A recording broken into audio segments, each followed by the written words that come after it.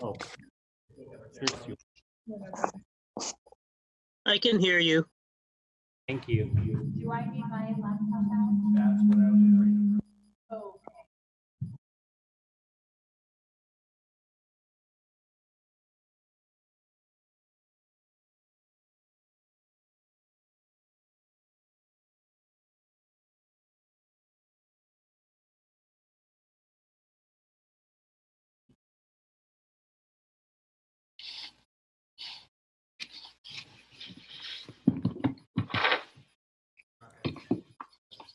Board members, can you hear me?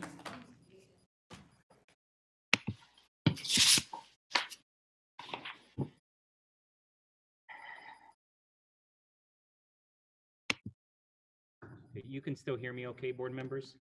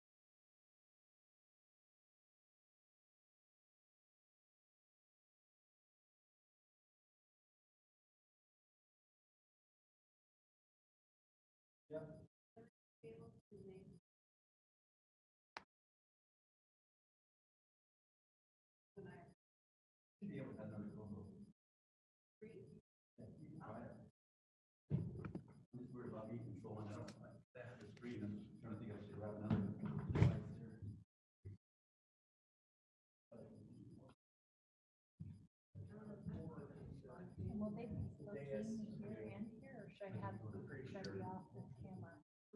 I think this is more for the people that are watching from home. Yeah. Hi, everyone. Testing. Testing. Testing. I think that's good. One more time. Testing. Awesome. Testing, good. That's better. Sorry about that, board members.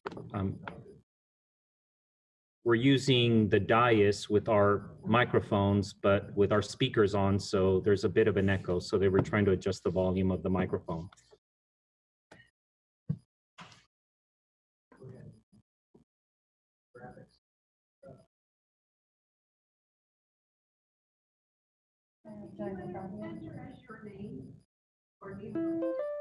Do I have what?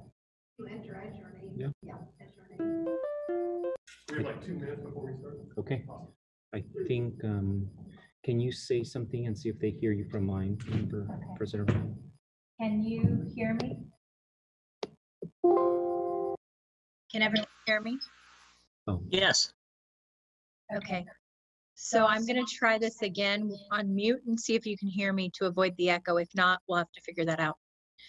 Can you hear me now? Or is it too muted?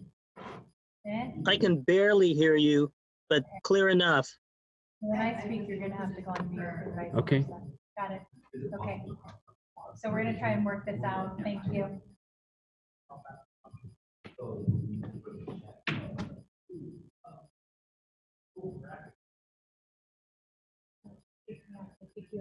no.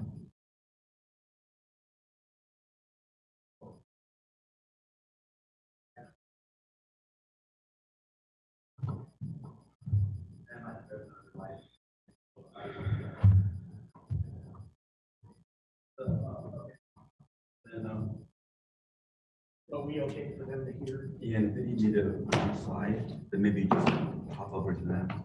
because then it gives me time to just hit share and then hop onto it. So it's like transition. Yeah, we can do And that. will the public see the other speakers online or not? They will. So They'll we see have the it same set- screen that you Whoever's do. speaking, They'll see the same screen that I'm seeing. Yeah. Okay.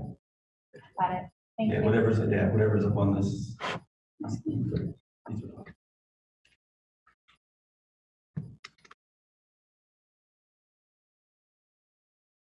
Hi, Olivia. Nice to see your face. Everybody loved your video, by the way. It was so wonderful. Thank you for doing that.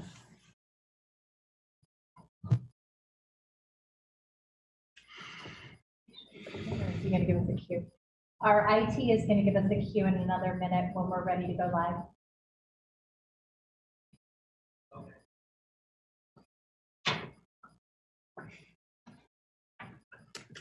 Let us know. Yeah.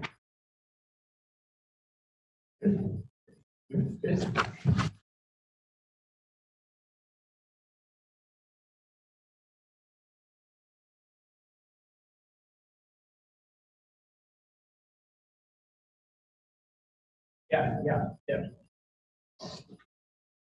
Yeah, so, good, okay.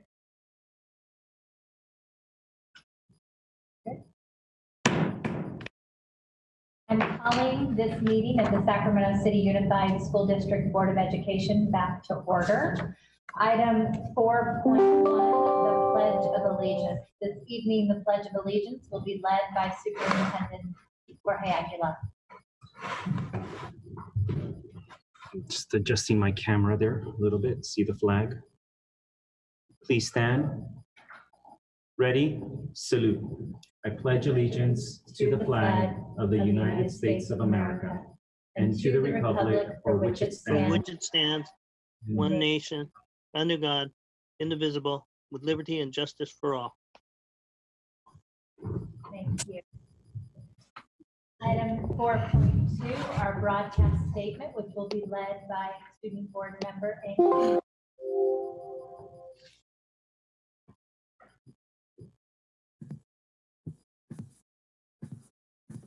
This meeting of the Sacramento City School Board is being recorded in its entirety and will be cablecast on Metro Cable 14, the local government affairs channel on Comcast Consolidated Communications, and AT&T Uverse. Today's meeting will air Sunday, April 5th at 6:00 p.m. and Monday, April 6th at noon, and also webcast at www.sacmetrocable.tv. We welcome members of the audience to address the board. Comments can be submitted through https://tinyurl.com/SCUSD comment or email to publiccomment@scusd.edu. Please comments during public comment to items that are not on the agenda. Thank you. Board Member Ang Olson.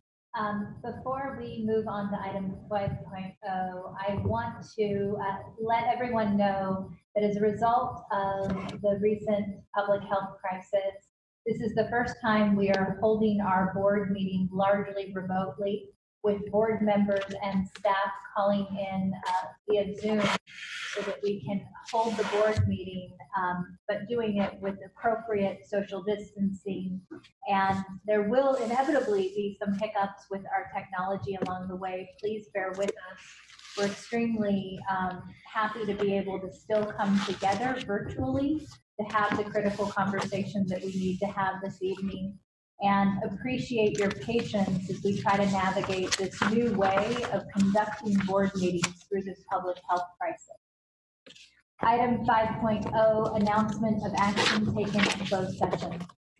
Yes, Madam President, there were two settlements approved by the board by a unanimous 7-0 vote. And those two matters were OAH case number 2020-010-112 and 2019-100-759.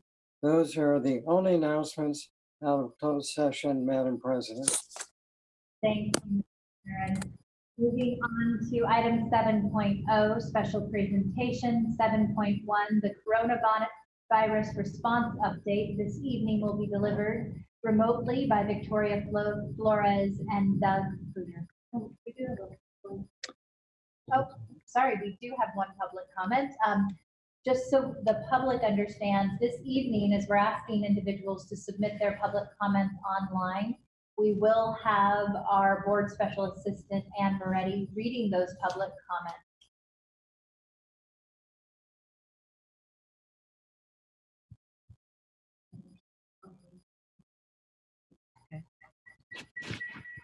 Yes, we have one public comment from Sarah Chitrin. And it's came in via email. It's to the SCUSD Leadership and Teachers Union representatives.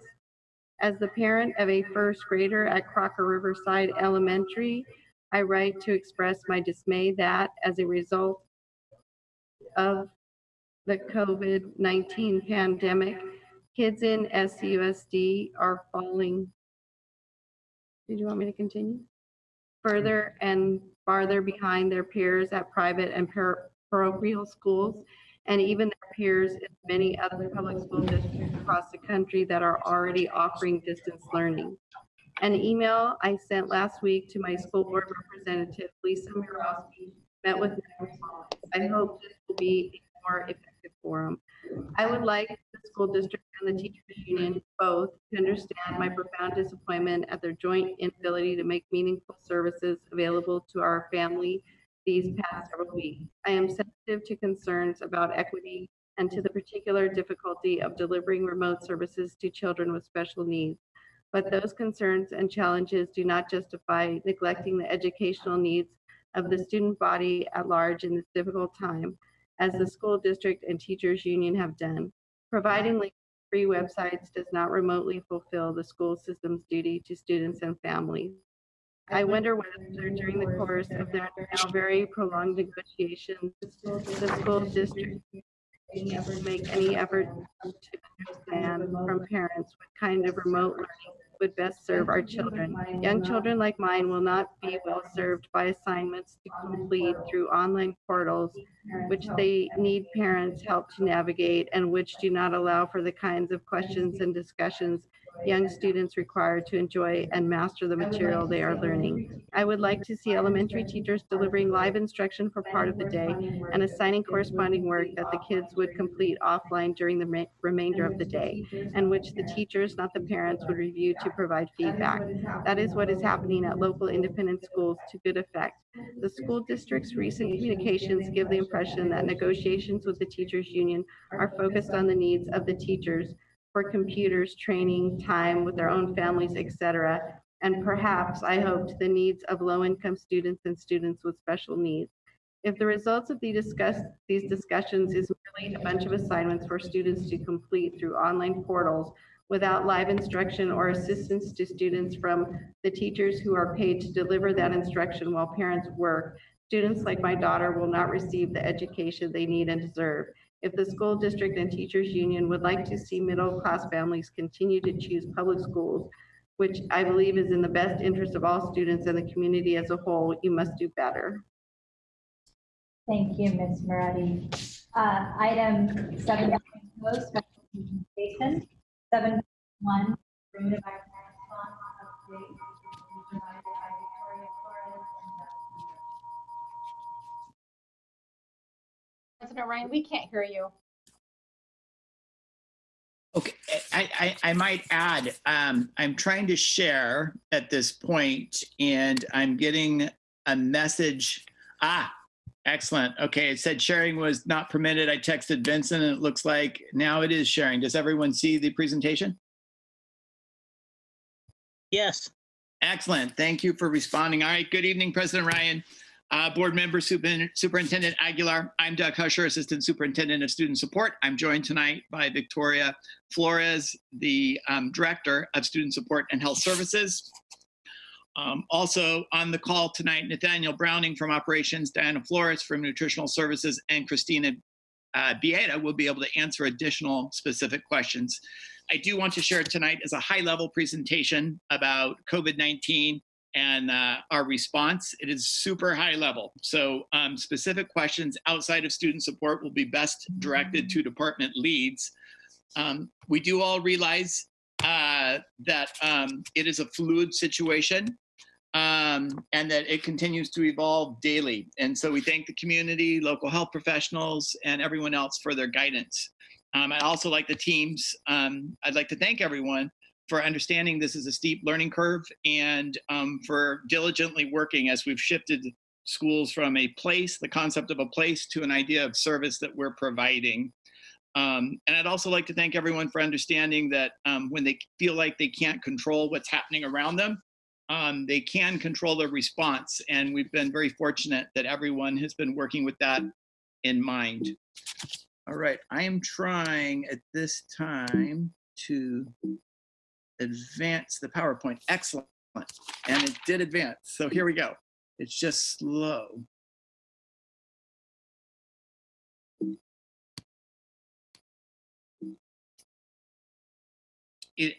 Maybe someone could help me out. Am I controlling the PowerPoint, or is somebody at Cerna controlling the PowerPoint? Because it came up, but it is not responding at this time. We have somebody at the Cerna Center controlling the PowerPoint right now. Thank you for sharing that. Okay, could we go back one slide, please? Whoever's controlling it to the COVID-19. There we go. Thank you. We are good. Thank you for that clarification. So what do we know of the background on COVID quickly? We know the first case of COVID-19 was found in the United States in February. We know that it's been spreading rapidly. We know that it spreads through respiratory droplets, sneezing, coughing, touching surfaces with virus on it. Those that have been infected typically suffer from shortness of breath, fever, and a cough. We know the symptomology varies greatly depending upon different people who have it.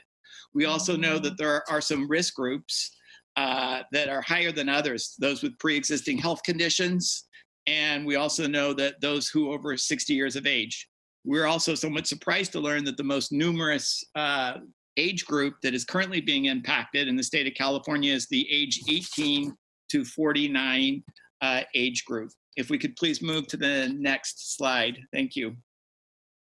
So as you can see, we've been working with many, many groups those to educate and inform about COVID within our district. We have shifted from quarantine to mitigation. As a county and as a state, this shifts the focus from labor-intensive contact tracing to trying to protect the most vulnerable populations. We are seeing a drastic increase in numbers. So just today, California at last check was at 10,695 cases and 236 deaths.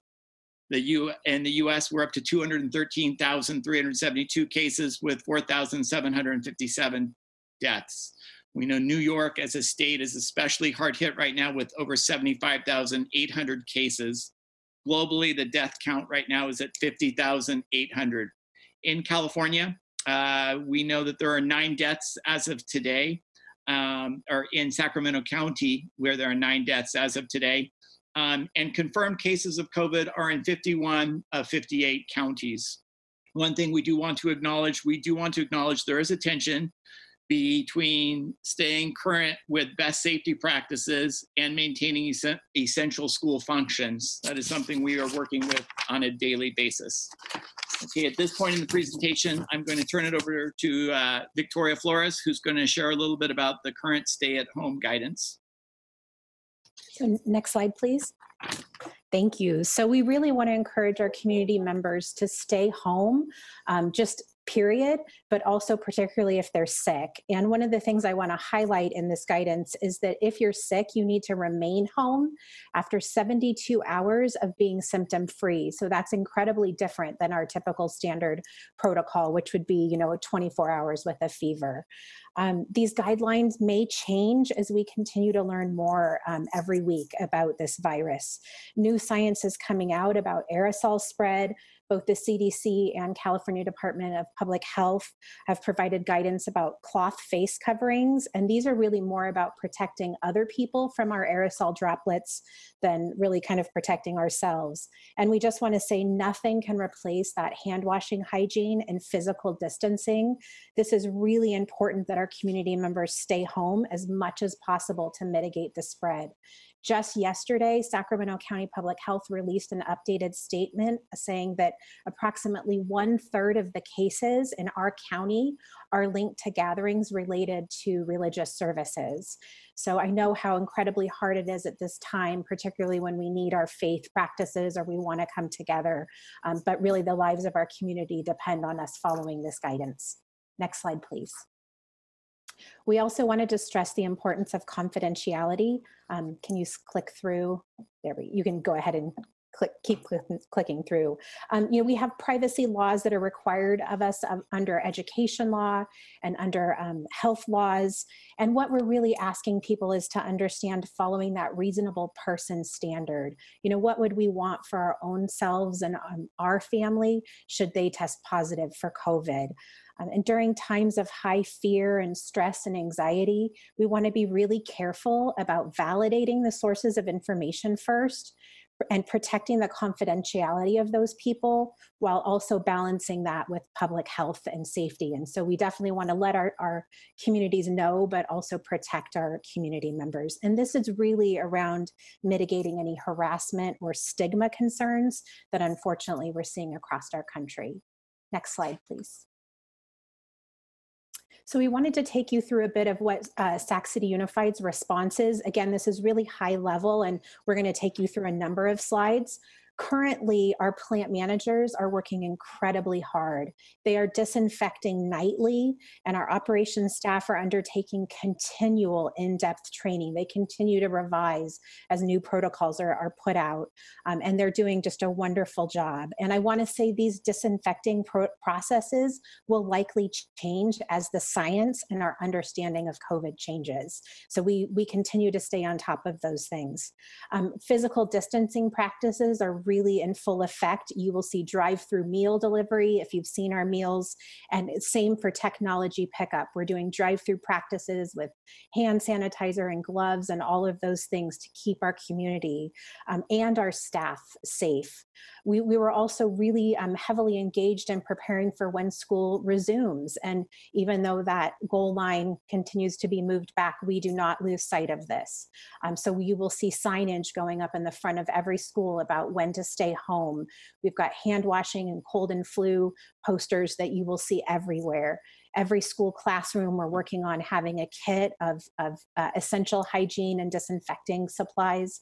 And then we're also reviewing and looking at what is the professional development that our staff will need, but also our students and our school community, things like hand washing hygiene, staying home sick guidelines, and other things. Next slide, please. Our communications department has been working really hard, and they've done an outstanding job since the beginning of all this started. And in fact, our new chief of communications started in the middle of this.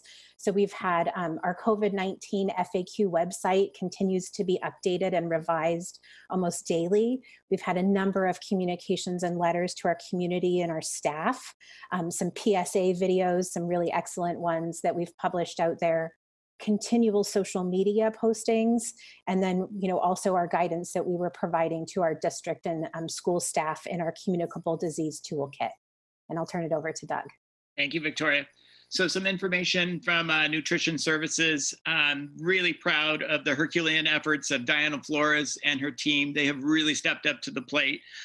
As you can see, the growing number of meals that have been served. If we go way back in time to when they just started 2 weeks ago, they served a little under 2,000 meals, and that has climbed to a high of over 35,000 meals on some days. So we're very, very proud of her.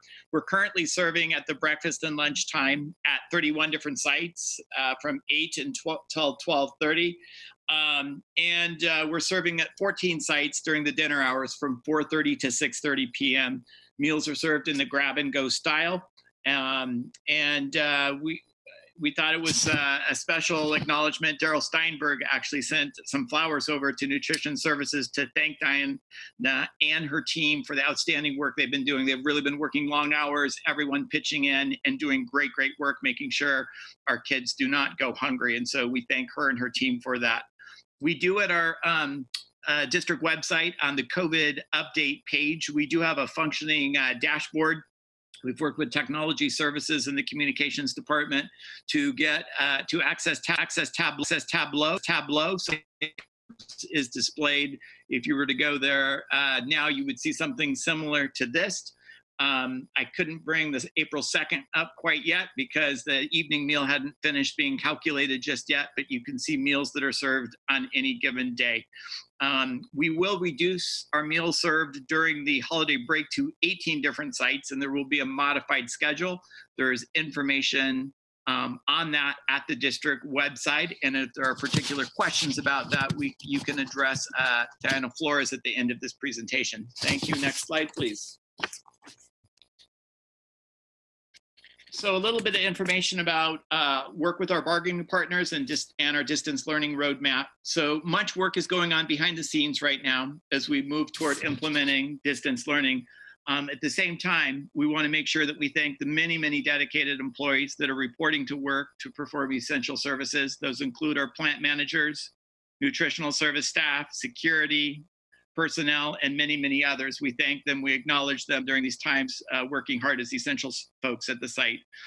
There are daily meetings happening with each of our bargaining units. The Human Resources Department sends an update each evening, a communication sharing what has transpired and we can look forward to. The district, as you know, has a distance learning roadmap. It's well on its way at this time. We're diligently working to make sure that students and staff all have the right technology. That has been mostly completed with our staff, and it's beginning with our students tomorrow. A team of Cerna staff has really been working on the platforms, the resources, models for instructional day. The first phase, like I said, of distance learning, teachers and principals reaching out to conduct a needs assessment, that has been completed. The second phase has begun now with teachers looking at modules on universal design for learning and training on Google Classroom, which will be the essential platform to carry this work. And the final phase, setting expectations for distance learning, delineating responsibilities for different certificated staff, that's coming up. There'll be work with looking at grade level content expectations as well as essential standards. So that is the work to still come to complete our third phase and implementation of distance learning. Turn it back over to Victoria to talk about the community response. Thank you. So this is what we're asking our community members. And I wish I could revise the first bullet to say, just stay home. If you're an essential worker, and you become sick, you must stay home, but we're really asking all of our community to abide by these physical distancing practices and remain home as much as we can. Physical distancing is so incredibly important. It's awkward, it's hard to do, but this is one of the reasons that we are seeing the rate of infection slow in California, whereas other states are seeing it accelerate. So, do those alternate greetings, elbow bumps or foot shakes. Please wash your hands. And one of the things we really want to ask of our community is to stay informed with validated resources. Be really careful about what you read on social media and go to those resources like the CDC or even our own page, COVID-19 FAQs. All of that, all of those resources linked are sourced. We're also asking to contact your healthcare provider with any questions or concerns. Use those apps that might be available, the phone, and if you don't have a healthcare provider, you can call your local emergency room, and please call before you go in. Next slide, please. And then, lastly, we wanted to talk about caring for our own well-being. And student board member Olivia Eng Olson did an excellent PSA video that's posted that was really targeted towards students and taking care of their well-being. However, I'll just say I think it's really relevant for all of our community members, and I strongly encourage everyone to check that out. I believe it's posted to our Facebook and our website. We want to check in with ourselves and our own emotional responses and take care of ourselves. space. It's really important to establish those routines for both ourselves and those we're caring for, maintaining healthy boundaries, particularly as we move to working at home and caregiving, maintaining those boundaries with our social media. While it can help us feel connected, we also want to be mindful of negative social media and how sometimes it can exacerbate fear or anxiety. We really want to encourage everyone to connect and find these new and different ways to connect with each other. And lastly, being in nature and moving our bodies is incredibly healing. So, please continue to practice that social distancing, but, just taking yourself outside and moving in whatever way is comfortable for you is really healing. Lastly, I just want to say we're sending our well-being thoughts to all of our community members during this pandemic. And I feel really confident in saying that all SCUSD employees' hearts and thoughts are with our community during this time. Thank you. Thank you.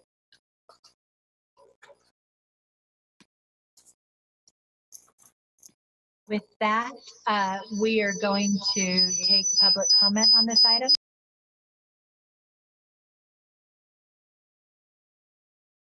Yes, we have 3 additional public comments. The first is from Rebecca Gross. She asks that when someone is not speaking, when the superintendent is not speaking, to please to mute the mic, as she can hear papers and things moving more than she can the presenters. We have 2 comments from Allison French-Tubo. She says, I am pleased to see that the state has issued some guidelines for this unusual situation, and I trust that our teachers and administrators will be looking to other practitioners for best practices. She also says, submitted prior comment too soon. Congrats to Nutrition Services on quickly moving to keep our most vulnerable community members fed. It is my understanding that volunteers are needed, especially next week, and I was hoping for clarification on why the signups are for Tuesday and Friday. Is that because the meals are being delivered in bulk, or that the other days are taken care of? We also have a final comment from Angie Sutherland. She says, I am concerned about the learning for students with disabilities. I have seen other districts issuing questionable letters and prior written notices to parents unilaterally stopping or reducing services. For example, stating that group speech and language cannot be provided due to student privacy, and then moving all students to one-to-one sessions and reducing service minutes. I have not seen anything like this in our district and know that there are still negotiations going on. I hope that the district will consult with the CAC, and this is the time that the local plans for special education are in development, and this must also involve the CAC and teachers who are part of the development process, not simply show them the plan and take their questions, but bringing them to the table to work side by side with district staff. I hope that students will receive the supports they need, and that IEP teams will be making decisions rather than unilateral decisions. Thank you for the wonderful work everyone is doing during this very difficult transition. Thank you for all the public comments. We are going to continue to try and address the technical challenges that we're experiencing. We've had to reduce some speakers that were picking up background noise. I think we've done that. So we're hoping that those who are listening at home can hear us more clearly now. On the nutrition services schedule, I will actually address that in my president's report, and the special education services will be talked about a bit more later on in the agenda as well. Thank you. We are going to go actually ahead to item 6.0, agenda adoption. We're actually moving back one. Do we have a motion to adopt the agenda? So moved. Can I see a hand for somebody motioning, please? Board Member Pritchett is motioning. Do we have a second? Board Member Wu is seconding. Can I see a hand for all those in favor, including our student board preferential vote? Okay, perfect. Great. The motion carries. Appreciate it.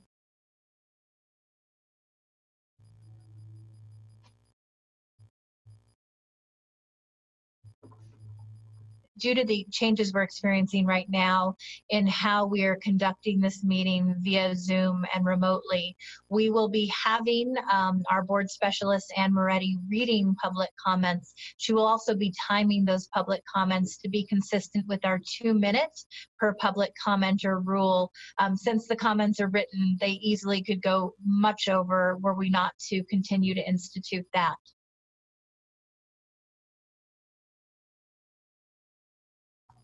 Do we have any public comments? Yes, we do. We have 32 public comments. And let me set the timer going. So the first is from Carla Williams. She has sent in 3 comments, and she says, "Dear board members, I see the layoffs are once again on the board agenda. Have you received from Human Resource Service the information requested to prove there is an actual need for layoffs? How do you come to the decision that 200 students less are going to come to our district? How do you decide 50 classified positions do not need to be filled? I am already so overloaded with work assignments, it is impossible to do what is needed. We need more workers, not less." She goes on to say, "What makes Mr. Aguilar's income be so more important than our lives and families? Why should his family have full medical benefits and we will lose ours because of layoffs? Are you saying our lives and our family lives do not matter? Are you saying that Mr. Aguilar, who makes 10 times as much as I do, need additional money to live on? We cannot afford the basics to live on. We are eating canned soup. What are they having?" And then finally she says, "I have been told I am going to be laid off. I am working so I can provide rent and food for my family. If you lay me off, I cannot do that. Do not approve layoffs." The next comment is from Barbara Sanchez. It says, "Please, at this time, no layoffs. We all need our jobs and benefits at this time of need." Then the next commenter is Rebecca Gross, and she says, "I know that the school board has a lot more important things to think about than what August 2020 holds for parent participation preschool. However, my time in isolation has shown me just how important this program has been to my kids and how important it is for us all to have something to look forward to at the end of all this. A few moments from this week. Every time I tell my daughters to put their shoes on, my 2-year-old asks, 'School, see Miss Tamara?'" Let me open this more.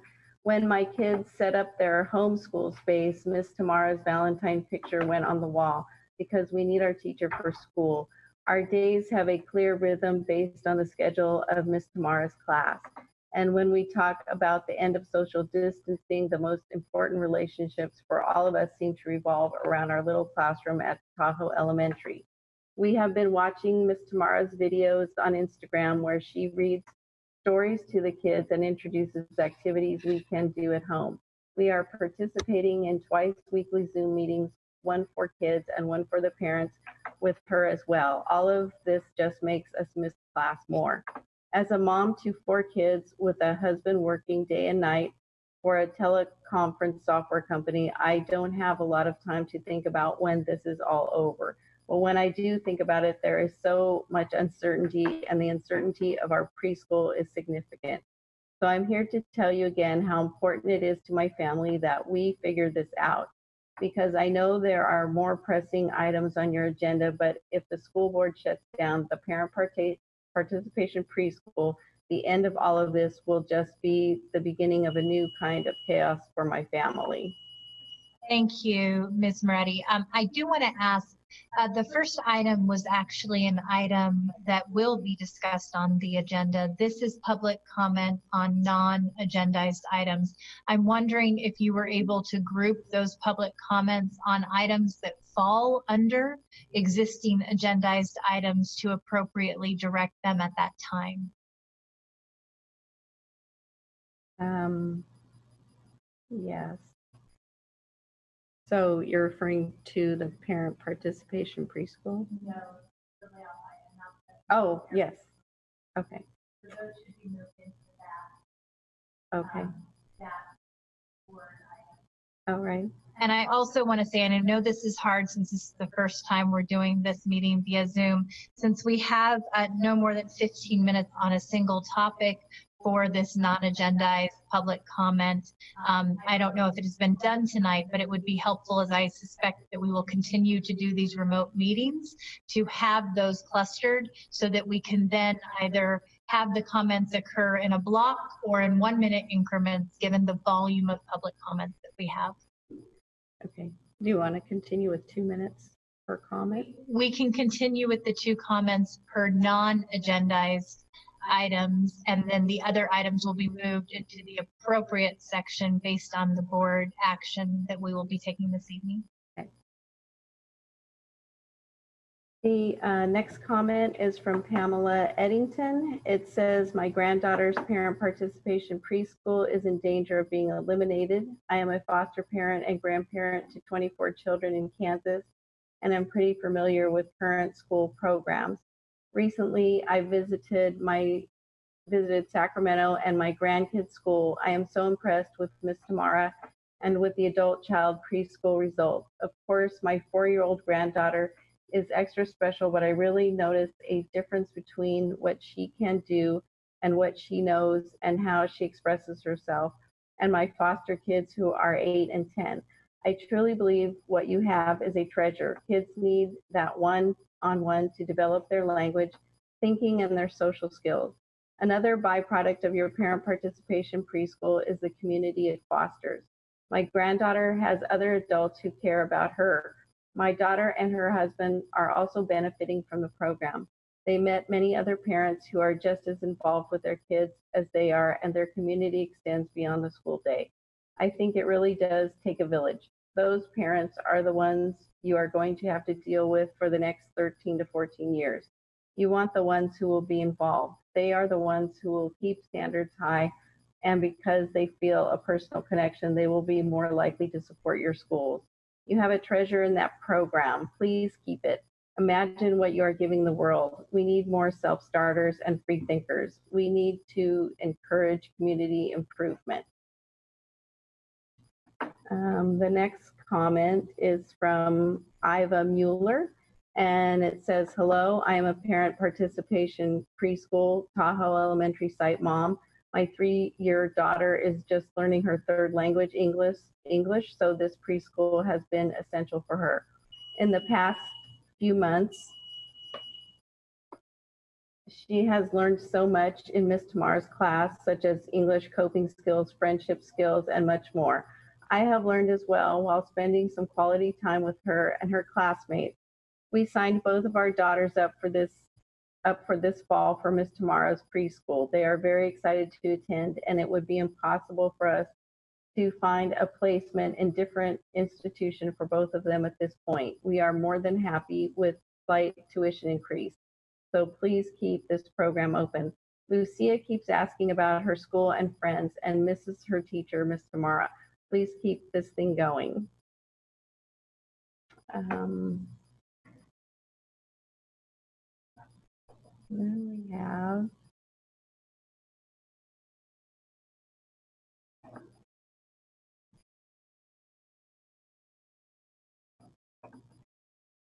sorry, this one's really long, so.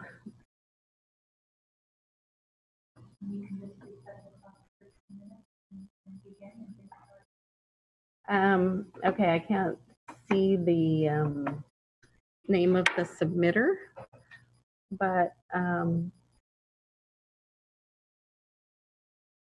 oh, actually that one is from the CAC.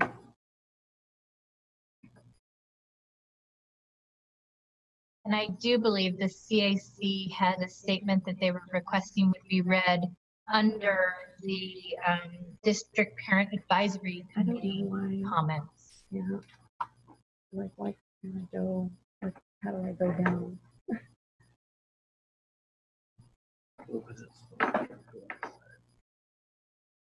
I do, but it's stuck. Okay. Is that the next one? Yes. Okay. Okay. Thank you. Sorry, okay. The next comment is from Jason Haig, and it says, I am a parent of a preschooler who is in Miss Tamara's parent participation program. I suggest we increase fees and do whatever possible to keep this program around. This is so crucial for both students and parents, and literally the greatest educational opportunity for us I could imagine. I would really appreciate a call back about this to discuss the movement forward. This class isn't just a want, it is an absolute need, a necessity. Then we have a next comment from Marie Weiss. She says, please don't close the parent participation preschool at Tahoe Elementary. My daughter is in Miss Tamara's preschool class. She has one more year of preschool and would be devastated if she had to change schools next year. She was already having anxiety about going to a new school for kindergarten before we even knew the preschool program might be canceled. She is even more confused now with school being out because of the coronavirus. Miss Tamara has been great, and my family has greatly benefited from the program. We do not qualify for low-income preschool, and private preschool is too expensive. We would be open to a fee increase to keep the program. Thank you. The next comment is from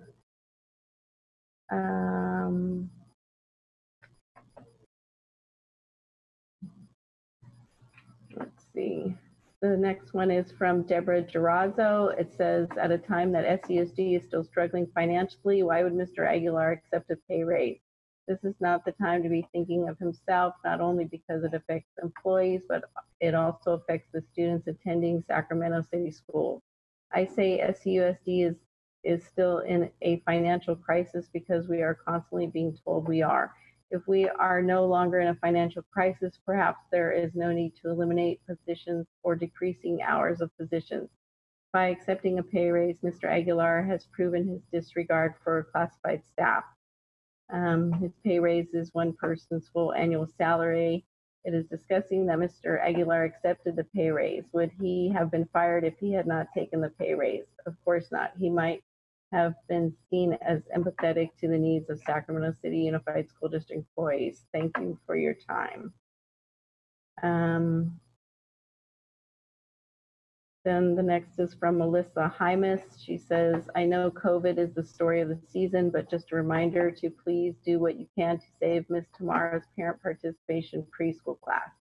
We miss it dearly and can't imagine how hard it will be if it doesn't return in the fall. We'd be willing to pay more in tuition to help bridge the funding gap.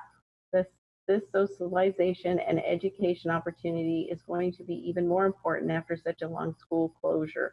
Thanks for your consideration and all of the hard work you've been doing during this crazy time. You are appreciated. Then we have Jessica Bliss. And she says, first and foremost, Miss Tamara, our preschool teacher at Tahoe Elementary, is amazing. Everything she has done for my kids with education is beyond what I could imagine. This is my daughter's last year of preschool and would hate if the program was removed. My daughter truly loves her classroom and loves learning every single day. Miss Tamara has done an amazing job with her students and parents. I wouldn't mind the increased fee if it meant my daughter got to stay in her class. Super bummed all of this is happening. Reason being, my daughter will be going to kinder next school year.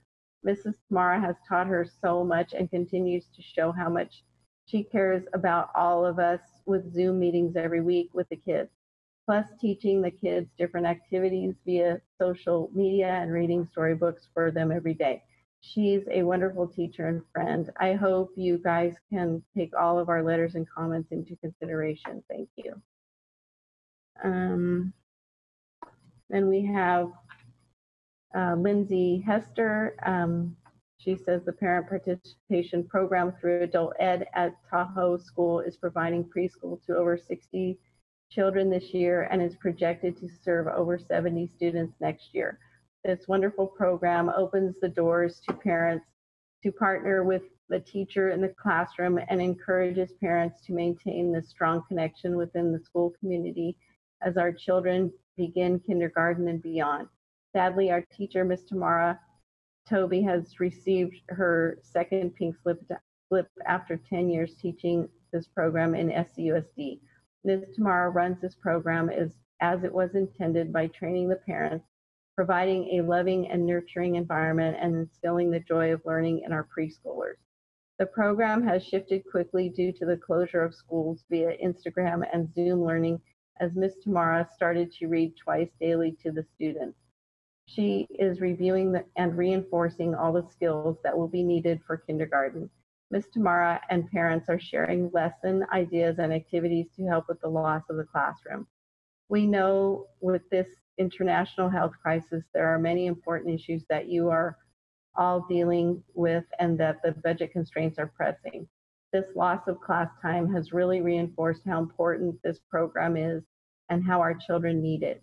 As we have stated before, increasing the fees within reason would be something that we support. This program is a shining star and there should be more programs throughout the district. Thank you for listening to our concerns, visiting the class, and seeing the value of this program. Please support the continuation of the adult ed parent participation preschool. Thank you for all you do for the students and families in the district. Then we have a comment from Jessica Ariano.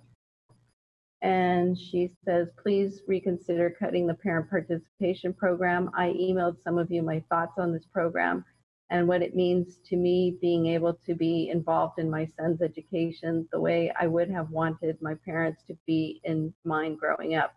I will totally pay more in tuition if need be. I will start making coffee at home every day and skip the Starbucks trips if I have to.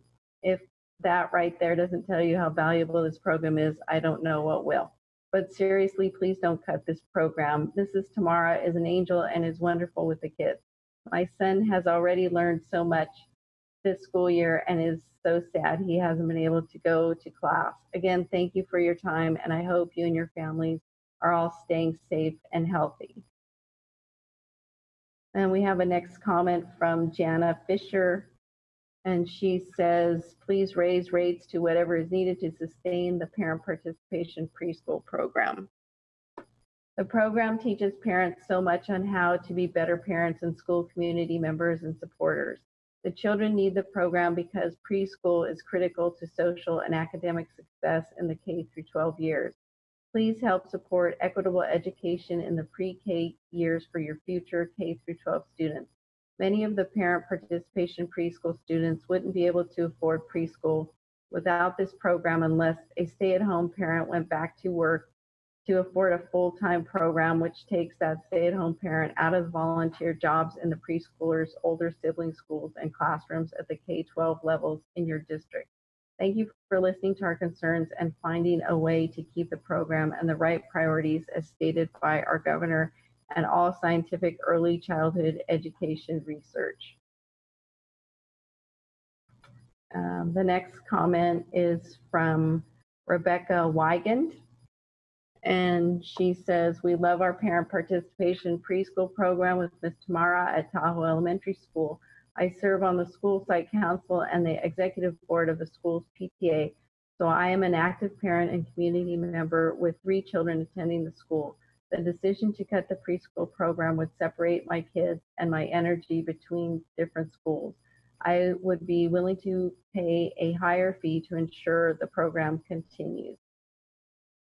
Then our next public comment is from Amanda Duhame. And she says, I'm writing to tell you all about how amazing the parent participation preschool is. My son Jax will be 5 in May. He started out this school year shy, quiet. He now will get up in front of his whole soccer program, 50 plus people, and talk at his first soccer practice last month.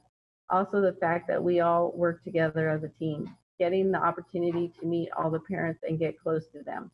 Ms. Tamara is the best teacher. She is patient and calm. We have learned sign language as we sing. My son has also made some amazing friends in this class. Especially after this pandemic, people like Ms. Tamara are going to be in great demand. These kids are going to need so much more support and help to get true. Life is going to be so difficult and different that it would just be a shame to lose such an amazing program. My son will be in kindergarten next year, but I would totally pay a fee increase if he was going there next year. The price is amazing and helps so many people out. My kid's father passed away 2 years ago, so having those dads helping in class was a true gift for my son. It's extremely hard being a single mom. Also, I am a disabled veteran and have a few mental issues, depression and anxiety. I can't even tell you how amazing Miss Tamara was in understanding when I was having a rough day or week or month and really helped me through it. My son asks daily when he gets to see Miss Tamara and his friends again. He and his older sister, she's in kindergarten, bawled when I told them they probably won't be back in school till they are in first grade and kindergarten. They were both devastated. Please, please don't let this program go away. We need this so much more now than ever. The next public comment is from Shauna Dahl, and she says, I am writing about the parent participation preschool program. I have addressed this issue in 2 previous letters. I know you are aware of the wide support for this program and the range of benefits, current and future. I urge you to consider alternate funding to maintain this program. Consider perhaps a sliding scale and no cost to families who qualify for free lunch. Our families know the value of this program. During this time of distance learning, our teacher, Ms. Tamara, has continued to read to the children and have parents follow the curriculum that they would have had in the classroom. She has continued to hold parent meetings through Zoom. Just look at her Instagram postings for her students. My granddaughter has continued to progress and is now counting and recognizing letters. Please save this program. The preschool program benefits the child and community and the school district short and long term. The next public comment is from David O'Connor, and it says, to all it may concern, I am speaking in regards to the planned closure of the parent participation preschool program at Tahoe School and the layoff of Tamara Toby. First, allow me to congratulate the school district for their order of 20,000 Chromebooks for distance learning in this time of emergency. I'm certain this is very costly. Second, I would like to comment as to my confusion on why, during the regular course of business, the school district is unable to continue to fund a successful program at a certain small fraction of what this technology must have cost. We have been able to continue our coursework from home without being given a Chromebook at the cost of Sacramento taxpayers. Third, yes, we will be open to a fee increase. Wishing you all good health at this time. Then the next comment is from Richard Vasquez.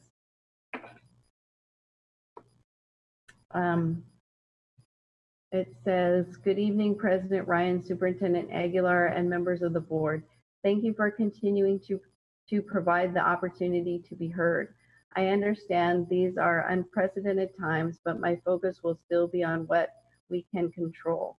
I would like to thank everyone that played a part in promoting getting Measure H passed, especially the Sacramento community at large, as they saw the value of up-to-date quality facilities.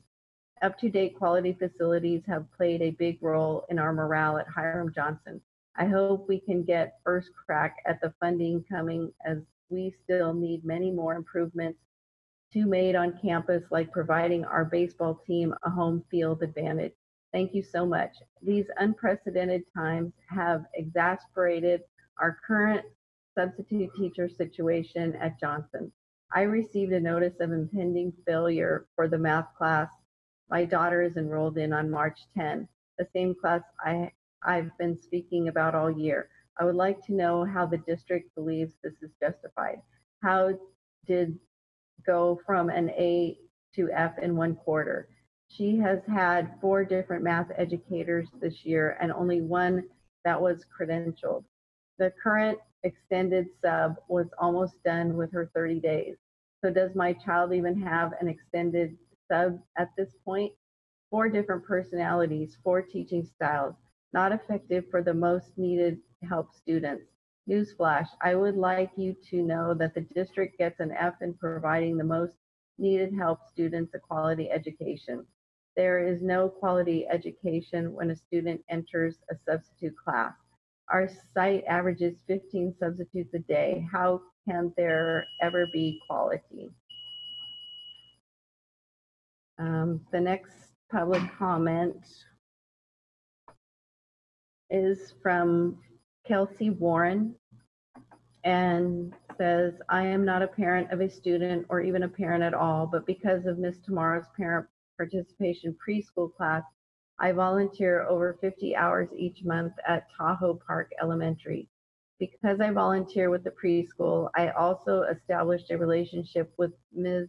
Orozco, the TK teacher, and volunteer in her class. Because of that, I know the women in the front office well and was introduced to the art docent program and now teach 3 different art classes each month for classes of kids who would otherwise not receive this enrichment. Tahoe Park and so Sacramento Unified earns so much more than just well-prepared kindergarten students when it invests in this preschool. By involving parents and volunteers in the classroom from the very beginning, it becomes normal for a community to support the school throughout each child's education. To have the standard be parent and volunteer involvement is a resource to teachers that truly cannot be overstated. On a personal level, I am a former kindergarten teacher, now on a full-time disability, unable to work in a classroom anymore. The preschool class gave me a place I could contribute to early education again. The natural progression of getting plugged in with TK and the art docent program has ensured that Tahoe Park has become my new workplace. My extra hours go to volunteering with the school or district, all because of Ms. Tamara's class. And I am one of the many who could say the same. Losing this class wouldn't just be losing a preschool for Tahoe or Sac Unified. It would be losing the ongoing support and involvement of the community surrounding those preschool students both while they're in preschool and during the years after. And the next comment is from Nancy Kilpatrick, and it says, keep parent participation preschool open and funded. We know that all of our students and families do better when children receive support during their first 5 years. All the other issues schools deal with, health, behavior, testing, attendance, etc., gets better when we support families and children 0 through 5. Why not invest in kids at the preschool level? They benefit and the schools benefit. It's short-sighted and ignorant to pull this program. All 3 of my kids participated and benefited.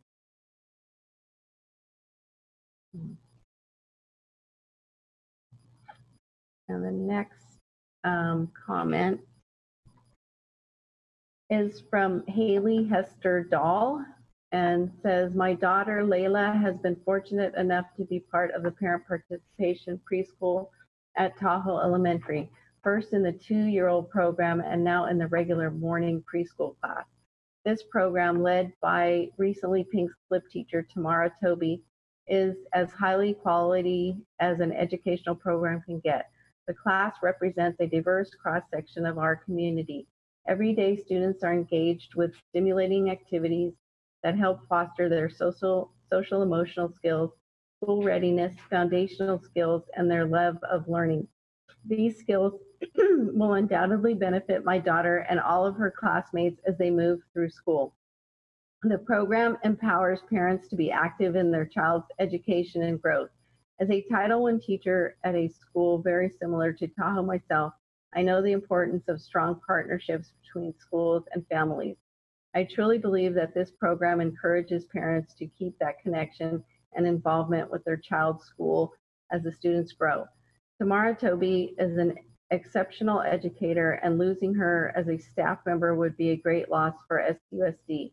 She is nurturing, thoughtful, warm, welcoming, and a great source of knowledge and support for families.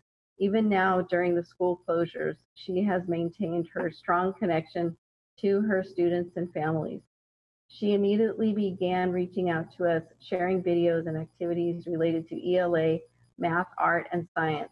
She makes herself available via a variety of modalities so she can talk to her students ease their fears, and continue to push them forward academically and social emotionally. I propose that instead of cutting the program, the district increases the fees so the families can help close the gap between the cost of the program for the district and the amount the district will save by cutting the program. The next comment we have is from Michelle Boyd, and says, it would be such a disaster for this program to be discontinued. The parent participation program teaches our little ones what to expect for kinder and how to act. It gets them totally prepared for the years ahead of them. The kindergarten teachers will have such a more difficult time with the years coming if this program is cut. This is when it really matters. Right now, a child's brain is programmed and set in their ways by the age of 5 when they would go to kindergarten. The early years are when it really counts, and my daughter is going to be so sad. She already cries because she misses her teacher, Mrs. Paula, so badly every day. The kids need this, and especially now more than ever after this stay-home order. Please don't allow this horrible choice to ruin our children's lives and the ones who are going to be coming into the program, because that's exactly what this would be doing. Then the next comment is from Richard Dahl and says, I am once again writing to you out of concern for the parent participation preschool program that my daughter attends. I know that you are considering cuts to the program.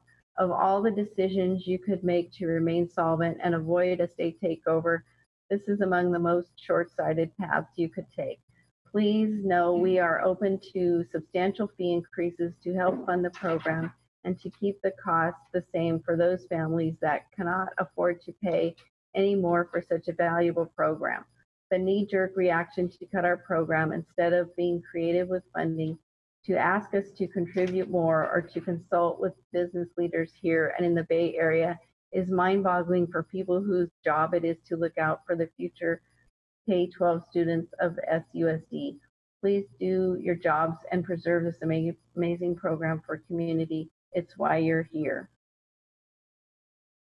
The next public comment is from Laura Santos, and she says, please reconsider the layoff of the parent participation preschool teachers and the possible discontinuation of this program. It has benefited thousands of children over the course of more than 40 years. I know because my daughter attended in 1978, 1979, and 1980. I have since participated with both of my granddaughters, and I know that they and I have had untold benefits from this program. The next public comment is from Casey Noble, and she says, please continue to fund our parent participation schools. Now more than ever, I have realized how important it is to build these social skills for our children. This is a wonderful, affordable program for middle-income families, and we love the teachers. We cannot afford preschool without this program. The next public comment is from Nanette Podesta, and she says, hello, my family is a part of the parent participation preschool. During this closure, it is so apparent how needed this program really is. It's a program that is fantastic for not only the kids, but also the parents. This program is preparing kids for kinder and their parents for volunteering in the classrooms, making for an all-around better experience for everyone. My husband, prior to having our children, had never been around children.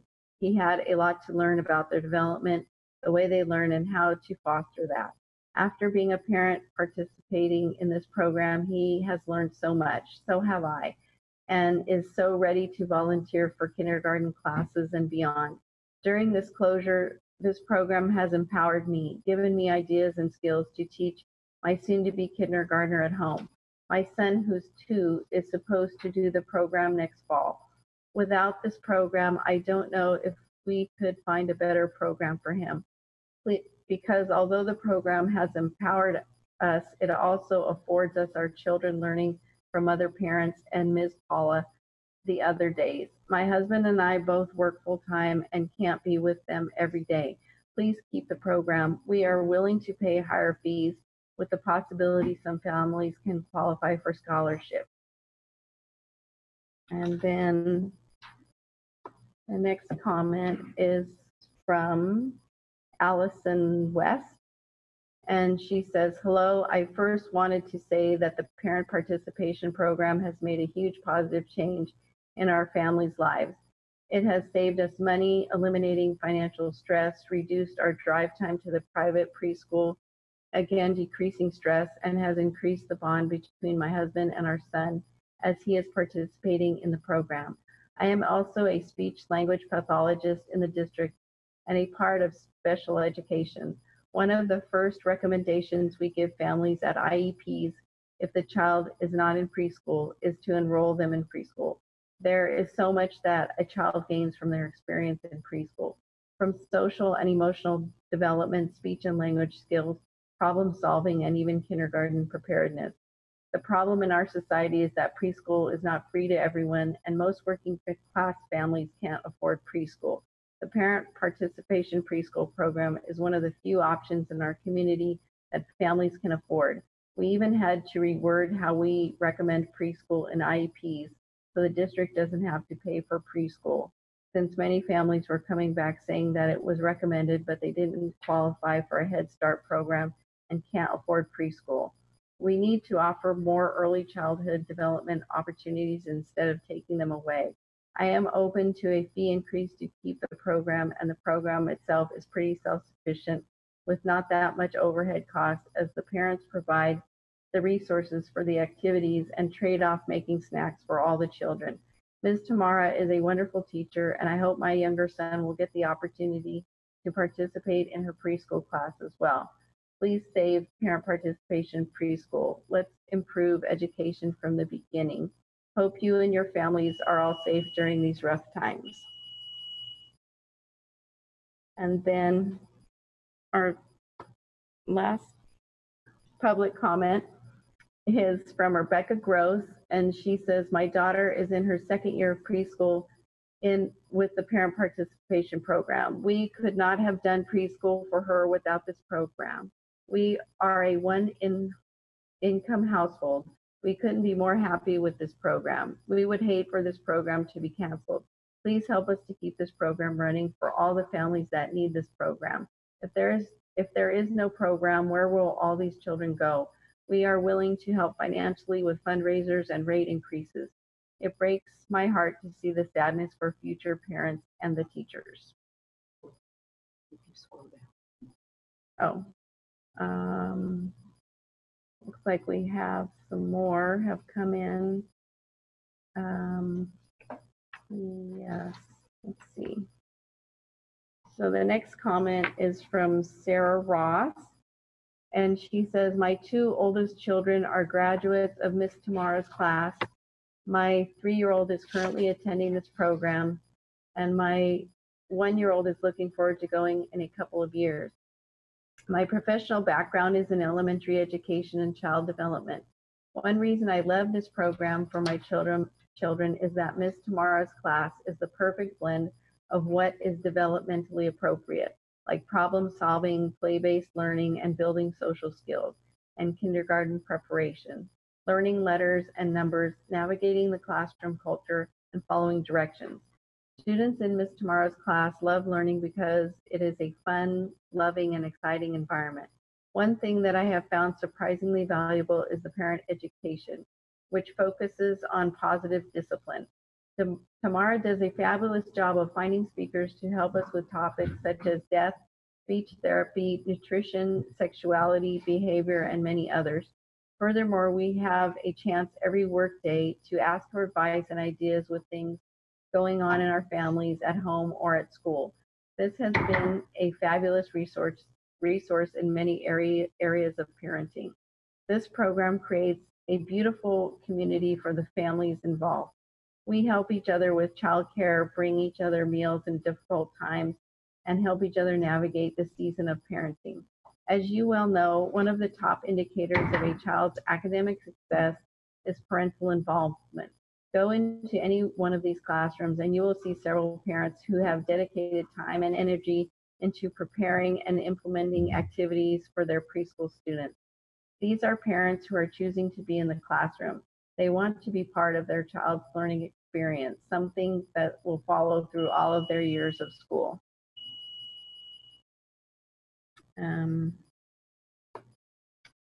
Let's see, then we have another public comment from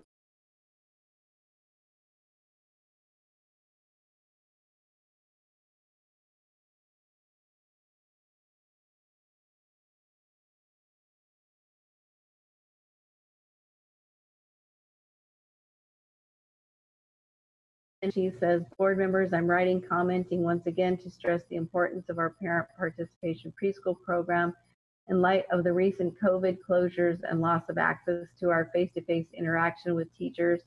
Our family has seen even more how important this program is. My daughter's first grade and three years old have looked forward every day to Mrs. Paula's daily Facebook posts.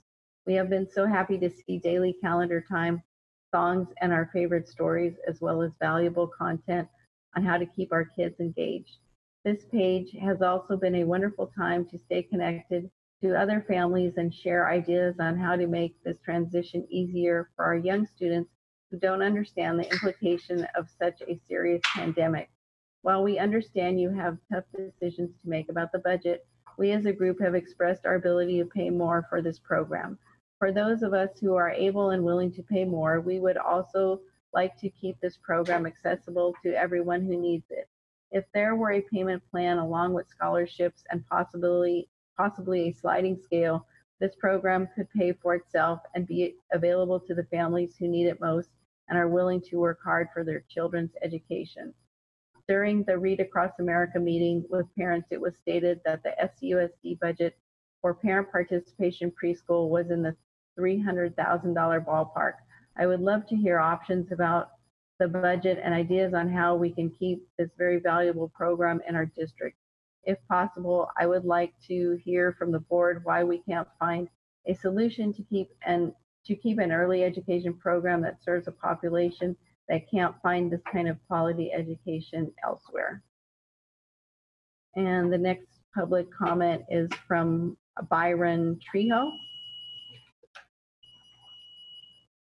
who says, my comment is concerning Ms. Tamara's preschool. I am very much to a few increase as well as scholarship for the families that need a little help. I'm also able to participate in any fundraising to keep the preschool open and thriving. My son Julian really needs to return to preschool. He misses Ms. Tamara, the lessons, his classmates, and the entire curriculum.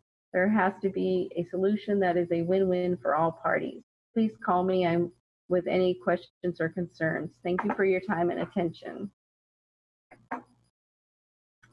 Then it looks like we have another comment from Brooke Pigno, and she says, once again, I would just like to speak on my family's love for and reliance on the parent participation preschool.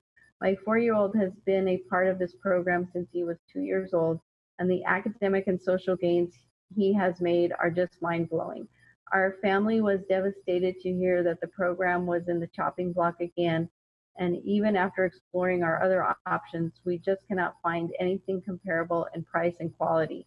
We would be more than happy to agree to a slight increase in fees to maintain this program, as long as those who wouldn't be able to afford the increase are eligible for scholarship.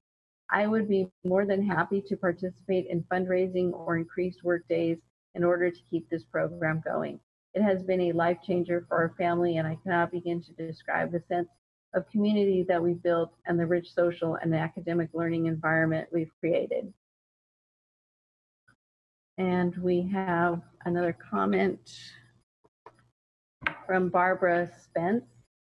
She says, preschool has been great for my granddaughter that I am raising. This was the only one I could afford. Not only has she learned schooling subjects, her socialization skills are greatly improved. Ms. Paula has set up her own class page so the kids can stay in touch and continue with their learning. Luna loves and misses Miss Paula. And looks like that's all the public comment.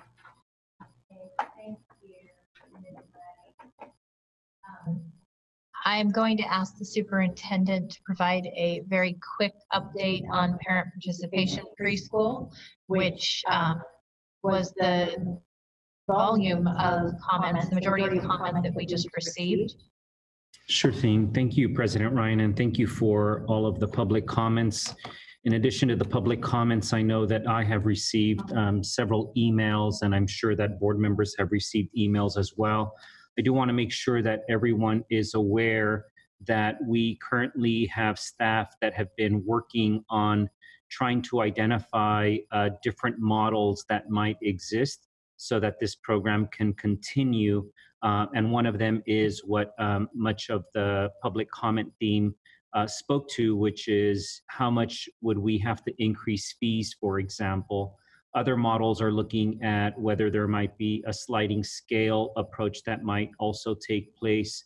I do want to make sure that everybody knows that I have asked our team to make sure that we are also engaged in outreaching to our families and our teachers as well, who are so committed to this program.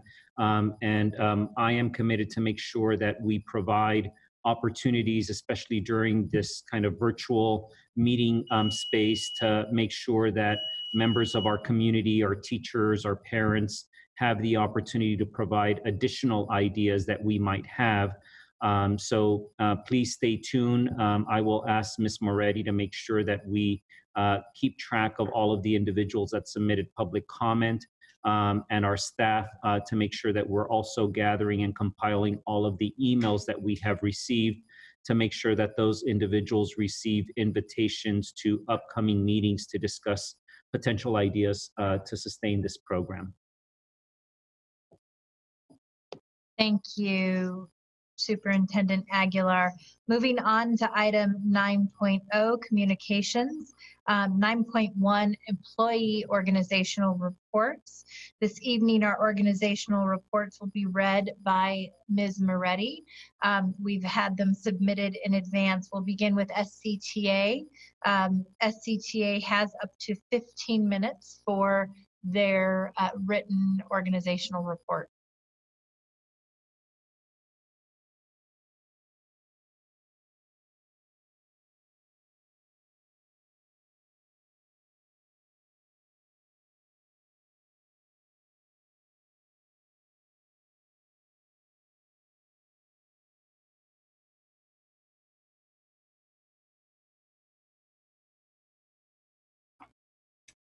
Okay, I have the report from SCTA, and it says,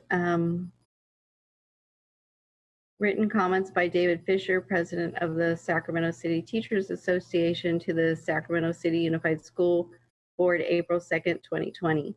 I have been a teacher in the Sacramento City Unified School District since 1996, beginning as a substitute. My two children attend schools in SCUSD and am proud to be the elected president of the union that represents 3,000 certified teachers in the district.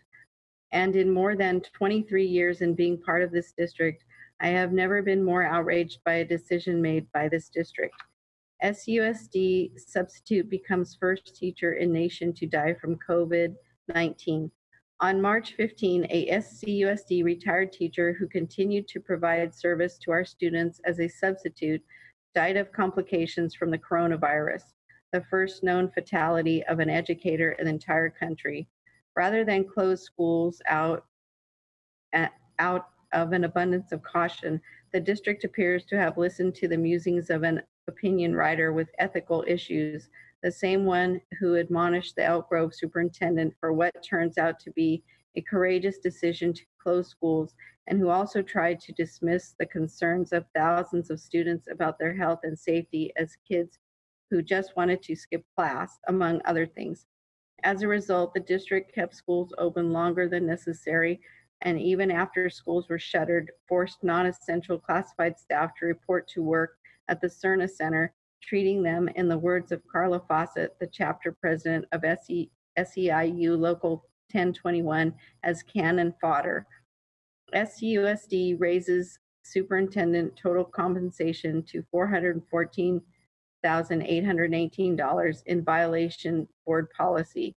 On March 16, 2020, we received documentation from the district through a Public Records Act request that shows that the SCUSD School Board, in a direct violation of its own policy, Board Resolution 3060, increased the superintendent's total compensation to $414,818, an increase of $34,126, despite voting unanimously on March 7, 2019, that District Superintendent Jorge Aguilar has agreed to forego any salary increase allowed under his employment agreement until the district receives either a qualified or positive certification as defined in Education Code Section 42131, Subdivision A1.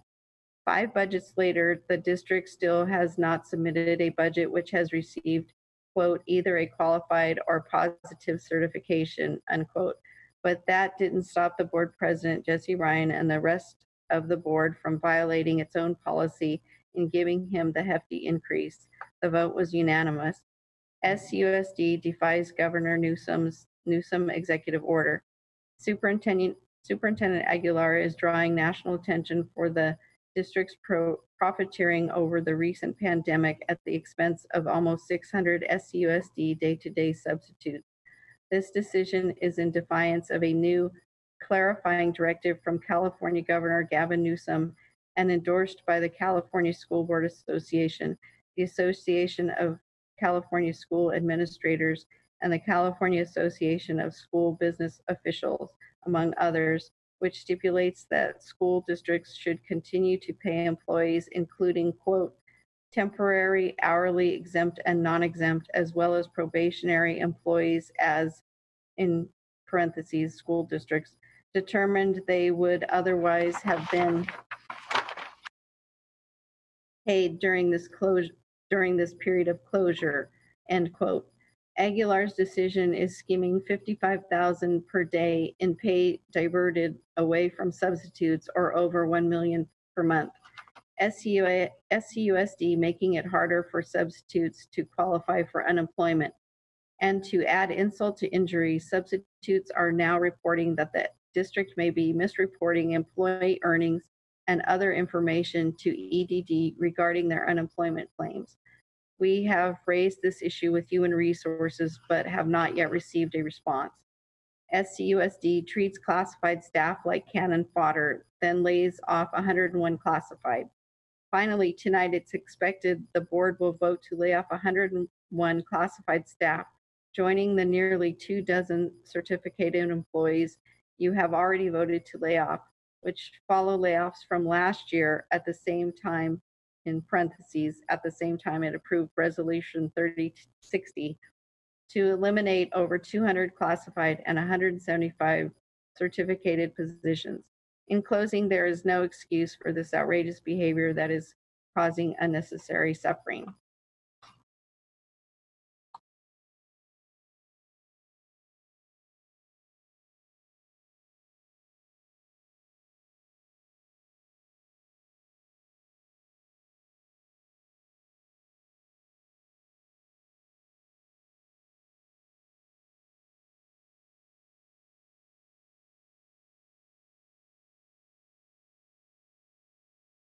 We can't hear anything.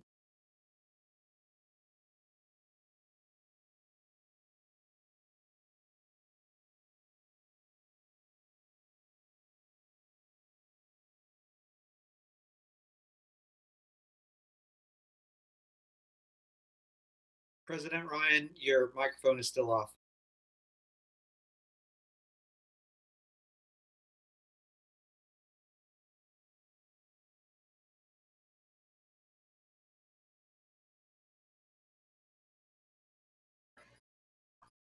Okay, so it says, good evening, President Ryan, member of the board, and Superintendent Aguilar.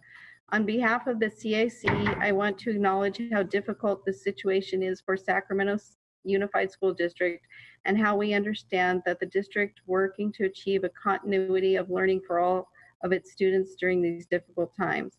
While the CAC understands that this situation is unprecedented, the parents of students with disabilities need reassurance that district leaders and administrators are thinking of our students and families as part of the district and each school's community, and that the district is devising a plan to provide some special education services to the extent possible and preparing to provide compensatory services to students in the future.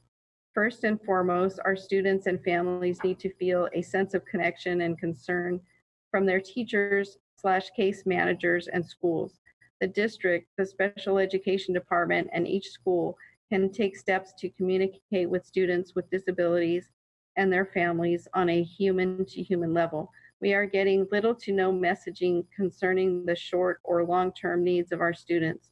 We hope that the department can prioritize well checks from case managers and also share a message of concern for families who are impacted. Second, we need the special education department to acknowledge and share a plan of action for our students' educational continuity. While this is unfolding, the district can directly communicate its priorities to parents regarding how you will plan if schools are closed for the rest of the school year. Moreover, special education services cannot simply be suspended during this pandemic, especially given the robust efforts surrounding the continued learning for students in general education setting. In addition to our students learning, our students have specific needs that can and need to be addressed by the special education department, including access to food for parents with children who have mobility challenge and are single parents or face other difficulties getting to school sites that are providing food for students. 2, care for our medically fragile students and the role school nurses play, if any, in the continued care of those students.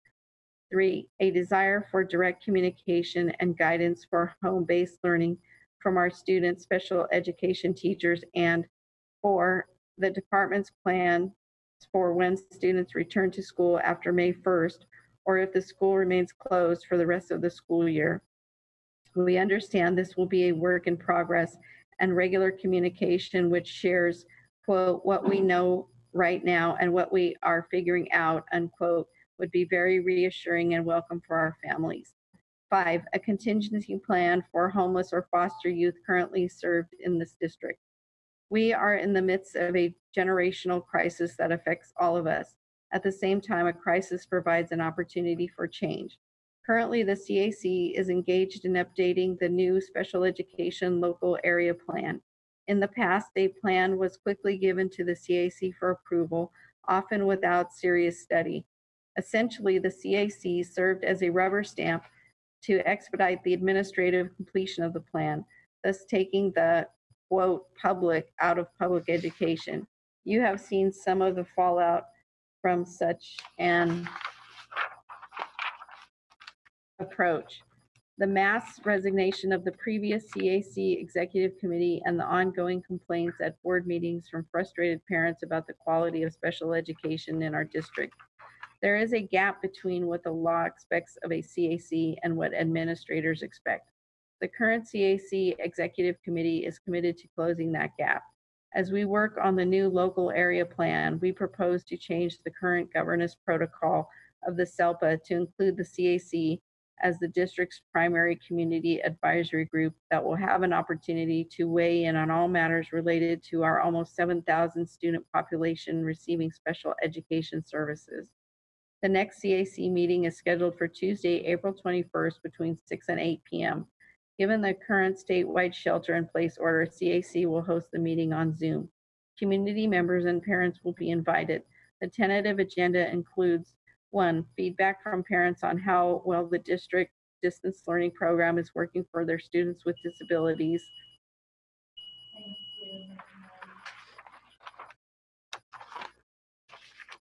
I'm going to come off of mute since I've heard that my microphone at the dais is muted and it's causing some difficulty for individuals at home to hear. Just 2 quick things. Absolutely not discontinuing special education services really ends at the town full year. Somebody muted you again, President Ryan.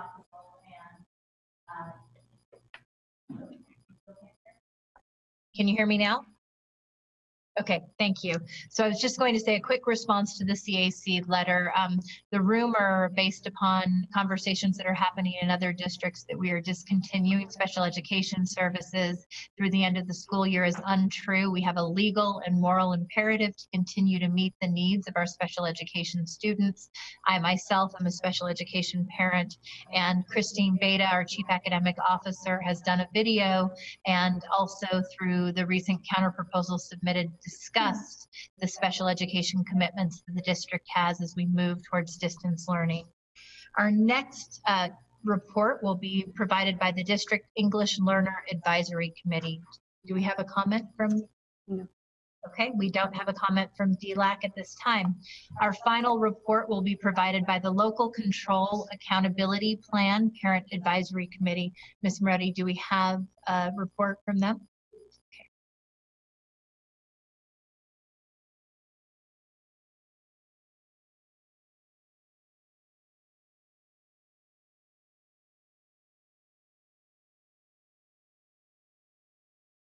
And you're on mute. We can't hear you.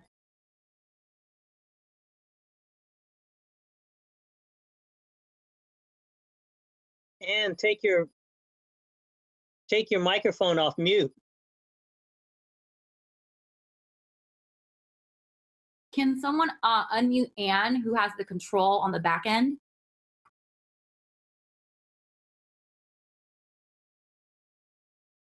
So whoever is controlling the Zoom can actually unmute Anne there. Our virtual meetings will remain open to the public. We are aware that the state is discussing potential modifications to the LCAP timeline and/or requirements given the current state and national context. While any such modifications might significantly impact the nature of specific documentation required for submission to the county and state, the PAC is committed to continuing the trajectory of our work and prioritization of equity and educational outcomes that we have developing this academic year.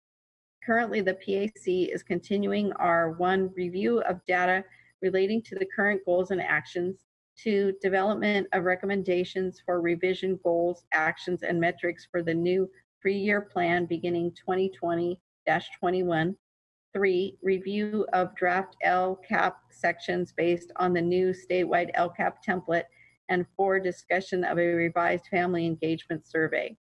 Our discussions have continued to focus on equity and educational outcomes at all schools and for all students, a permanent credentialed teacher in every classroom, consistency and coherence across schools and programs with an emphasis on equitable distribution of resources, and development and implementation of MTSS instructional framework for academic achievement, emotional wellness, and restorative justice. With the COVID-19 pandemic, abrupt school closure, and sudden transition to distance learning, the PAC is also developing actions and metrics to support district learning both short and long term, assuming there will be future emergencies that trigger the need for remote learning. These discussions emphasize the importance of equity, consistency, coherence in our current efforts to deliver distance learning, and the importance of placing student needs first. Following any revised LCAP expectations or requirements issued by the state, the PAC will collectively determine how best to move forward with our current work given the changes. Respectfully, Renee Webster Hawkins.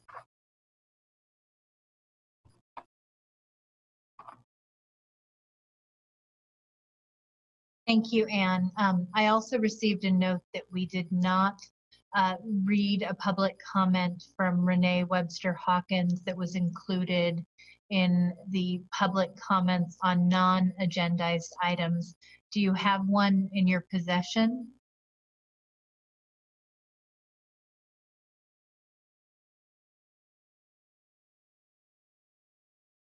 I don't see her name, no. Did she email it? Maybe. I don't believe she emailed it, just notified us to let us know that that public comment had not been read. Do we have the ability to get clarification from legal counsel?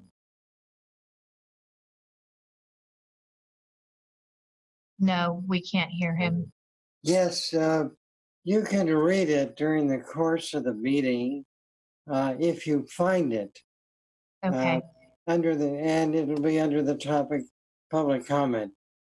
Sometimes it's hard for me to reach this mute button as fast. No problem. So, Renee, if you have your public comment that was submitted and not read during the earlier public comment section, if you can please email it to us or resubmit it so Anne can include it at some point during the conversation tonight. Again, I ask our public and our community members who are participating in this evening's board meeting to have some patience with us. This is our first time trying virtual technology and virtual board meetings.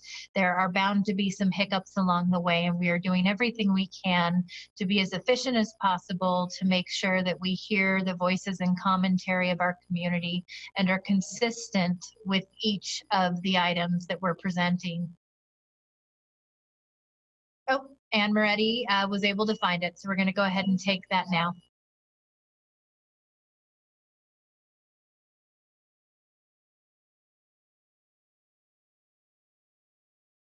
Yes, it was submitted for 7.1, item 7.1, the coronavirus item. It says, Dear President Ryan and Superintendent Aguilar and members of the board, I am a parent of students who have attended School of Engineering and Sciences, Alice Burney and Matsuyama. I have volunteered countless hours in support of students at risk, those with disability, those of color, our foster youth, and our English language learners. My message to the Sac City community, stop using students with disabilities and those from less privileged families and backgrounds as the scapegoat for why our district may be lagging behind our neighboring districts in providing remote educational support to our 40,000 students. We have top-level experts at the district and at the California Collaborative for Educational Excellence, designing admirable professional development and technical resources and social emotional support for our at-risk families hunkered down and feeling more isolated than ever. We know that it is the acrimonious relationship between the SCTA and the district that is hampering all of our students from reconnecting with their esteemed teachers. We know that the SCTA is inappropriately politicizing its bargaining issues in this unprecedented global pandemic and throwing flamethrowers in the way of our district's educational leaders' efforts to elevate in-person learning to remote methodologies. The SCTA is instructing its members that they don't need to use the professional development that promises a universal design for learning for all students. The SCTA is instructing its members that they don't need to attend staff meetings held by principals intended to provide resources and support and coordination to our teachers. Please, let's disrupt the politics of old. Let's heed Superintendent Tony Thurman's call to truly collaborate and accelerate the mission of teaching our students to grade level standards. Let's do it now together. Thank you, Renee Webster Hawkins. Okay, thank you, Ms. Moretti. Moving on to item 9.3, the superintendent's report. We have 5 minutes for that report. If we can please also set the clock.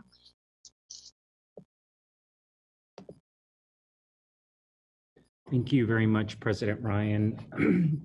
I think President Ryan has mentioned it several times, and hopefully you're able to see and hear how we are all adjusting to a new work environment here at Sac City Unified.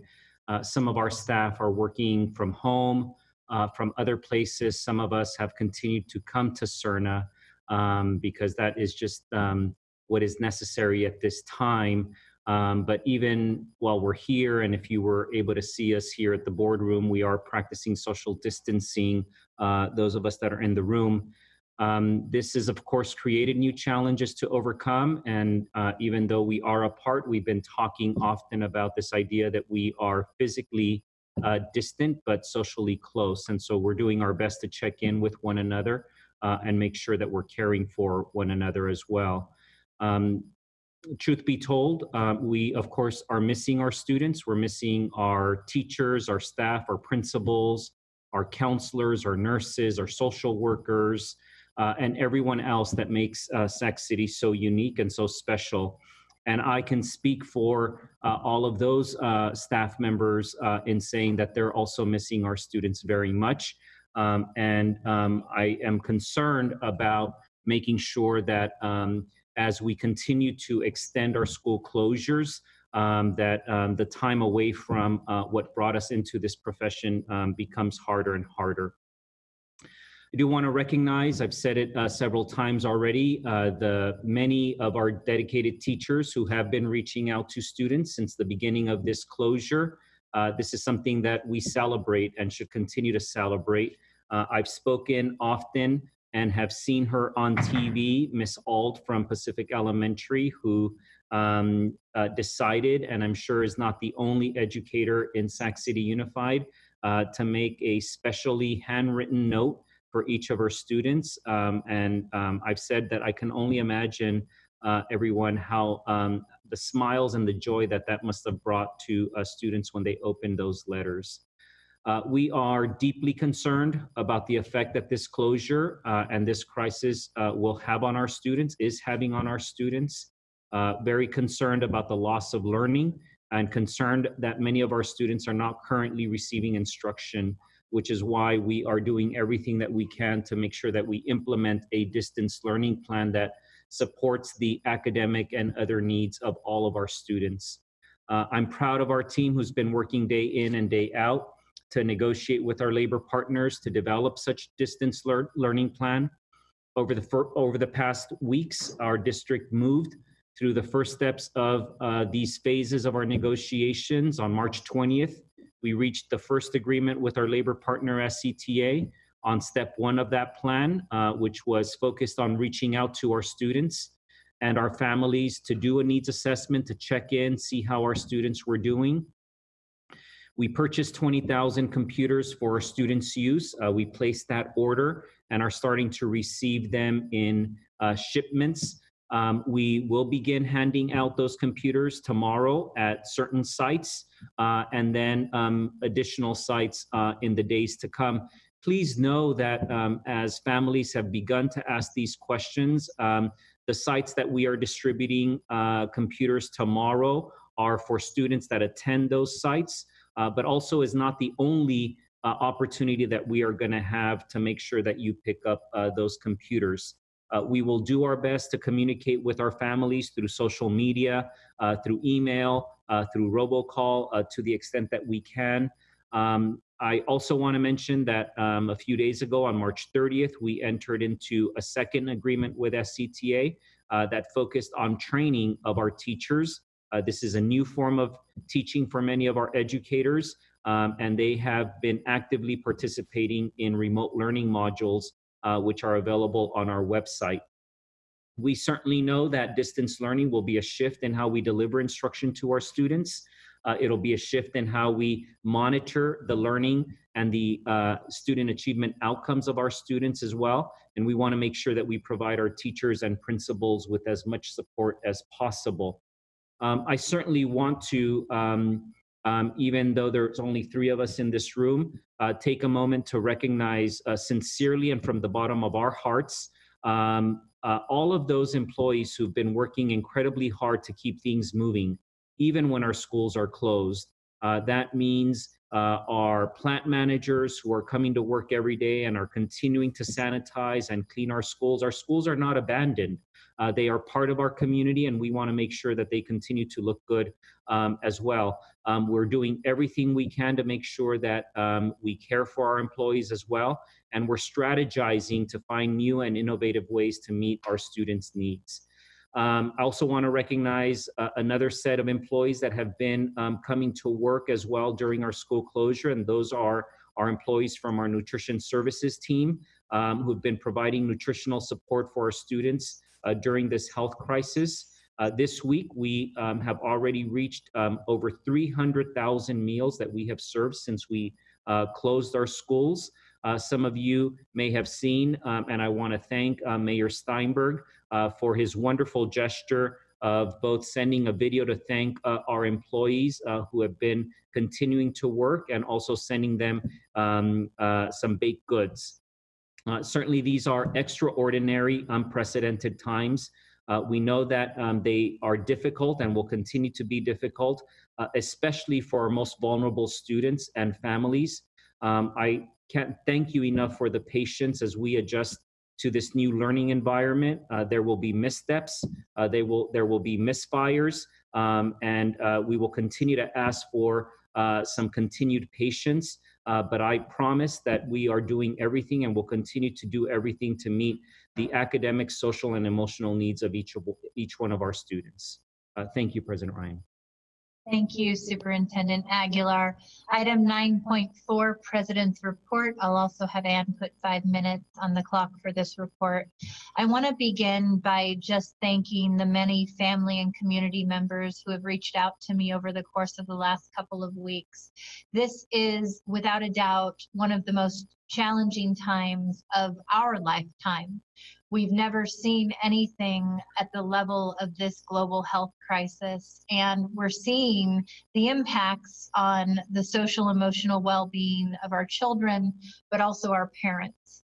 I want to recognize the fact that as we try to keep a home environment and transition our students to stay at home and distance learning, our children miss their teachers, they miss their friends, our teachers miss the students they serve, and our school communities feel ripped apart because for so many of our families, that is where our students go for their meals, for their access to caring adults, and for their sense of a community that makes them feel welcomed and at home. We have to also recognize that through these very difficult global pandemic, we are seeing at a higher rate than we have in any time in the recent past, instances of greater abuse, both domestic abuse and abuse of children in the home due to stress and uncertainty. All of this compels us to act and recognize that we have no time to lose to work with our labor partners to develop a learning plan that meets the needs of all students in Sac City Unified. I'm gravely concerned that for every day of additional lost learning, we are perpetuating decades-long inequities that have already been far too great in Sac City Unified. And so, while we appreciate the work that has been done and are grateful for the partnership and agreements forged between SCUSD and SCTA for the first and second phase of these memorandums of understanding, we also realize that time is of the essence. We must adhere to an April 13th launch for distance learning to ensure that the needs of our students are being met in this critical period of time.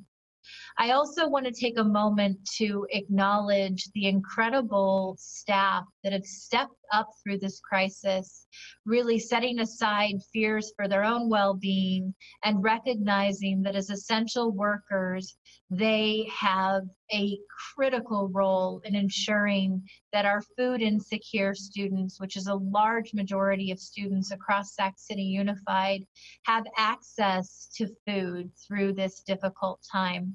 I am proud to say that as of today, we have served more than 300,000 meals to students across Sac City Unified at 31 sites. This includes breakfast and lunch and early supper at many sites.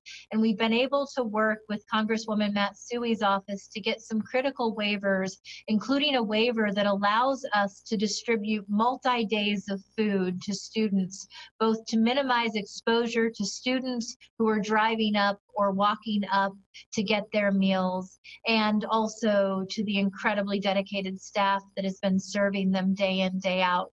We've been working very hard to secure some additional grant funding. We just received a $115,000 grant from No Kid Hungry and a match commitment of $25,000 from Mayor Steinberg and $25,000 from Sierra Health to provide some additional support to these essential workers as they continue to meet the needs of our students on the front line.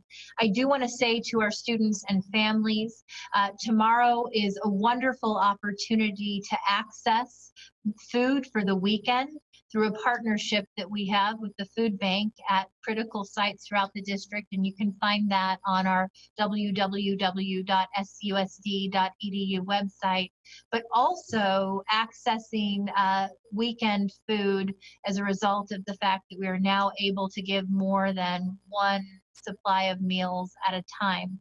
Next week, the schedule will be a little bit different. We will be doing meal service on Tuesday with multi-days of meals, and also on Friday during the regular scheduled spring break.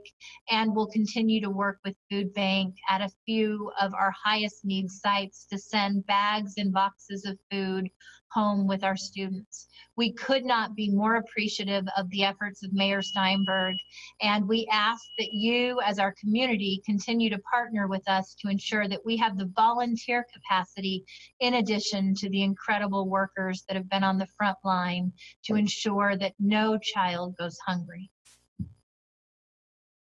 Item 9.5, Student Board Member Report. Thank you, President Ryan. Since the last board meeting, I held a student forum at Rosemont High School with Member Pritchett, and we got great student feedback on topics such as school fights, counselor accessibility, and bathroom availability. And we did have a forum planned for Burbank High School, which we canceled until further notice due to the school closures. And I will send my board notes from that recent Rosemont forum in addition to my past forums to the board. The main content in my report tonight is on how students are feeling and responding to the coronavirus pandemic and consequently the school closures. I've received a plethora of questions from students asking for clarification and answers on how school will proceed. Obviously, the circumstances are unprecedented and the plan is developing continuously. And especially at this time, communication is the most important thing, and making sure that every student in every living situation gets the announcements and information throughout this period of school closure. For our homeless students in the district, of whom there is a substantial number, how will they get Zoom calls from their teachers or get notices from the district as we transition to distance learning? How will they know to go pick up Chromebooks or find the information necessary to proceed with distance learning? For our English language learners, how will they be able to get translations and proper instruction from their teachers as their teachers connect remotely? The main way that I've received information from my teachers is through Google Classroom, and because I check my email and Google Classroom multiple times each day. But if I didn't do that and I didn't know to check those platforms, I would not know the information and announcements sent by my teachers. So how do we ensure that all SUSD students are receiving that information? These are just some of the questions that students have been asking. If we have answers to these questions, it's important to find a way to get confirmed answers out to all students in a way that's accessible to everyone. I doubt that many students check the district Facebook account or even have active Facebook accounts or watch the board meeting recordings to see announcements made. There are a lot of rumors I hear swirling around about the grading process for the rest of the school year, graduation and returning textbooks if school is canceled for the rest of the academic year. And understandably, because students are waiting in limbo for clarification, it's really easy for rumors to spread. Regardless, regarding wellness during this period of school closure, the Student Advisory Council suggested having virtual counseling sessions with school counselors, as well as having live stream or online physical exercise sessions.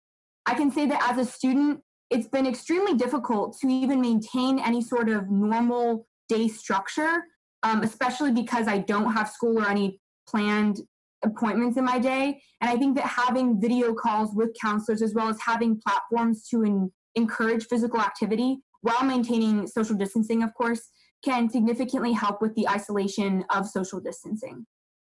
We created a video on mental health resources, as previously mentioned during this meeting, for students in the district, which was posted on the SUSD Facebook account. With that in mind, I don't think many students check the Facebook, and I think that mass emails to all student district email accounts or platforms that students are more likely to check could be an effective way to get information out to youth. In an effort to spread the mental health information to SUSD students, I circulated the video to the Student Advisory Council members and asked each student member to circulate the information to their networks and their school Instagram accounts. Once the distance learning is set in place and students are checking their district emails and Google Classroom accounts with more regularity, those platforms might be a more effective way to get mental health information or any information to all the students. Thank you. Thank you so much, Board Member Ang Olson. Item 9.6, information sharing by board members. If there are any board members that have information that they would like to share at this time, if you can just raise your hand. It looks like we have two, Board Member Morowski followed by Board Member Pritchett. Thank you. Can you hear me okay? Yes. Okay. So we didn't really get a chance to talk about, the district's distance learning plans and all of the issues around coronavirus that our community is dealing with. But I did want to point out one thing that I think it's just our job in this really difficult time to focus through all the suffering and uncertainty that creates a lot of noise and a lot of things coming at us all at once. But I just wanted to remind us all it's our job to focus on the children and their needs that don't go away. I wanted to share with you some UNESCO information they're tracking. So schools are closed in almost every country in the world. Most children globally are out of school right now. And I've seen, some memes and things online that say, it's no big deal. You can teach your kids how to mow the lawn or whatever. And I just have to say, we have to keep in mind that how just catastrophic this really is for most of our children, and some of the things that they talk about, the interrupted learning, the nutrition, we're not reaching everyone, although we're trying so hard. Parents unsupported, unable to support their kids, children left alone while parents are working, losing work themselves, dropout rates tend to rise, social isolation and disengagement. And so I really think, I know that, maybe preaching to the choir here, but I do think it's just really important for us to focus on that this is so, so important to our kids, and that it's not something that is a footnote in this pandemic. It is a major, major trauma, and we just need to do all we can to focus on meeting their needs. Thank you, Board Member Morowski. Board Member Pritchett. Thank you, President Ryan, and hello, everyone. I first just wanted to thank a lot of people in our district for all of their hard work that they have been doing. Our nutrition services that have served, as the superintendent said, 300,000 meals. Our facilities department and site plant managers that have been sanitizing our schools and making sure that they're safe for our students and staff when they come back. Our essential workers at the district office who are just keeping things going, and everybody at the sites that's getting things ready for our distant learning. These people are critical for our district right now. And if you have a moment, if you're able to send an email, please just thank one of them. They are working day and night to make sure that our schools and our children are taken care of. I do want to say that, there's a quote that never let a good crisis go to waste. And I think that we need to embrace this right now. And we need to work together. And I think that we've done a really good job at that. So thank you, everyone that's involved in making sure that our district is running. And then finally, April is, I believe it's Child Abuse, National Child Abuse Prevention Month. And I just want to mention that sometimes schools are a safe place for our children. And right now they don't have that safe place. So I just ask the community to please just, listen, when you're outside, keep your ears open. Don't be afraid to report something if you hear something that just doesn't sound right. And I think that's it. Thank you. Thank you, Board Member Pritchett. Item 10.0, public hearing. This evening, we have item 10.1, the public hearing on the renewal petition for Yag Pem Shuab Academy, preparing for the future charter. Vincent Harris and Jesse Ramos will be presenting remotely on this item. Good evening. Give me a moment. I'm going to put up the our presentation. Good evening. Right now I'm trying to put up our PowerPoint. It says that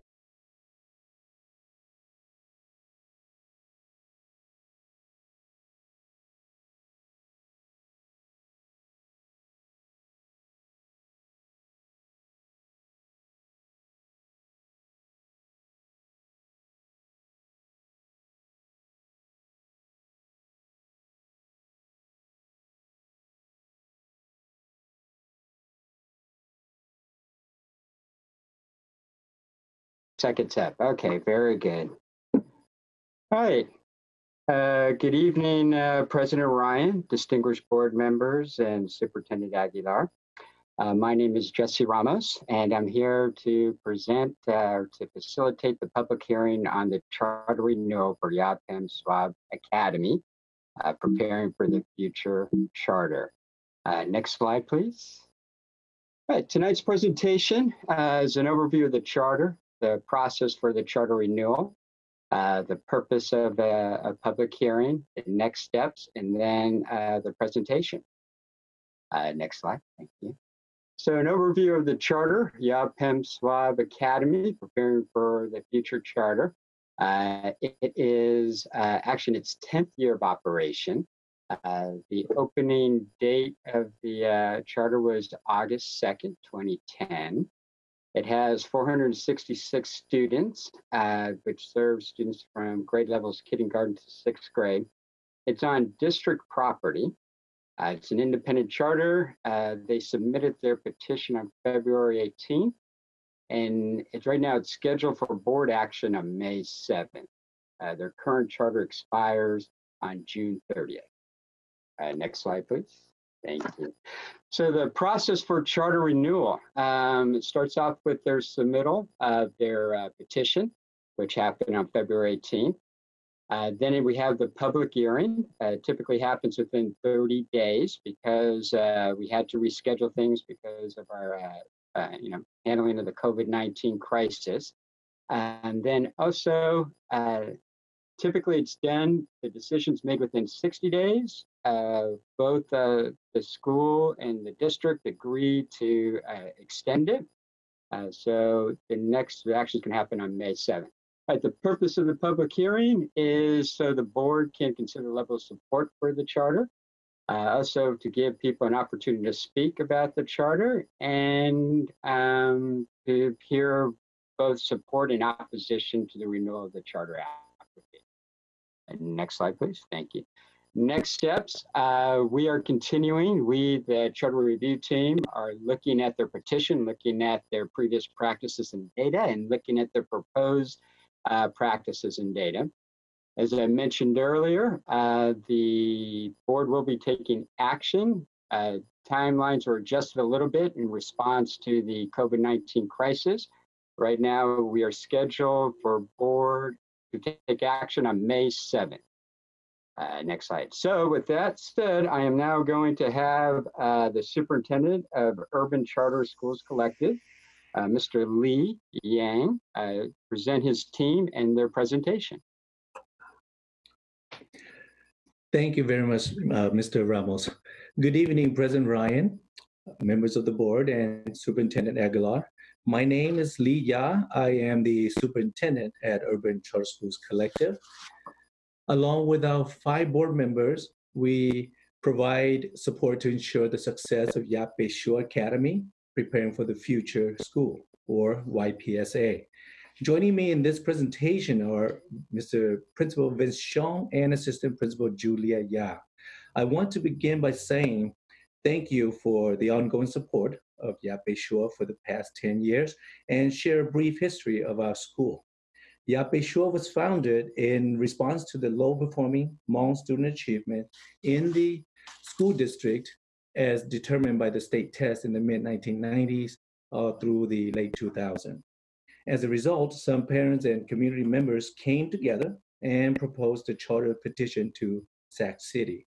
Tonight, we are asking for a favorable approval of action of Yape Shore petition for renewal at your May board meeting by sharing with you the why for Yape Shore to continue serving underserved scholars using our highly effective teaching or body-brain compatible education model for the next 5 years. Next slide, please. This chart shows 5-year scholar performance in both CAS, ELA, and math between 2015 and 2019. As you can see, we make some gains from 22% in 2015 in ELA to 50.93% and 15% to 36% in math. Next slide, please. Here is another chart that shows scholars' achievement comparison in ELA for the most recent CAS performance between YPSA, Sac City, and the state. The cells with the highest achievement percentages of the 3 agencies are highlighted in orange for an easier read.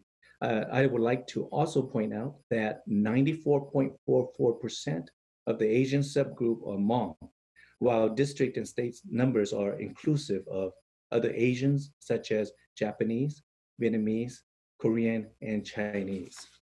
Next slide, please. Similarly to the previous slide, this chart shows data for math performance. Again, the Asian subgroup is performing below the district and the state. Next slide, please. Here are some facts about Yape Shore. Our enrollment has increased to 486. Daily attendance and teacher retention rates are high. Annual scholar re-enrollment rate is above 90%. And there is a combined educational and leadership experience of 65 years between the 3 of us. Next slide. These are the vision and mission at YPSA or Yape Shore Academy. We are here to develop productive and responsible lifelong and life-skilled leaders for society. And as such, we are on a continuous mission to grow and nurture underserved scholars to become highly performing individuals through the highly effective teaching or body-brain compatible education model.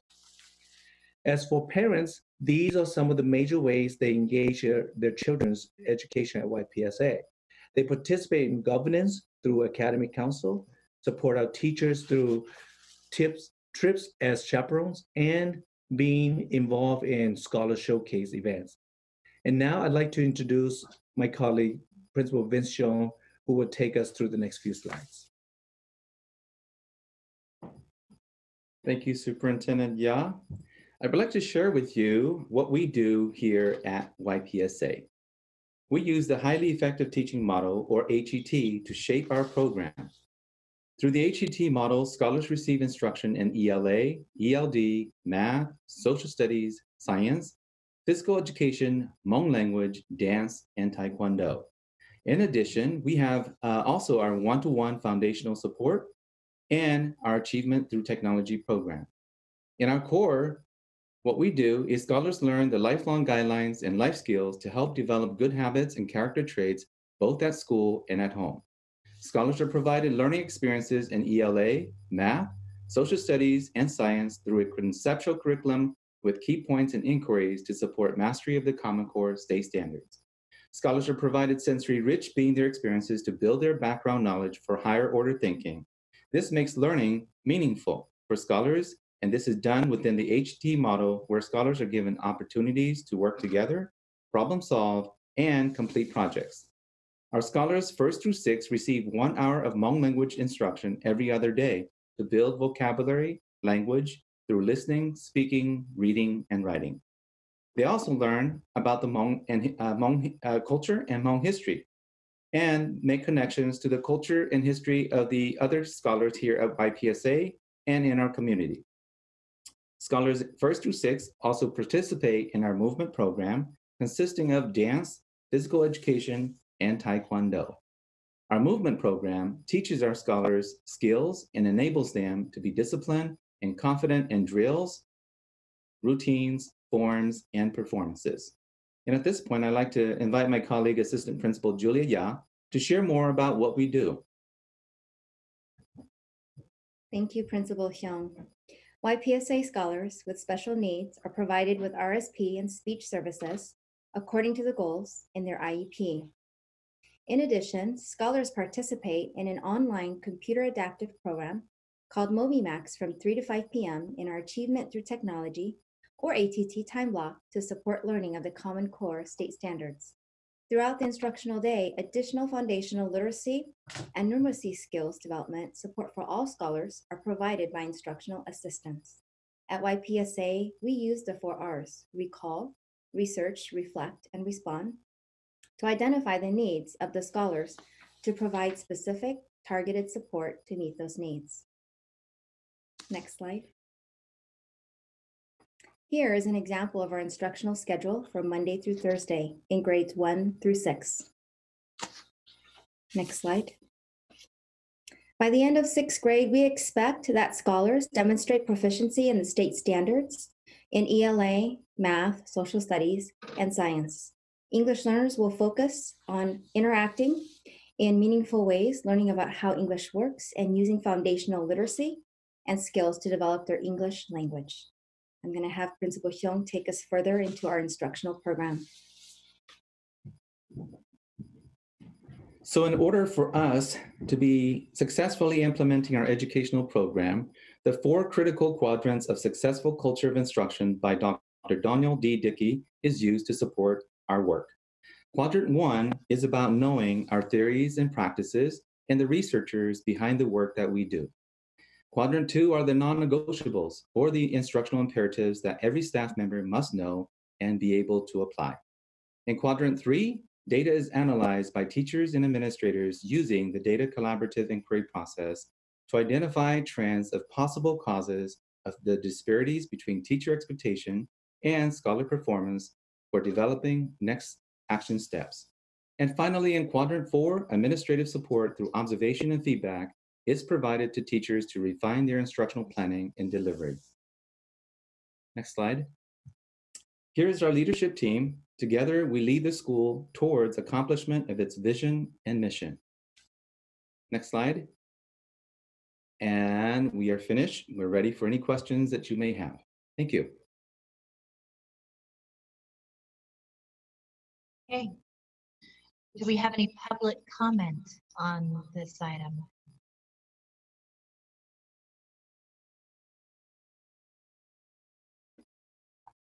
Yes, we do. We have 3 public comments. The first is from Monica Kular, and she says, I am writing in support of the YPS renewal. As an 18-year veteran teacher in both tradition and charter high schools in Sacramento and SDOC, a mother of a charter student, a grandmother and public school advocate, and regional director at CCSA for Advocacy and Equitable Education. My first charter visit in Sac City was Yapensuave. I was overwhelmed with the YPS community and collaboration the site engages in, families, music, academic culture, and an overall sense of safe and brave space. When we speak of the achievement gap, we automatically think of Black or Latino students. However, in Sacramento, we have a Hmong population who has been served in this district, but unequal to what YPS is doing to close the achievement gap for Hmong students in our community. Given these horrific times of COVID-19, we in Sac City are serving all students and are entrenched in our work of creating equitable distance learning curriculum within our district. We've had enough emotional and psychological change within SUSD, and having YPS supporting their kids is necessary and crucial to the well-being of all SUSD kids. Thank you.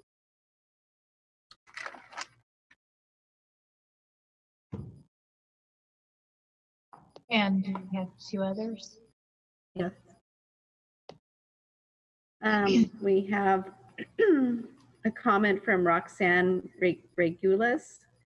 And she says, Dear Sacramento Board of Education, the purpose of this letter is to acknowledge the excellent work that goes on at Yaquen Swab YPS Academy daily. As a retired education who has served as a bilingual teacher, site and district administrator, and Department of Education consultant in the area of school improvement and compliance in more than 1,000 classrooms throughout the state of California, I was excited that I had the opportunity to serve the school as a guest teacher during the month of January of this year.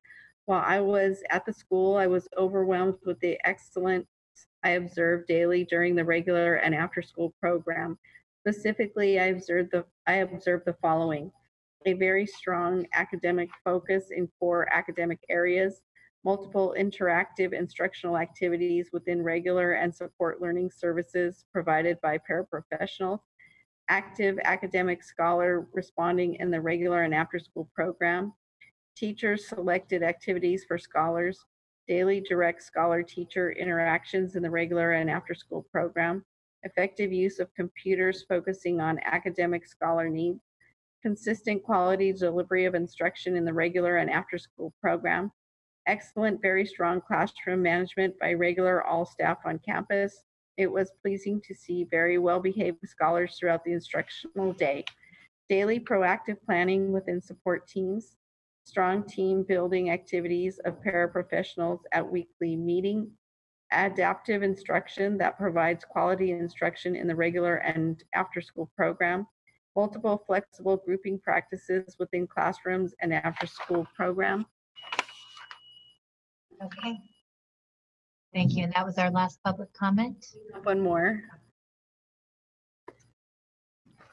And this is from Lonnie DeWitt. Says, I am the proud grandfather of 2 YPS scholars, 4th grader Sasha and 6th grader Nava. I am also a very active member of the school's advisory council. I hold the equivalent of 2 graduate degrees, an undergraduate degree, and 3 associate degrees. I am a highly decorated retired United States Air Force combat Vietnam veteran, first sergeant of over 23 years of active duty military service. I am a former California State Peace Officer and Officer of the Court, and I am now a 2 times published author. While I did not want to bore you with my resume, it was necessary for each of you to fully appreciate and respect my concerns for quality education, along with personal and professional growth. Approximately 7 years ago, when my granddaughter Neva was about to enter kindergarten, I physically scoured the local South Sacramento area to find a school that I felt would be a good fit and one that would offer her the best opportunity for a quality education and one that embodied sound life skills in its educational principles. Although I was not totally disappointed with the schools that I visited, still I felt that something was lacking. I listened attentively as students interacted with other students, school staff, and school administrators, and quite frankly, I was not impressed. Finally, I decided to visit a school right around the corner from my residence. In fact, it is the same school that my 36-year-old daughter attended back in the day when the school was named Lisbon Elementary. And I soon learned that the new school was named Yaquen Swab Academy. I researched the internet to help me navigate through that school's documented academic performance. I liked what I saw, and I could readily visualize the school's potential after digesting its vision, goals, and mission statements. Thank you, Ms. Moretti. So we will take board member questions and comments. I do want to, just before opening it up to that, remind everyone that this is an information only item. This will not be an action item until a subsequent board meeting. And we are currently running about 45 minutes behind schedule with a couple very critical fiscal conversations before us. I see a show of hands with any board members that have questions on this item. It looks like we have one from board member Vang, followed by board member Garcia. Thank you. Thank you so much, President Ryan. I just had a quick question, Principal Xiong and maybe Superintendent Lia, just regarding a few of the PowerPoint slides. First, just thank you so much for your service for our students. in Sacramento and the great work that y'all are doing at Yape Shul Academy. I did have a question in particular regarding the demographics of your student and the comparison to the state and also Sac City. I don't know if you can pull that up right now, whoever is monitoring the PowerPoint. It looks like they're trying to pull up that demographic slide. So if you go back, keep going back. Right here? Yes, go back one more. Okay. No, go back one more, thank you. Okay, and then just go ahead and just move it forward one more time. So I just had a quick question. I think Superintendent Lee, you had mentioned that in the Asian category for Yape Shul in particular, what was the percentage of Hmong students within Yape Shul?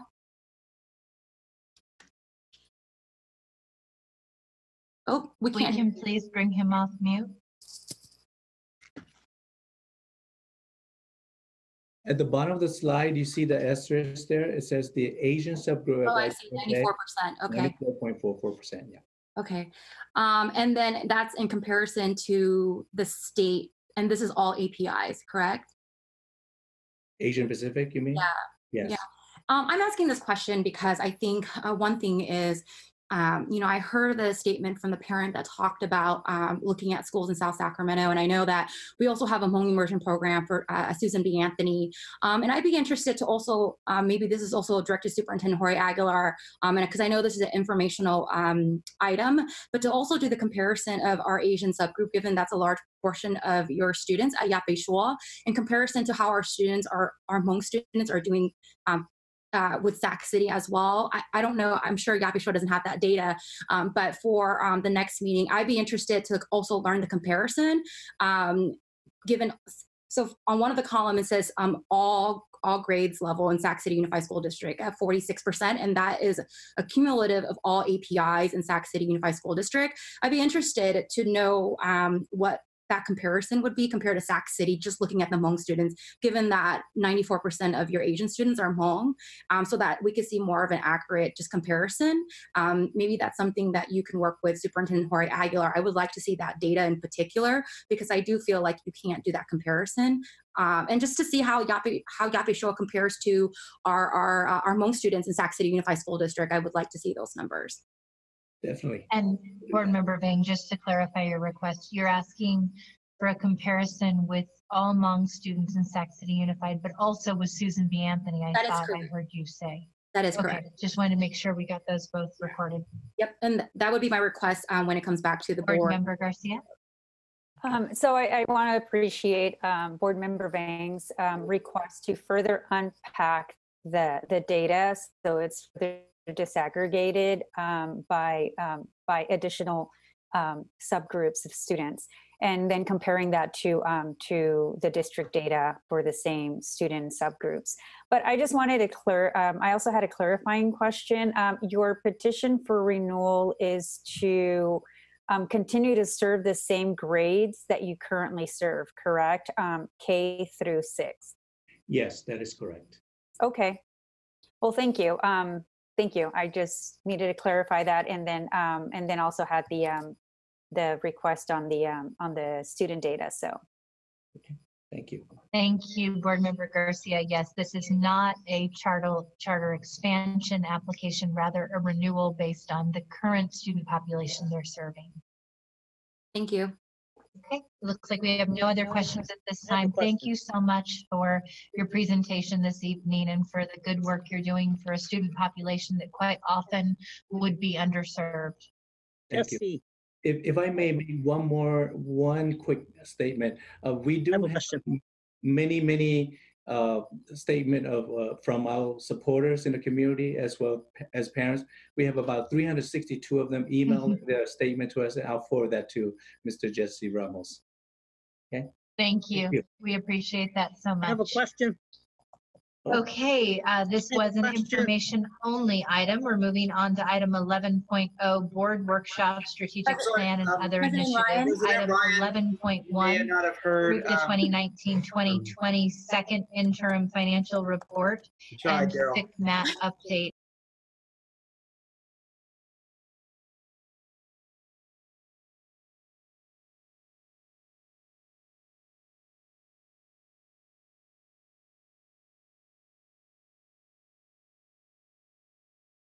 That we are being asked to make consistent with our fiduciary responsibilities.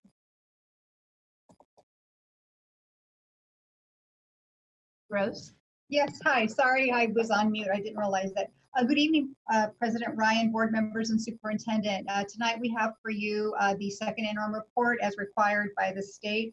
I just want to, before we get started, just let you know that this information is actual data as of January 31st of this year. And at that time, as we were preparing for a second interim report, we were using the assumptions and the planning factors that were available for second interim.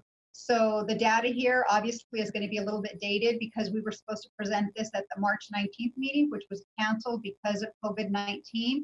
And I also wanted to say that we did submit our report on time to SCOE. It was due by March 16th. The only item they are waiting for is the certification where the board takes action and actually signs the document saying they've approved and they accept the financial report. So we did meet our statutory deadline with SCOE, and then it's due to the state by April 15th. So anyway, with that, I just wanted to just provide that background on the information. If someone could just advance one slide, please.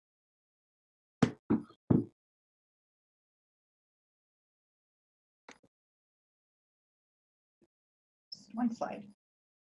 Thank you. This is the agenda for tonight. It's the typical agenda that we present to you for the interim reports. We start off with the reporting requirements, the summary of changes from the last time you saw, which was that first interim, the financial statements, and then we go into multi-year projections, the fiscal recovery plan as required, the budget calendar for the coming budget year, and then the matrix update. Also the COVID-19 fiscal considerations. We do have a couple of slides just to bring you up to speed on that. And then we have a special presentation towards the end of our slides from School Services of California. They will be sharing recent information from the state on the state budget and the impact for school districts. And then finally, we're going to ask for approval. So these are the reporting requirements you've seen before. The first one just talks about the requirement for the 2 interim reports. The second one relates to the board's responsibility with respect to approving and certifying the financial information. And then the third is speaks to districts who file a negative. We're required to do the third interim report, which we will be bringing back to you before June 1st. And that one should have more information on COVID-19, the fiscal impact for the district, including expenses and any fiscal relief that may be available to school districts. The next slide is the district's fiscal status. This is simply, again, just reminding everyone that our revised budget was disapproved by SCOE because it had the negative ending fund balance. We were unable to meet our required reserve in the third year, and we continue to have a deficit spending issue. We also filed negative at first interim for the same reasons, and tonight we are presenting second interim with also a negative certification because, as you'll see in the financial statements, we're still projecting a negative ending balance in that third year, and so this is the reason, and the deficit spending continues. We still have our fiscal advisor assigned to us, and this will remain in place until we have a fiscal recovery plan achieved and in place, and we will remain under stay and rescind.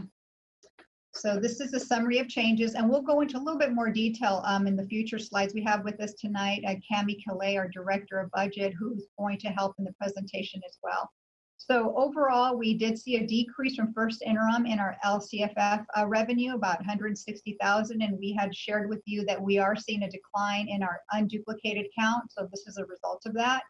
Our federal funding also did experience a decrease of 962,000, and Cami will go into a little bit more detail on that as well.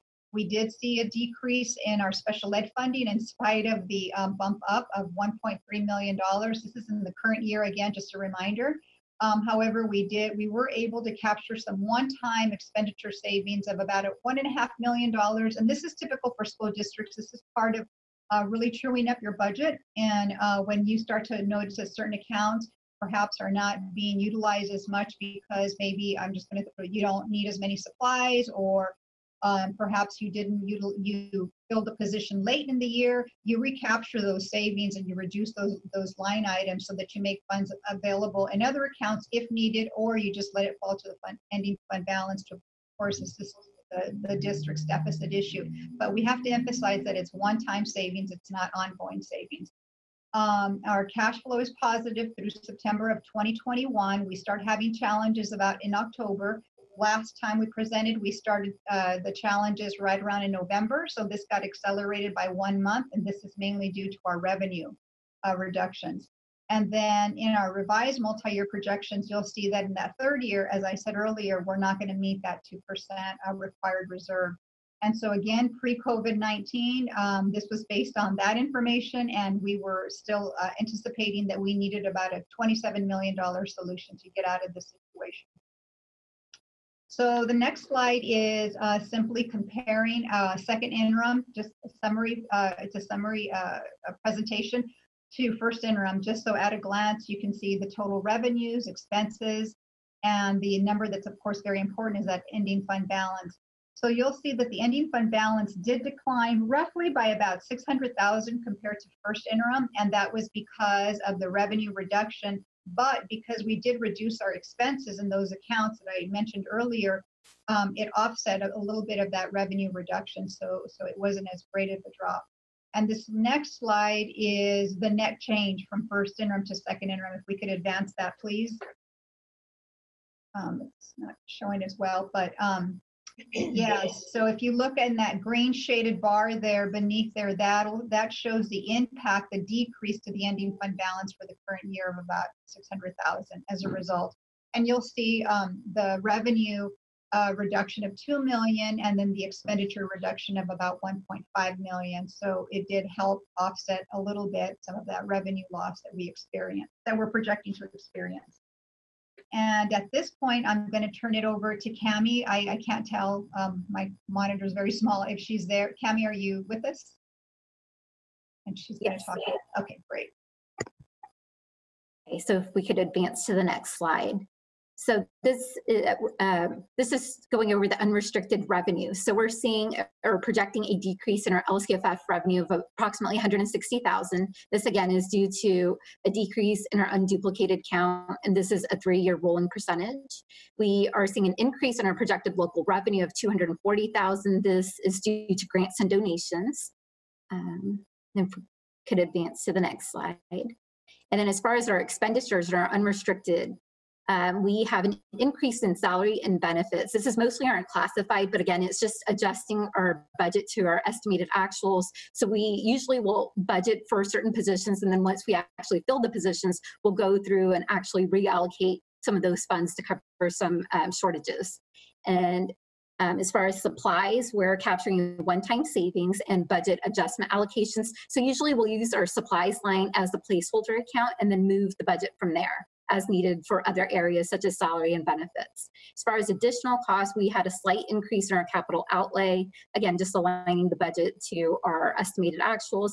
And our indirect costs, we are not charging indirect for our cafeteria fund for any food related costs. And this is in line with what we did last year. So this again is just to align the budget to estimated actuals for the year. And then we are anticipating an increase to our special ed program. So contribution, an additional 2 million contribution will be needed. This again is to offset a reduction in our AB 602 funding, as well as increased services. And then as far as our restricted revenue, as Rose had mentioned, we are projecting a decrease in federal revenue. in federal revenue of about 960,000. And that's approximately 720 of that is in Title I, and the remainder is in Title II.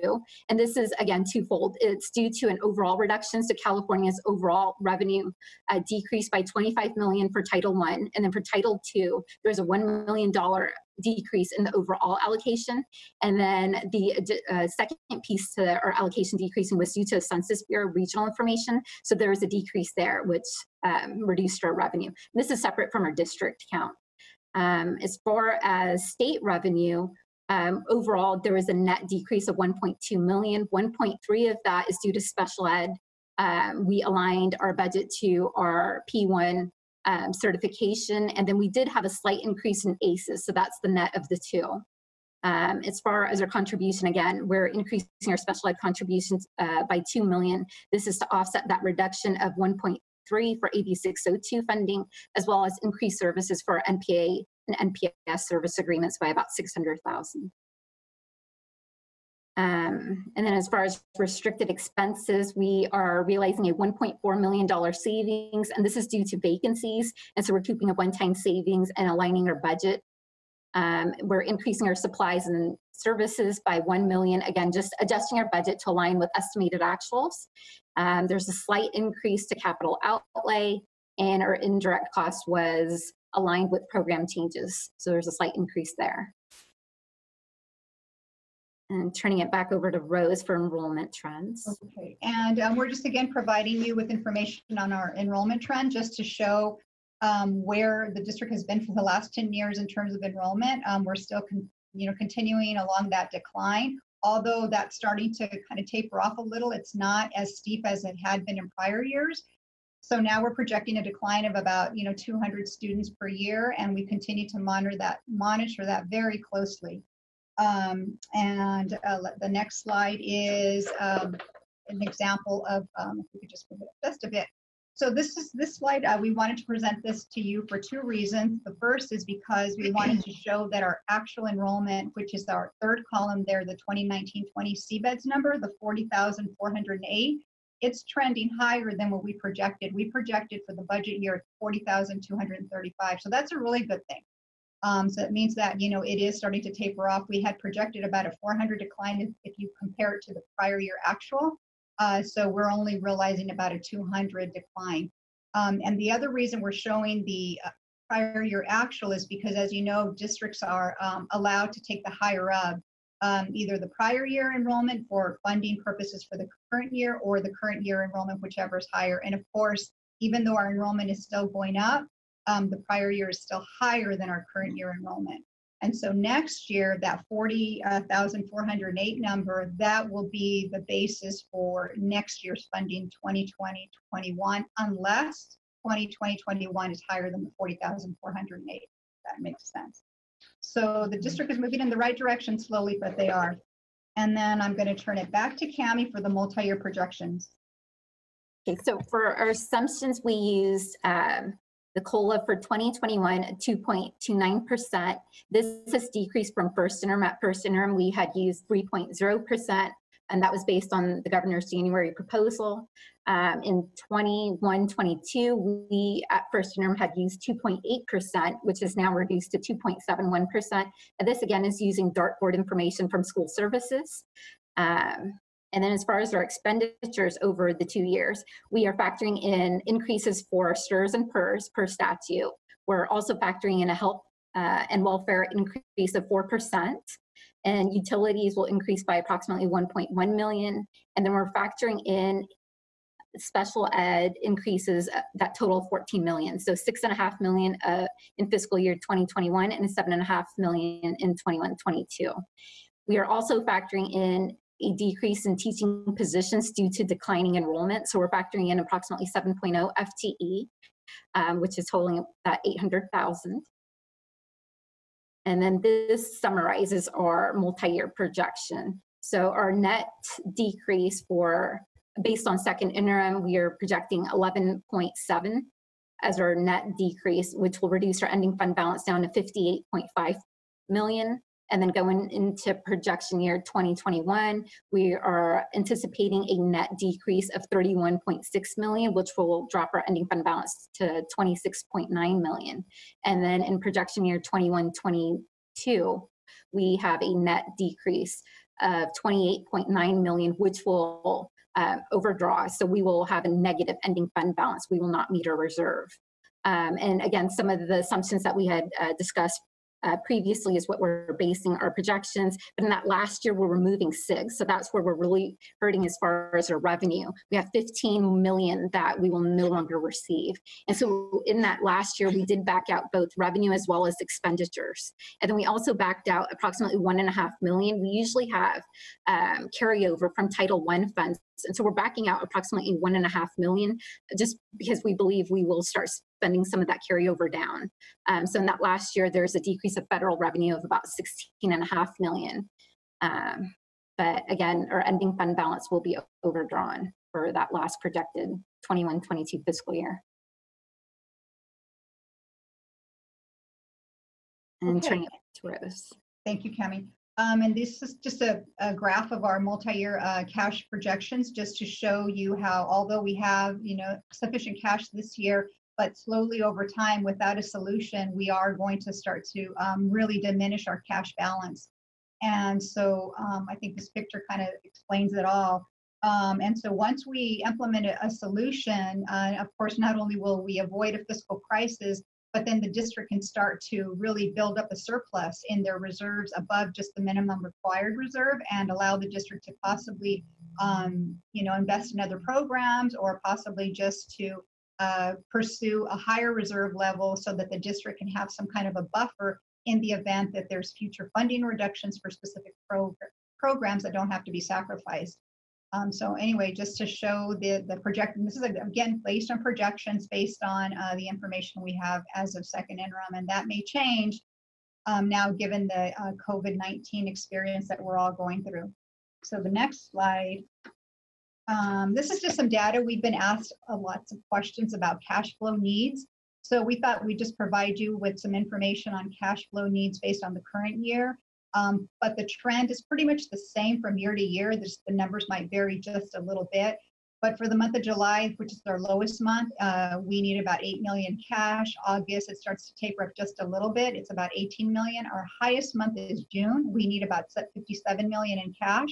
And then our average for the 10 months that we're in full operation, it's about 49 million on average per month. Our three highest months, which are April, May, and June, we need 160 million in cash, just to kind of paint the picture of our cash flow needs for the district.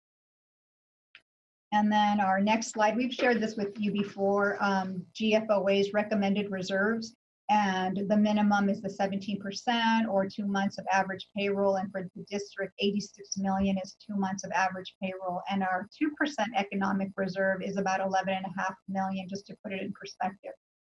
So we're very tight in that area. And this is assuming, again, a fiscal recovery plan with a $27 million ongoing solution as of July 1 of this year, just to show that for purposes of what is it that we need just to just get by. And the 27 million is the number we've been using for some time. But even with the 27 million, we do meet our economic uncertainty reserve in the third year, but we are still deficit spending. It's starting to taper down, and if we continue along that line, we should see that resolve. So it may increase a little bit now more with COVID-19, with that uncertainty looming. And the next slide is simply the budget calendar that you've seen in the past for 2021, just the required date to get us to that adopted budget. And then this next slide, again, I'm going to repeat the same thing. It's pre-COVID-19. These were some of the risks we were looking at prior to this pandemic. We were hearing information from the federal budget that there was going to be a reduction to some of the Title I funding, and that they were going to convert it to a block grant and possibly a 10 to 20% reduction. And so now we don't know, we're not sure what's going to happen with that. And then we were hopeful that maybe the governor's May revised budget would have provided some additional funding for the district in terms of, either one time or some of the special ed programs. But now we're very uncertain with respect to that. The next slide is simply an update. As required, we're providing you an update on our progress to address the findings in the fiscal crisis management assistant team audit that was performed back in October of 2018. We have completed one, and not that we have not been working on them. Some of these are going to require time, but we did update about 26, and we're just sharing a couple with you. The information is available on the district website. And we did update the format. Hopefully, it's a little more user-friendly for the public to read. The next slide is simply just highlighting a couple of the findings that we have been working on, or I should say the board has been working on.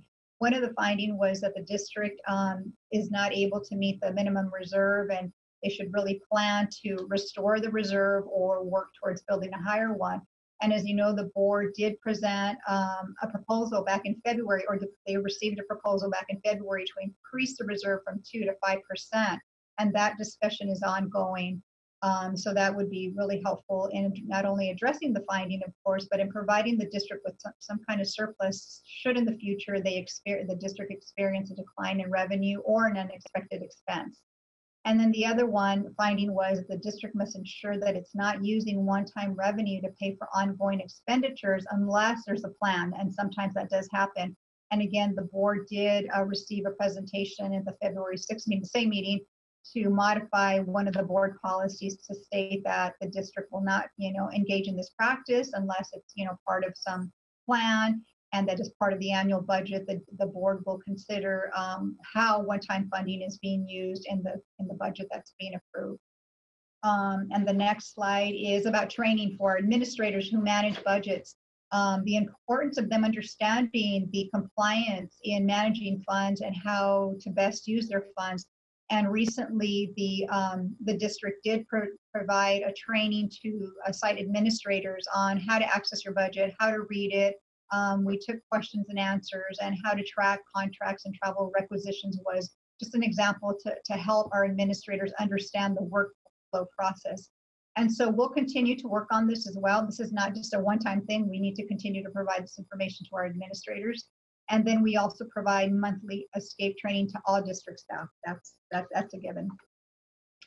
So in summary, prior to COVID, we were just going to say that the district has implemented 30 million in ongoing reductions, and we still need that $27 million solution, and that our next report would be in May, presenting third INRA. Now that will definitely provide additional details with respect to COVID-19 in terms of additional expenses and revenues. So our next slide is the new one that we did prepare for you, just to kind of share with you our experiences to date.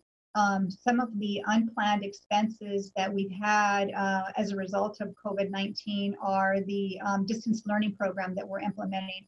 You all know we've spent $5 million for student devices, and that we have the connectivity still that we have to address. Not sure what that price tag is going to look like. We're securing bids as we speak now.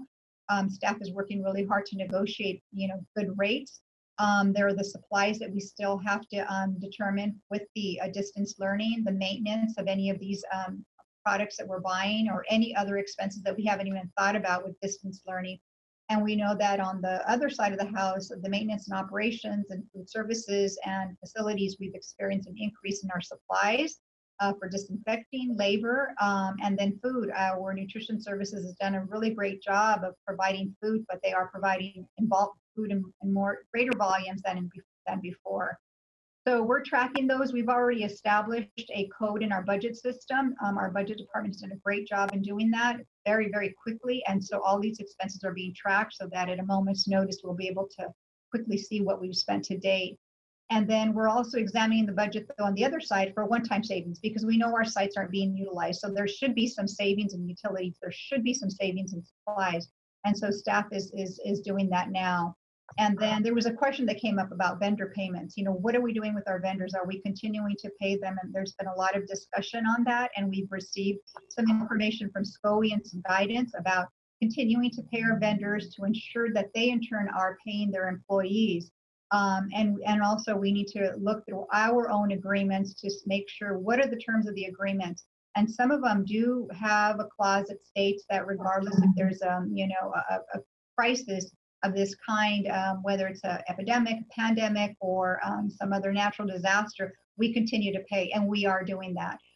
Those would be our NPAs and our NPSs that serve our special needs students.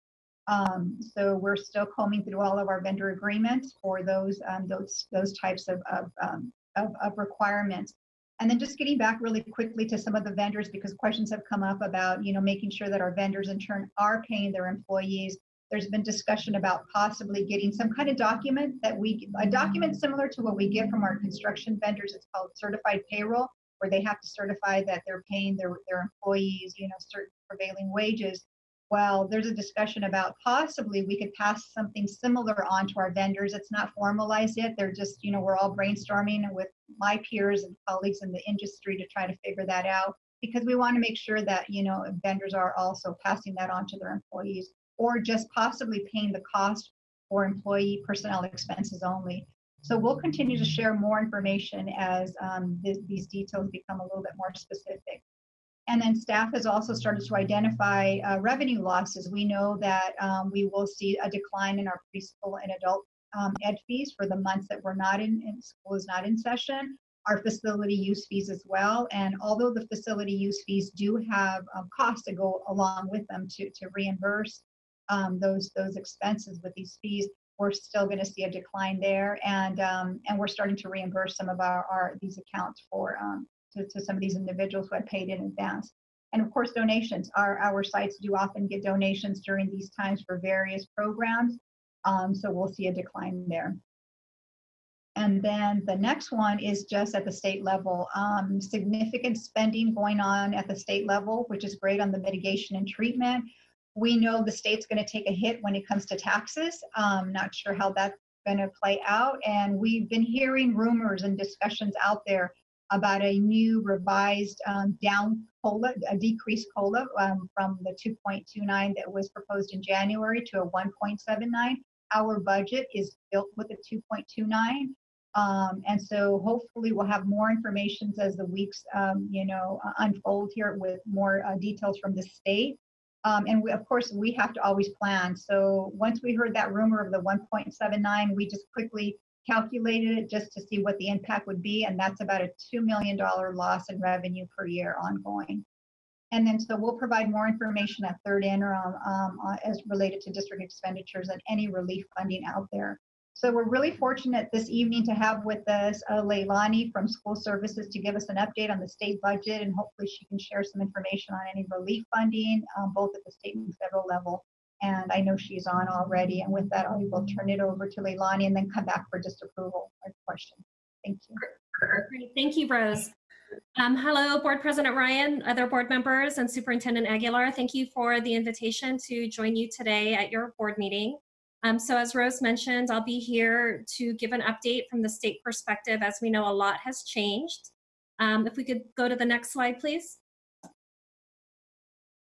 So the big news, since our world has completely shifted, and is that the new lens that the Department of Finance declared last week that the budget that they are developing for 2020-2021 is now going to be developed under a new lens. It's going to be done through the lens of what they're referring to as a workload budget. And what does this mean for us? It means that the budget that they're building for next year is going to be focused on maintaining the cost of existing services and programs with adjustments for enrollment, caseload, COLA, and a few other things. But because of this, there should be no expectation of any new investments in next year, with the exception of any new proposals that are related to the COVID pandemic that we're experiencing right now. Next slide, please. So this is a slide, as you saw a similar slide a few months ago when I presented to the board before to give an overview of the state budget. So this is just a recap of the governor's proposals that were part of his budget that he unveiled in January. And the expectation should be that with the exception of the LCFF COLA, all of these proposals from January are shelved. Next slide, please. So like I said, the big exception to that is the COLA for LCFF. And as Rose mentioned, and as Cami mentioned before, what is built into Sac City's second interim budget is the 2.9% COLA for LCFF that was included in the governor's January proposal. But as we're shifting now to a workload budget, there is a very good chance that the state will not be able to afford a statutory COLA. So while the workload budget does allow for a COLA, this is something that we will be keeping a very close eye on because as our revenues drop, there is a very good chance we won't be able to afford the statutory COLA. But that said, Department of Finance does know what a significant debilitating effect that would have on school districts if there's a decrease in COLA for LCFF specifically. They realize that LCFF is what districts rely on for the bulk of their operational budget. And so they're going to be doing everything that they can to protect that COLA for us. And the other thing that we're keeping a close eye on that I know is a big part of the budget proposal for Sac City Unified specifically is the proposed increase in the special education funding base rates. The January proposal included an increase of the base rate to $660 per ADA, and that's something that would have been a huge increase for Sac City, but unfortunately that's another thing that we're watching because there should be no expectation that there will be any increase in the special education funding from this point on. Next slide, please. So what are we waiting for moving forward? So at this point, all of the revenue numbers we have, all of the estimates that we use to build the state budget, all those numbers we have are still pre-pandemic. So the first numbers that we're going to get that show what the effect is on the economy, those won't be available for a few weeks. So in the meantime, we're all estimating what those negative impacts are going to be. So that said, we are all anticipating a big steep drop in revenues. And just to give you context, the Legislative Analyst's Office has estimated that for every $2.5 billion that's lost in state revenue, the impact will be a decline in the Prop 98 minimum guarantee of about $1 billion. So obviously that's a very significant hit for education if revenues go down as steeply as people fear. So, and compounding to the difficulty in developing an accurate budget at this time is, it's good news for personal filers, right? It's good news for all of us that they extended the deadline for filing our state income taxes. But what that also means is we're not going to have those, that's a big source of revenue for the state. And that means that it's going to be an even further delay in getting those tax numbers in order to build the budget. So that said, the timelines for the state budget are statutory and those remain in place.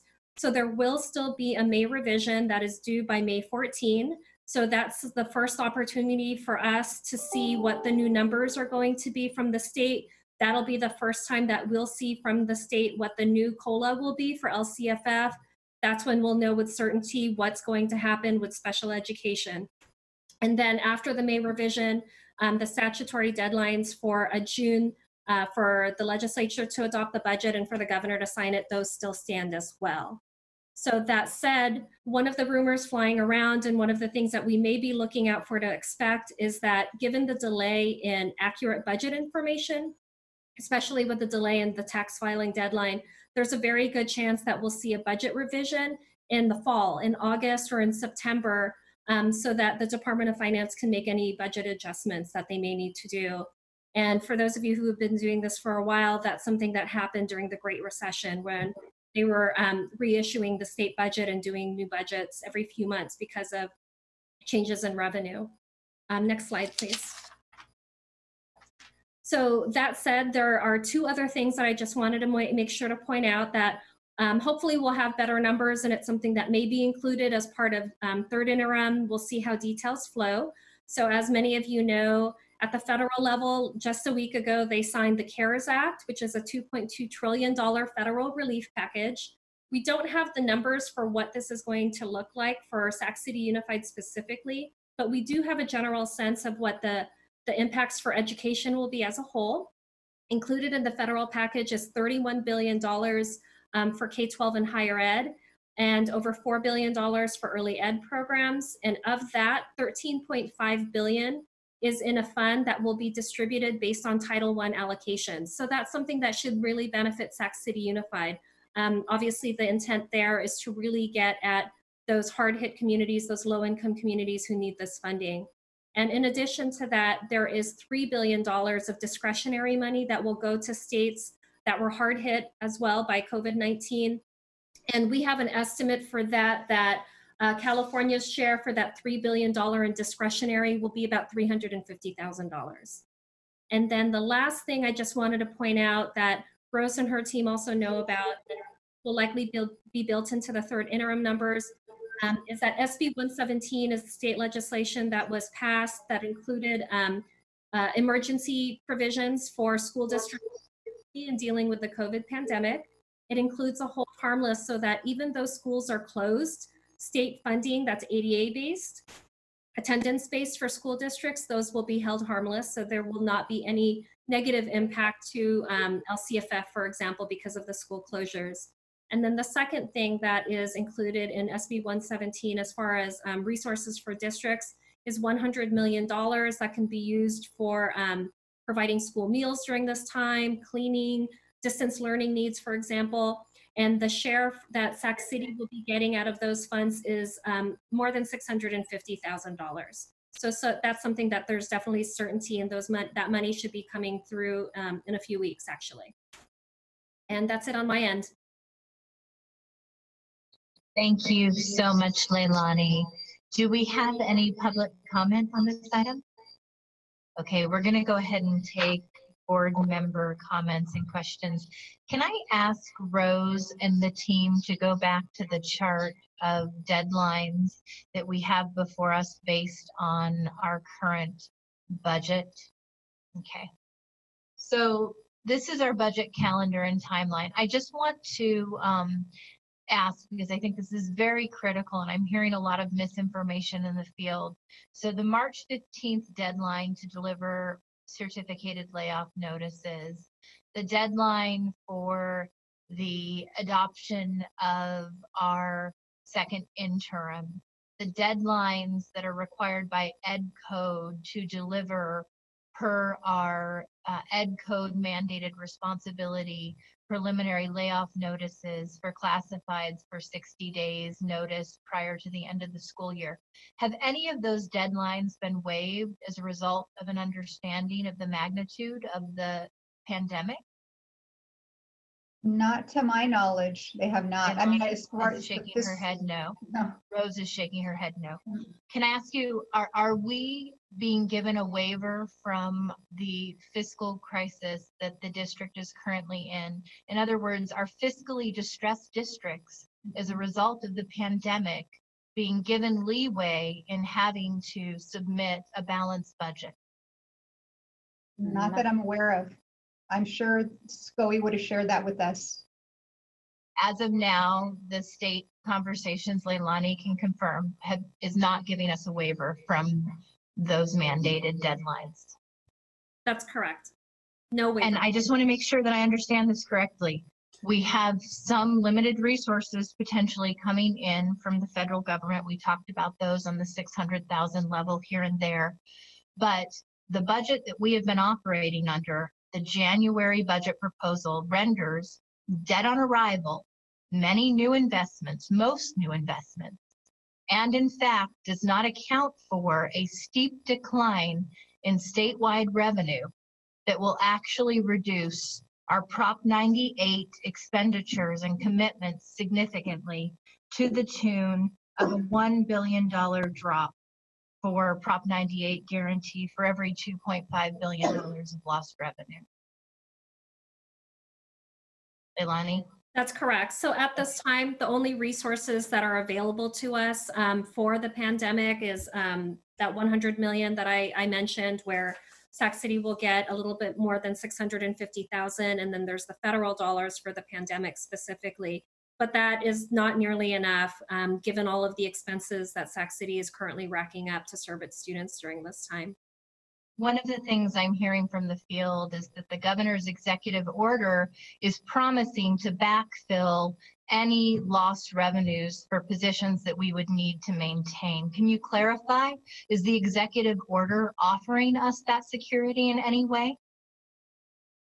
It's only keeping the school district whole for revenues for resources that are based on ADA. So like LCFF, for example. But there are a lot of other revenue sources that I'm sure the school district relies on, specifically if you have any fee-based programs.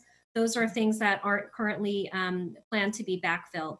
Not to say that that wouldn't change in the future, but at this point, there's no certainty of that. And we're talking through potentially the fall seeing adjustments to recognize the magnitude of the decline in revenue as a result of the projected recession. That's correct. Okay, thank you, Leilani. Can I please see a show of hands from board members who have questions or comments on this item? And I'm going to ask you to hold your hand up for a second so that I make sure I capture all of you. I'm not getting audio from you until our audio tech is releasing you. It looks like we have a comment or question from board member Morawski.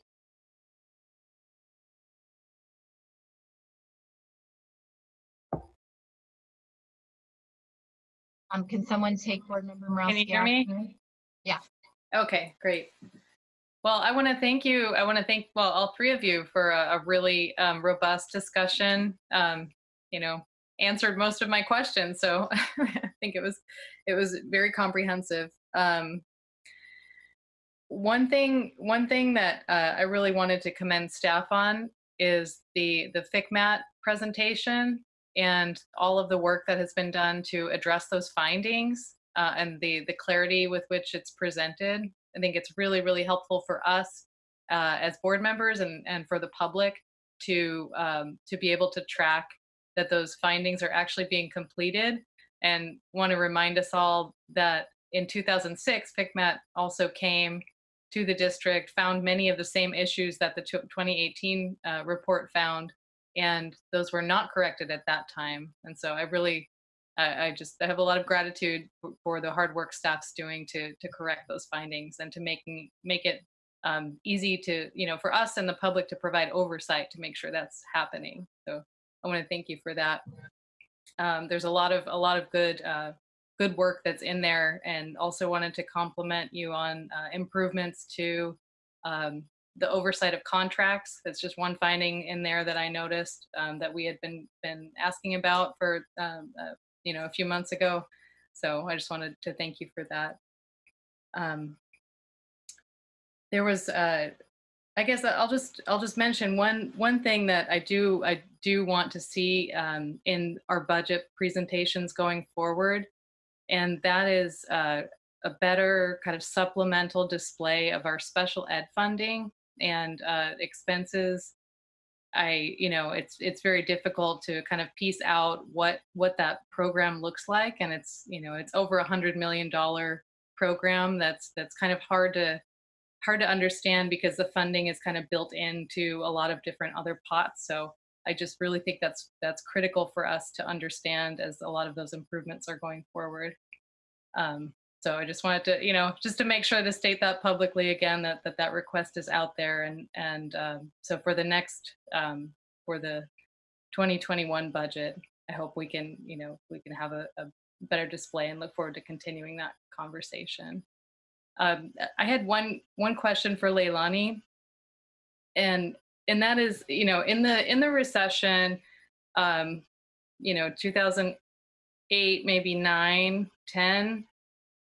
And I do remember, it's kind of a blur. I was working at the state at that time at LAO, but I wasn't working on education funding, so I don't remember how that rolled out. Can you give us a sense of what to expect, you know, if we do come back, which is likely, and adopt an August or September budget? Is it likely that the whatever COLA is adopted in a workload budget is adjusted for that current year? Like, would that be adjusted for 2020, 21? Well, the COLA, that would be part of the May, that would be rolled out in the May revision, and then part of the adopted budget, that would be the COLA for 2021. And if they do come back in the fall and need to do a revised budget, it could very well be because they need to revise it even further downward, right? Because revenues are lower than maybe what they had projected. Or, I mean, I guess there's always, if you want to be optimistic, maybe revenues aren't as bad as they thought it would be, and, you know, there's opportunities to build some investments back in there. That would be a very optimistic scenario, though, right? So it's just giving them the leeway to make any adjustments based on the numbers when they actually have better estimates from tax filings, for example. So just to play that out, so if we came back and say September 15th adopted a budget, and we, you know, had adopted in the workload budget the 1.79% COLA, and then we come back in September and adopt, would it actually change the COLA for the what will be the current year? Would it be, you know, if we reduce the COLA, then every month afterwards we would see a lower for the rest of that school year? How would that work? Yeah, it's hard at this point to anticipate what could be in any adjusted budget or revised budget that they do subsequent to when the state adopts its budget by June 30.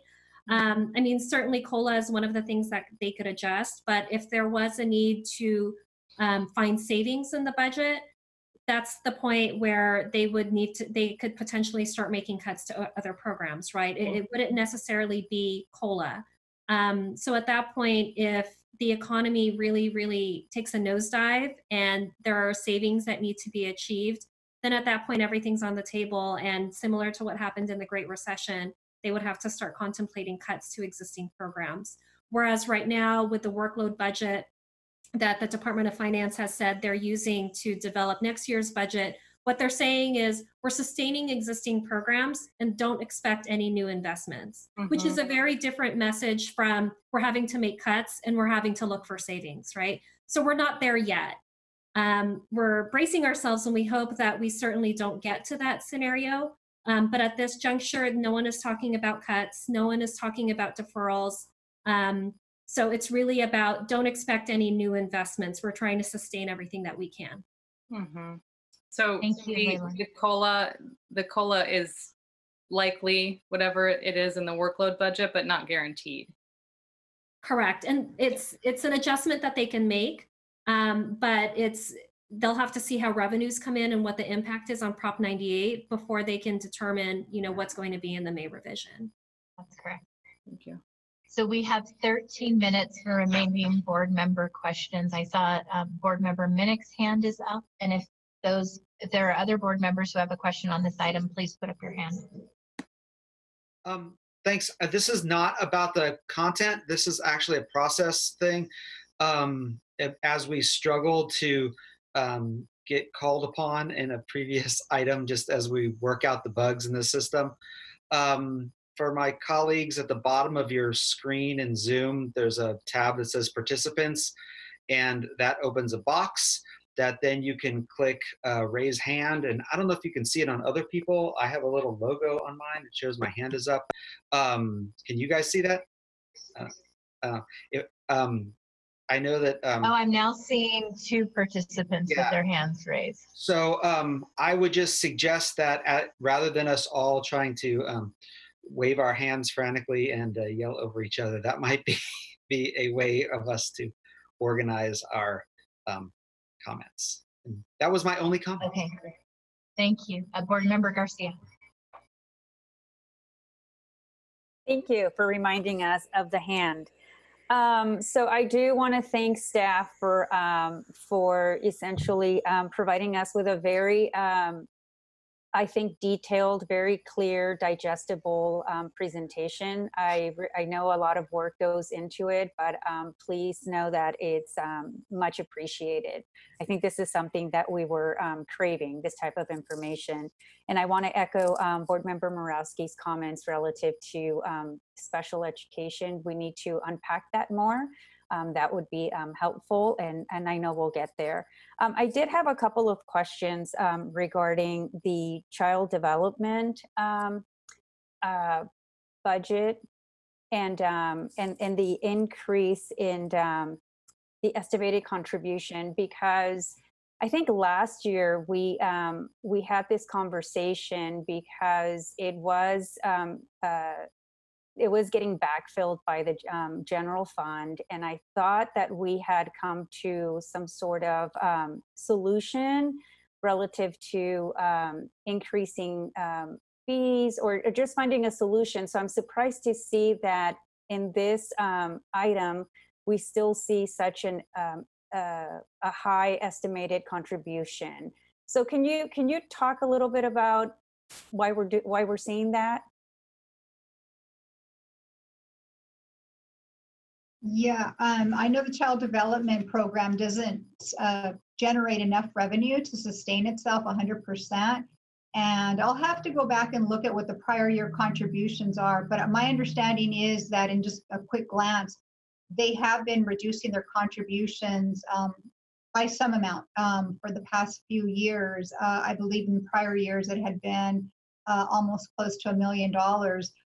So this increase was due to pre-COVID-19 estimating that they were not going to have enough and they were going to need about $450,000 to close their gap this year.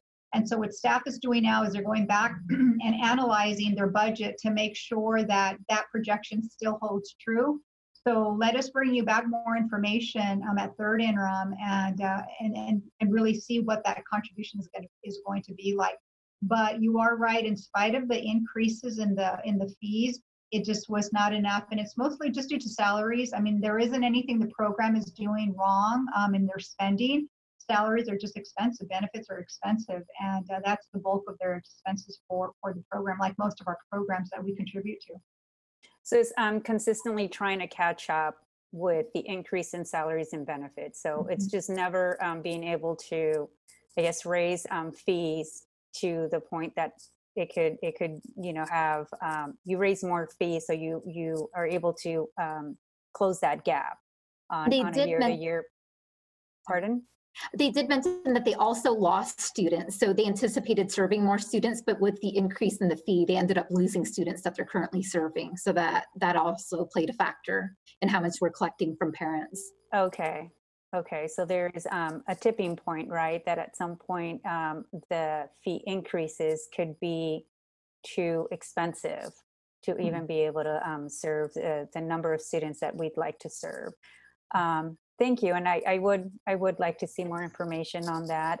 There is another question regarding the enrollment numbers throughout the document. I think it's the executive summary and then in subsequent documents.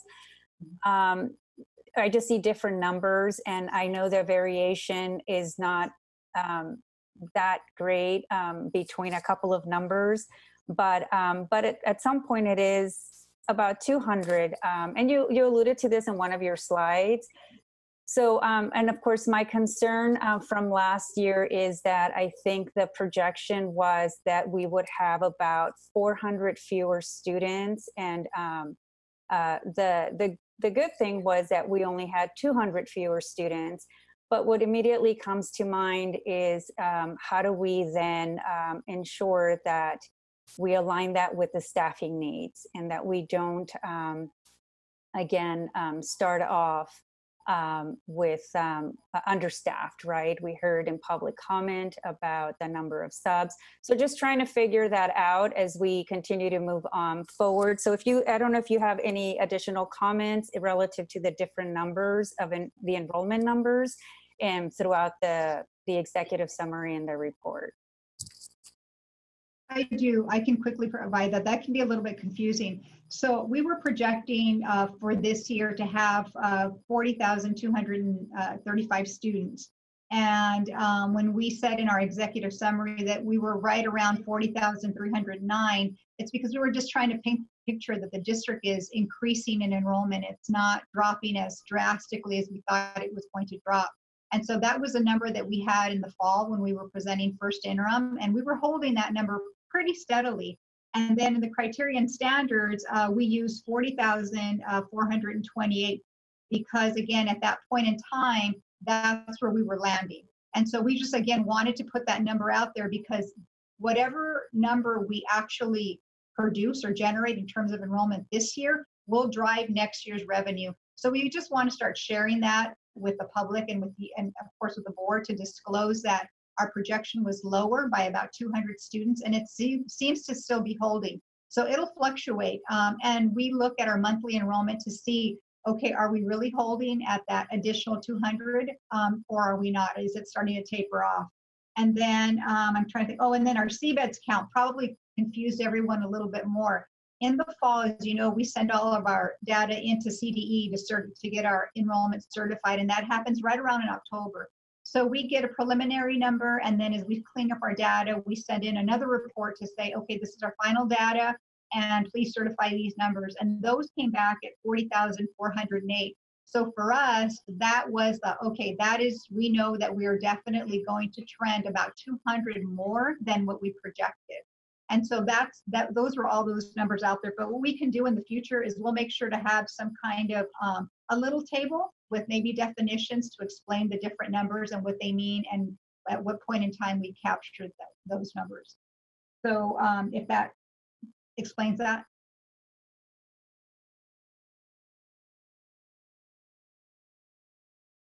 Looks like we're losing audio.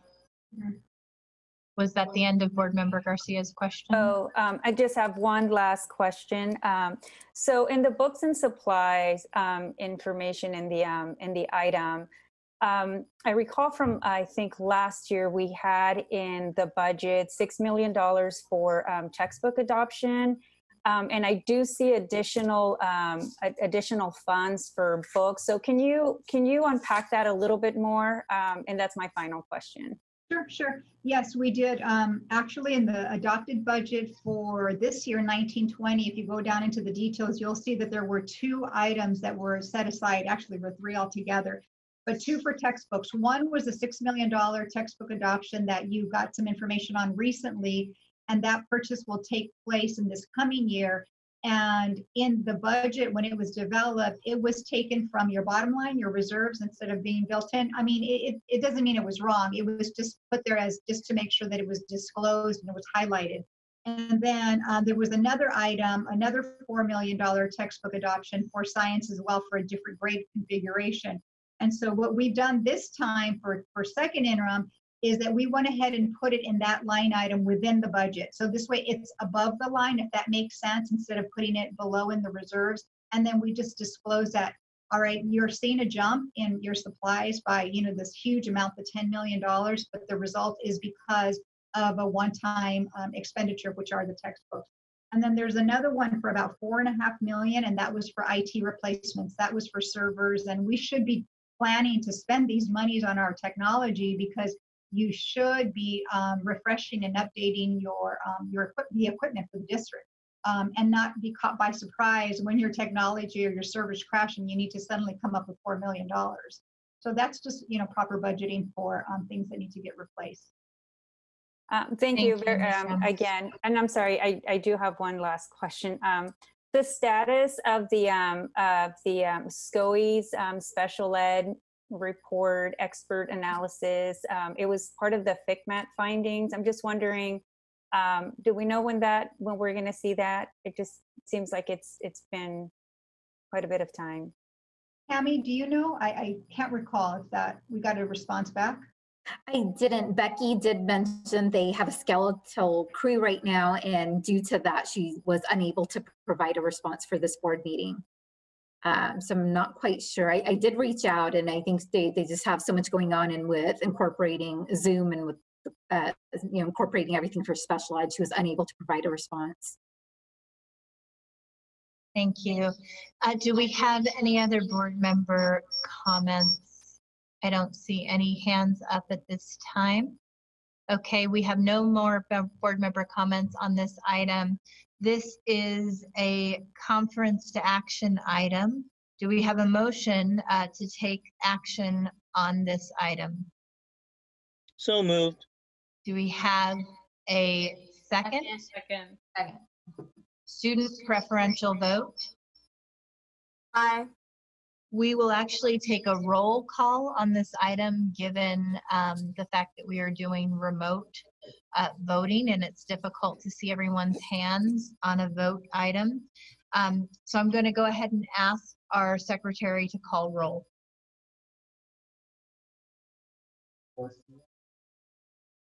He's on mute. Member Garcia, Aye. Member Minnick,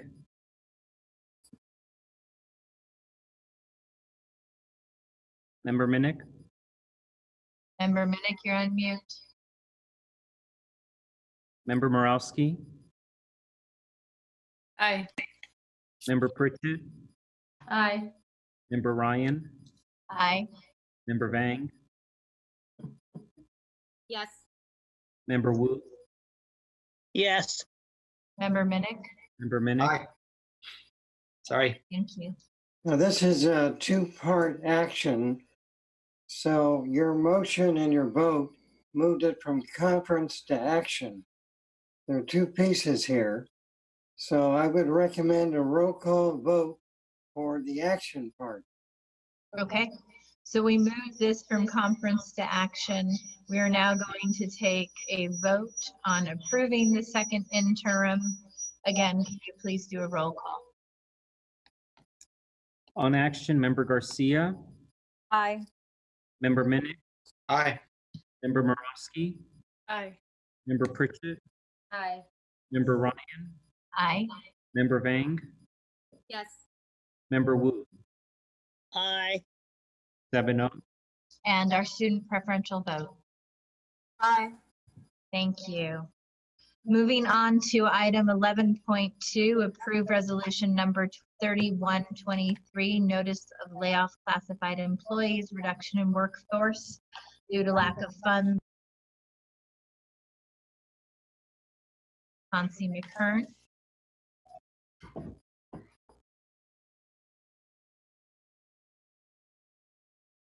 Aguilar and board members. I'm assuming the PowerPoint is coming up.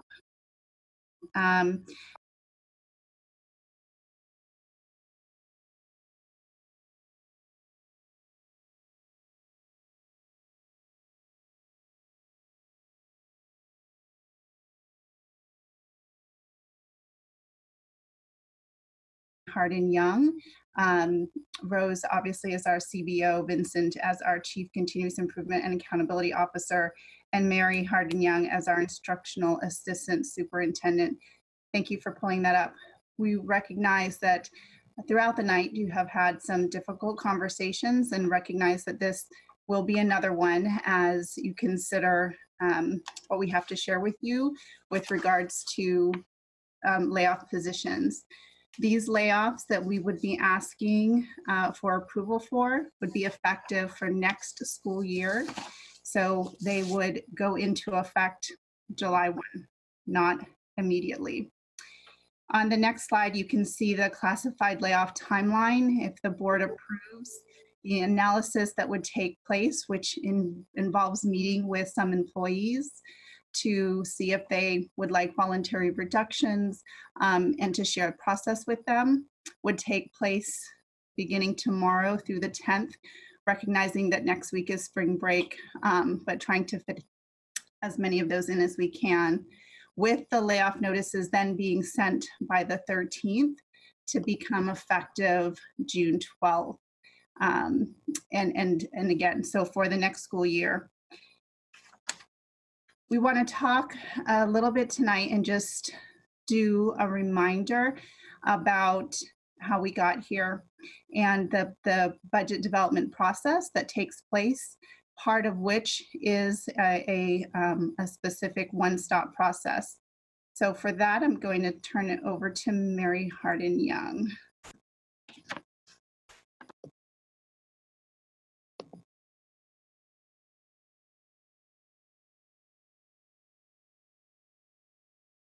Sorry, next slide, please. As Kansi shared, in the past, our district utilized a one-stop meeting, and we've now changed to a process. But to remind you of what the one-stop meeting was about, it was a way to collect information mostly gathered around enrollment and allocations. But very few adjustments were made after that original one-stop decisions. The former one-stop meetings lacked important feedback loops, and it also lacked an integrated approach with sites and with departments.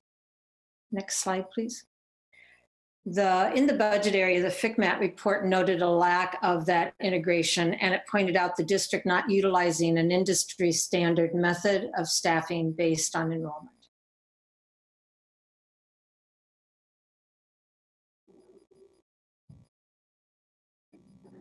So ultimately, we moved to a new normal process, and we shared a lot of this during our last session when we talked previously about the certificated process, where we moved One Stop into a process of really integrated department connections and really looked at data across departments to make sure we were making the right decisions on behalf of all sites and departments.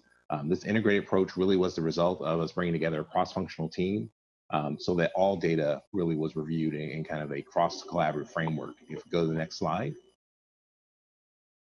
And so ultimately, these fundamentals really were reflected in all of the departments listed here coming together. And this really does tie back to the conversation about the FICMAC resolution as well, where we recognize that we had done some of this work in silos previously. And so ultimately, to build a strong budget going forward, this really meant bringing together departments to look at the staffing implications across all sites, and then also recognizing that ultimately all of our staffing decisions really do that against what are our needs for students and making sure we put needs for students first, so that as we thought about staffing, it really was through the student requests for courses, not through kind of historical district practices. We go to the next slide.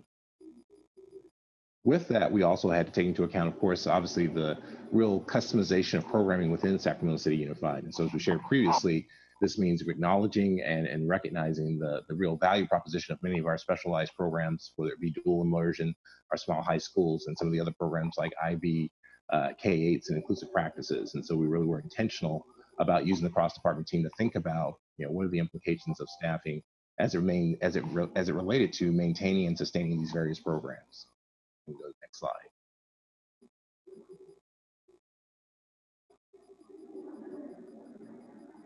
Sorry, I had it on mute. Apologies. This is just speaking to the enrollment projection reconciliation process. And as we've stated before, the enrollment projections are a point in time, and we know that they're going to change. They're not going to stay exactly the same as our projections. So that's why it's very important that we monitor these very regularly and we make adjustments as needed for staffing. And so what happens at this point for the district, in January, we started using our enrollment projections to determine our preliminary staffing needs for the coming year. And so we do at this point going forward as things come up. For example, our next big event will be open enrollment. Once open enrollment happens, we'll reevaluate our enrollment projections and see where students are actually landing now, that they've decided, made some decisions about what schools they'd like to attend. And we'll determine if there are any FTE allocations that need to be adjusted or changed. And then after that, then it's just a regular review of enrollment throughout the summer leading up into the start of school. And this is pretty typical for most school districts because your enrollment is not going to stay, as a fixed number, and you just need to make adjustments. But the adjustments should not be too significant, provided that, we've been staying on top of the projections, the actual enrollment throughout the summer and the start of the school year. So I'll take you briefly through two big initiatives that factored heavily into our staffing process or budget development process this past school year. As you know, we spent extensive time in one of our February board meetings talking about the SIPSA mid-year review process. And I'll just emphasize again, this was an opportunity for us to again bring together the integration of how we look at student success and how we think about our staffing and budgeting going forward. And so really, as you see on the slide, and as we discussed in the presentation, the SIPSA mid-year process really was an opportunity for us to use student outcome data to think about how are things working in the system.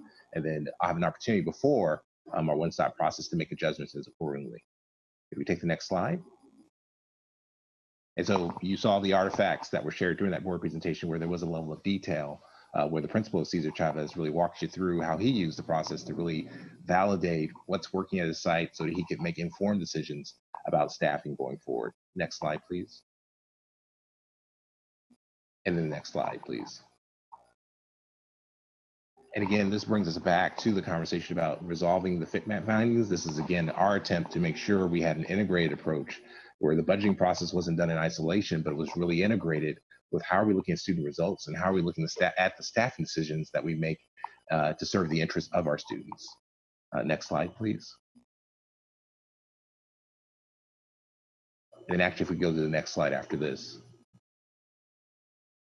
And so again, one of the biggest steps we took was accelerating the process of course enrollment for students, otherwise known as the pre-registration process. What's really important to note is that thanks to the cross-department team effort, we were able to bring forward, and I'll draw attention to where you see the green boxes, we were able to bring forward a scheduling process that typically was done by middle of spring all the way forward to the middle of winter. And what that really meant was by moving the date effectively from historically being in March when we kind of knew all the student course requests for core classes to January, that information was actually used then to inform the one-stop meetings, particularly for our secondary sites.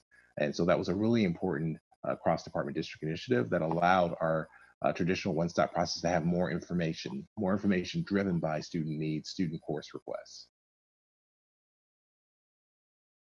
So you can tell from what Mary and Rose and Vincent have shared, we've moved from a one-stop meeting, something that takes place at one point in time, to a process that is ongoing, that starts earlier and that continues on, and involves additional elements as well. And so this year, as we got to this part of the process where sites and departments looked at available funding, looked at potential program changes, looked at some slight enrollment changes that resulted in what we're bringing for you today in this resolution. So there are, and you'll see in the exhibit, which we'll show after this, some of those positions that are on there specifically are grant funded. They will be expiring. They have an end date at the end of this year. There are other positions that are one-time funds that were position control adjustments or part of independent charters. And the bigger parts, again, being those site or department program changes and some adjustments that we want to share with you from where we were in February. The total number of positions being recommended in this particular resolution is 46.316 FTE. And as we go through the exhibit, you'll see that a number of those are vacant positions and don't currently have anybody in them. If we can go to the next. Thank you. So upon board approval, and again, we want to spend some time looking at the exhibit, but by taking this action, you would help us to meet Ed Code, which says that we need to give 60-day notification, and with 10-month positions ending in the middle of June, time for that analysis, the meetings with employees, and the letters to be sent. We will engage in that process should this be approved and take into consideration additional attrition that we might get in the form of vacancies, resignations, or retirements. Next slide. So this is just a reminder of the timeline. And again, we're cognizant of next week being a little bit shorter than anticipated, but this is the timeline that we expect to be able to meet given board action this evening. If we can pull up the exhibit.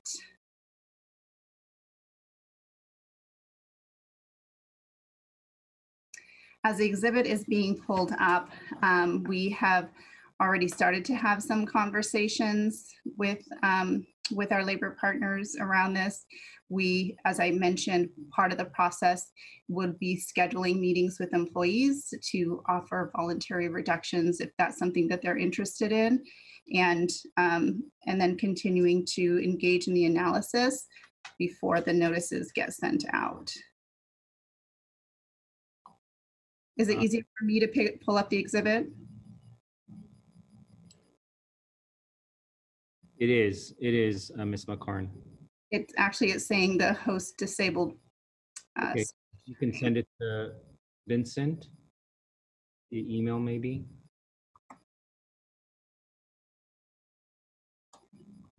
Sure.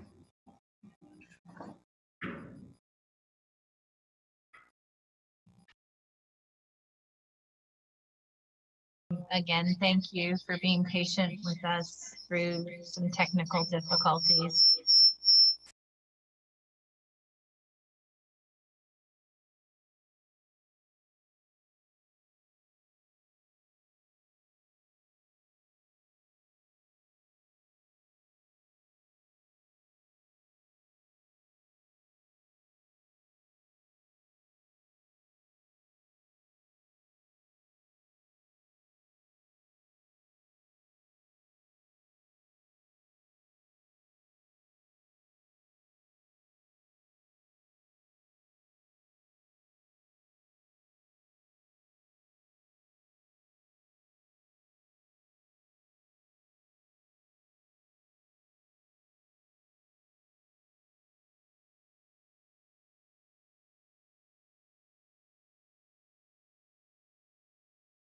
Great.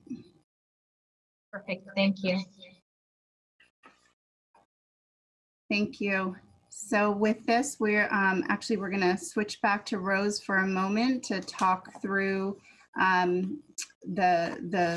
organization and the flow of the document, and then hear some specifics from Mary on some case studies before we wrap up.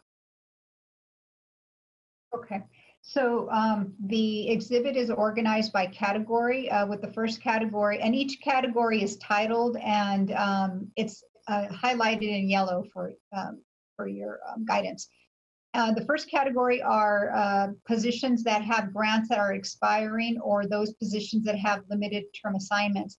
So there's some positions here, for example, that are funded with SIG or some of the title programs. And although the titles may come back, these are limited term assignments. And when the position was posted, the announcement did indicate that this is a one-year position. And it may, depending on future funding, they may return or they may not return. And sometimes these are program choices as well. The second category are one-time funds, meaning these are just positions that are funded with one-time sources. And again, the same thing applies. If there's a need or a change in funding, positions can be brought back.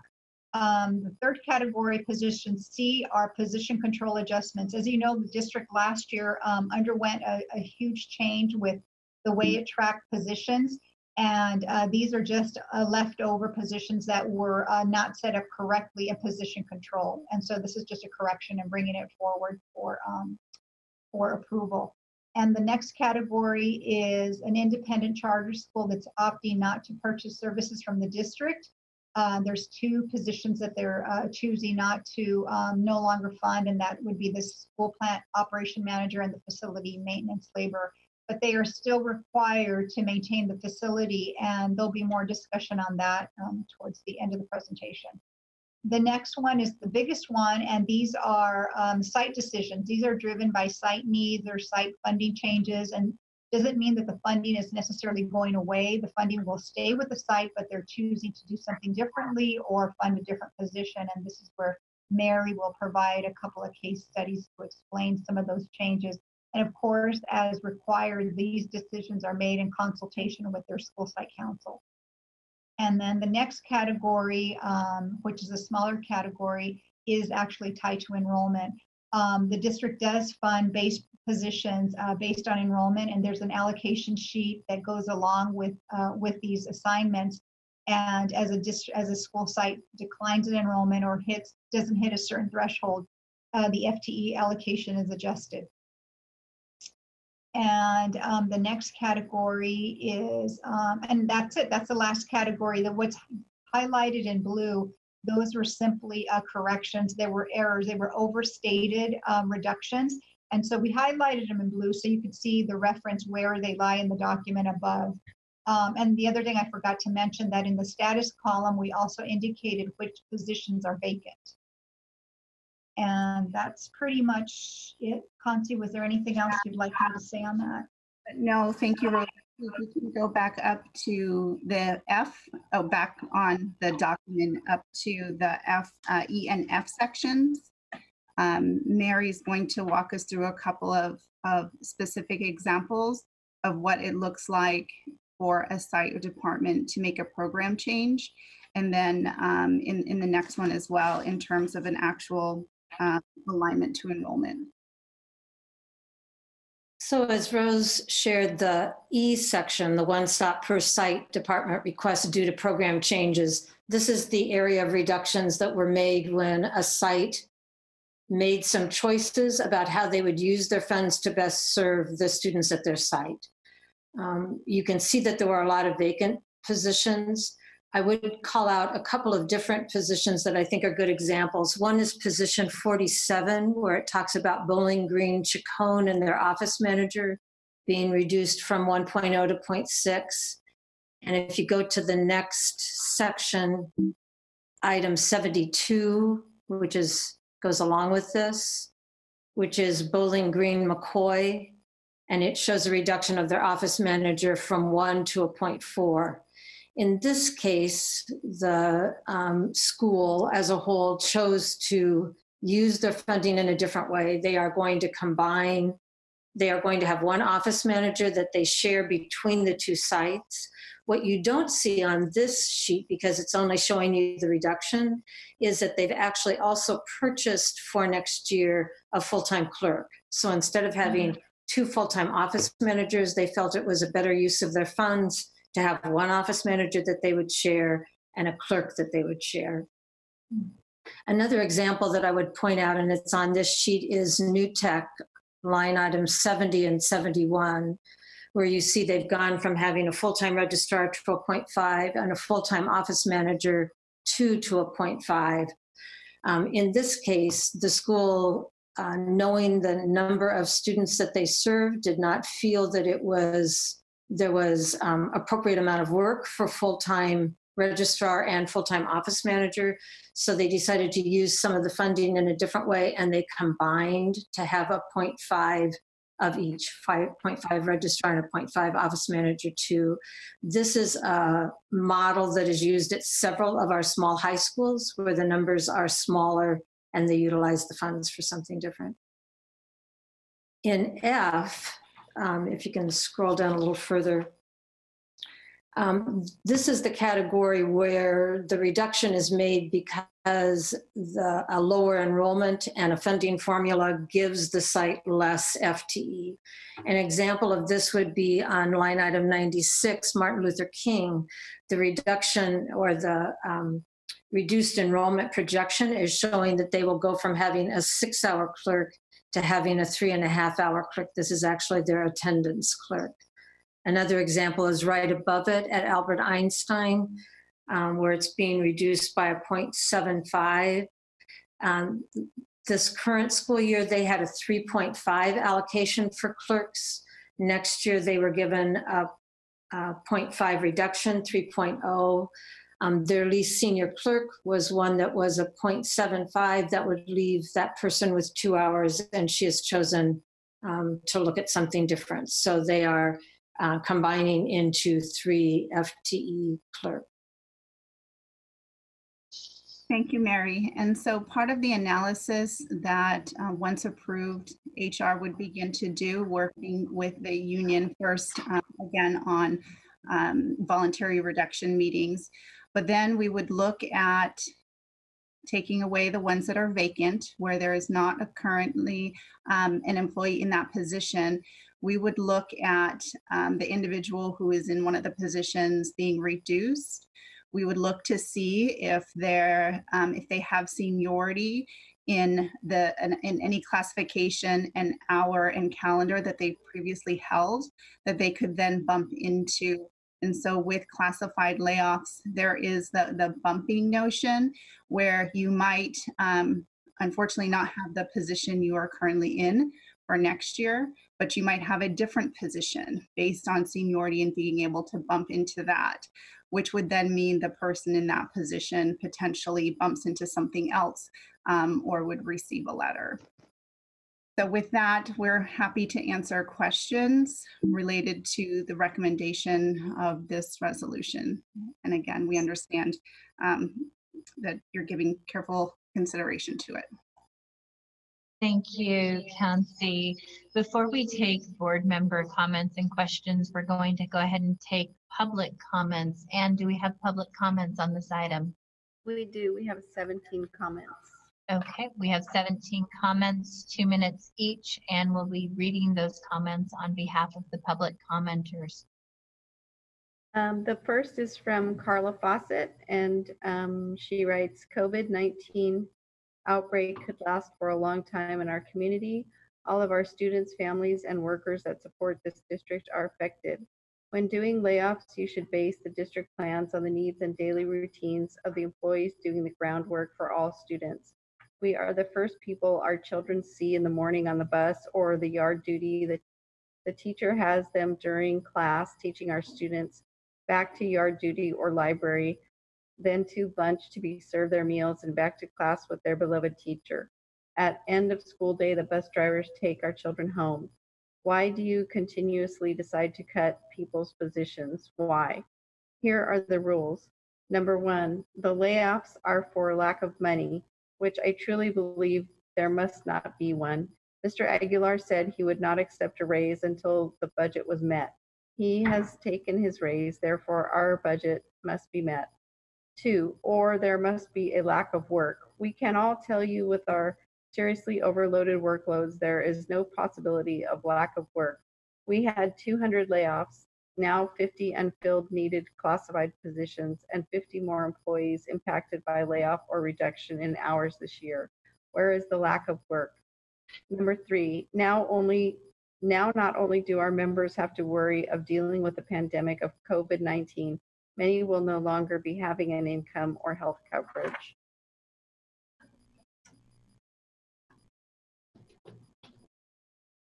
The next public comment is from Robin Muchler, and it says the timing of layoffs, even though Governor has fully funded the schools statewide, is an atrocity.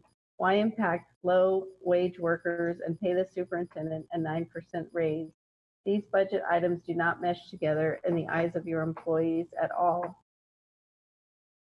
You are voting to lay off the very people that are holding our schools together in this time of stay-at-home orders.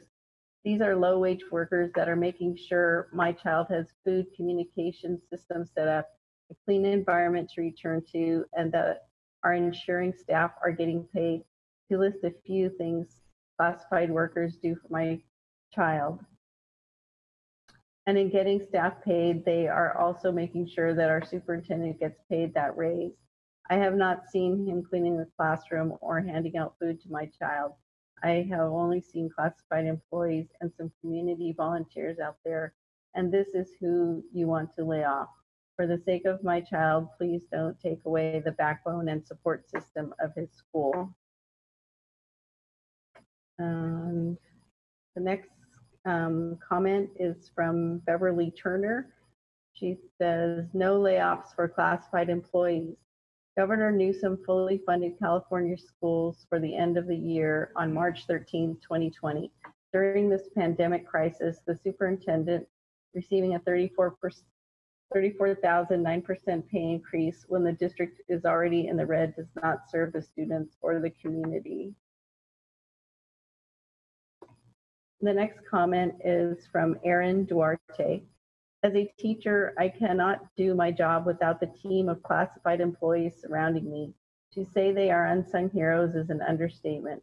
They simply have never received the recognition and appreciation they deserve. Historically, they have been ignored and seen as expendable, and this has somehow become an accepted status quo. Yet they still show up. This time, right now, is an opportunity to show that we are all on the same team. We are united, and no one person more or less valuable than another. Please take this opportunity to demonstrate that we will succeed together. Our classified employees deserve our support now more than ever. For decades, they have made more sacrifices than any other segment. The stability of our district depends on our classified employees, and the well-being of our schools demands that all layoffs for those classified workers be taken off the table. The next comment is by Lori Jablonski. If there was any doubt, Governor Newsom made it very clear today that the state is ensuring full funding to school district to pay all employees through the rest of the school. Our classified employees have been and are engaged in necessary and even dangerous work in support of students and families. They are underpaid for the critical work they do in the best of times. These are unprecedented times. The past 2 weeks have seen monumental decisions come down from our governor that were inconceivable just a month ago. At the most fundamental level, it is impossible to know what lies ahead for the next school year, including the form and demands in store when we all return to our school sites after 5 months of shutdown. Pink-slipping low-wage workers at this precarious moment does nothing to lend any certainty or credibility to your budget for next year. Any prospect of certainty was busted by COVID-19. While your credibility was blown with the 9% hike you allowed to the superintendent's own total compensation, an increase which I believe in real dollars amounts to more than some classified employees make in an entire year. Do the right thing by your employees. No layoffs. This is a moral imperative at this point. Thank you. The next comment is was submitted by Stan A. The state said schools will continue to receive ADA for students. The money to pay classified staff is there. This situation is hard on everyone. Now is not the time to lay off staff and make it more difficult for people to cope right now. But instead of helping people out, Superintendent Aguilar gives himself a 9% raise up to over $400,000 a year, but wants to lay off those who make the least. Why in the world did they hire a 1%er to run our district? I'm sure he'd be better off running the whole Department of Education along with the Trump administration. The next comment is from Kate Lennox. There is no need to lay off these employees that do critically important work for the district, even now while classes have been canceled. The governor has ensured funding for districts to pay all their employees through the rest of the school year. There is no need for this. To do it in the midst of a crisis at a meeting without a public forum is shameful. The superintendent makes more than dozens of these employees combined and recently received a raise. Do the right thing, vote no on these layoffs. Next public comment is from Sally Evie. This is a foolish, self-serving, heartless act. What possible justification can there be for laying off employees when SCUSD feels that they have enough money to give the superintendent a raise? Is the state of California continuing funding during this crisis? Please don't use those funds to line your own pockets. Do not lay off any employees until this crisis has passed and it can be discussed reasonably and fairly. Do the right thing. The next comment is from Michael Johnston.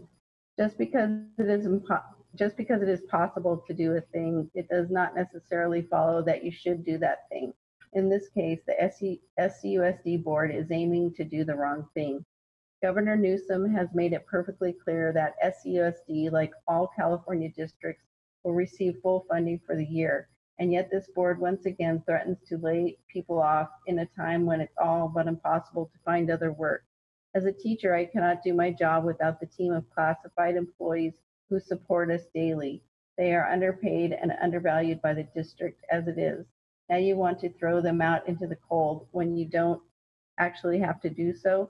Less than a month ago, you approved an increase for Mr. Aguilar of more than twice what my classroom aide makes in a year. And now you threaten the jobs of people like her.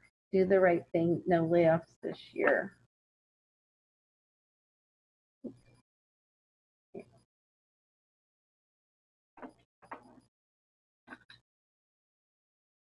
Next comment is from Katie Valenzuela.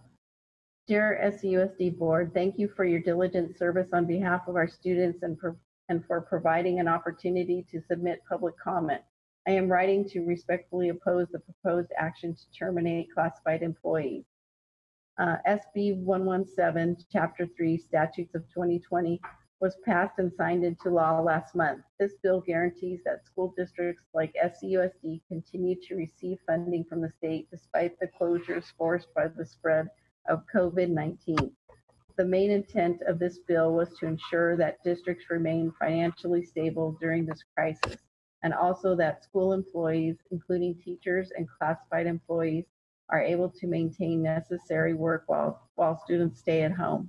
While it makes sense to end grant-funded positions, eliminating other classified employee positions is in direct conflict with the intent of the legislature and governor when they enacted SB 117. This action will place an unnecessary burden on classified employees and on our state's already overburdened unemployment system. I ask that you seriously consider amending this item to only eliminate the grant-funded positions. Thank you again for your work and the opportunity to provide public comment. If you have any questions about my position, please do not hesitate to contact me.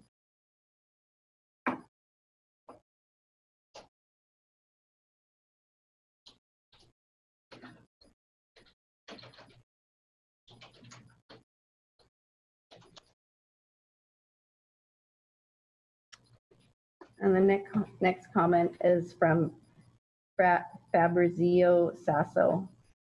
Superintendent Aguilar, Board President Ryan, and members of the board. The Sacramento Central Labor Council, AFL-CIO, is comprised of over 100 local unions representing over 180,000 union members in our region, including teachers and classified staff at Sacramento City Unified School District. It is unconscionable that in a time of global pandemic and the resulting economic crisis that the school district is considering the layoff of classified employees, many of whom are essential to ensuring student distance learning and providing nutritious meals for students.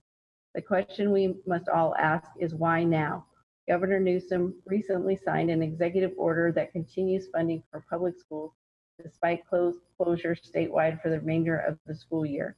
The rationale behind the layoffs is not clear based on the staff report in tonight's agenda. What is the process for selecting the list of employees who are being laid off? Does it fall on the school site council to determine the layoffs? Is it human resources? At what point are the district's labor partners brought in to discuss the list to collaboratively determine whether or not there are other options? These are all questions I hope you are asking this evening. As unemployment begins to skyrocket during a time of anxiety and disease, the school district should be looking to find ways not to contribute to the problem. Layoffs will certainly have devastating effects on the health, well-being, and safety of classified workers, many of whom are considered low income and are already living day to day without the additional burdens of a global pandemic. We urge you to vote no to the layoffs until further discussions are had with SEIU 1021 and until there is more clarity on the fiscal impacts the layoffs will have on the district's financial position on the long term.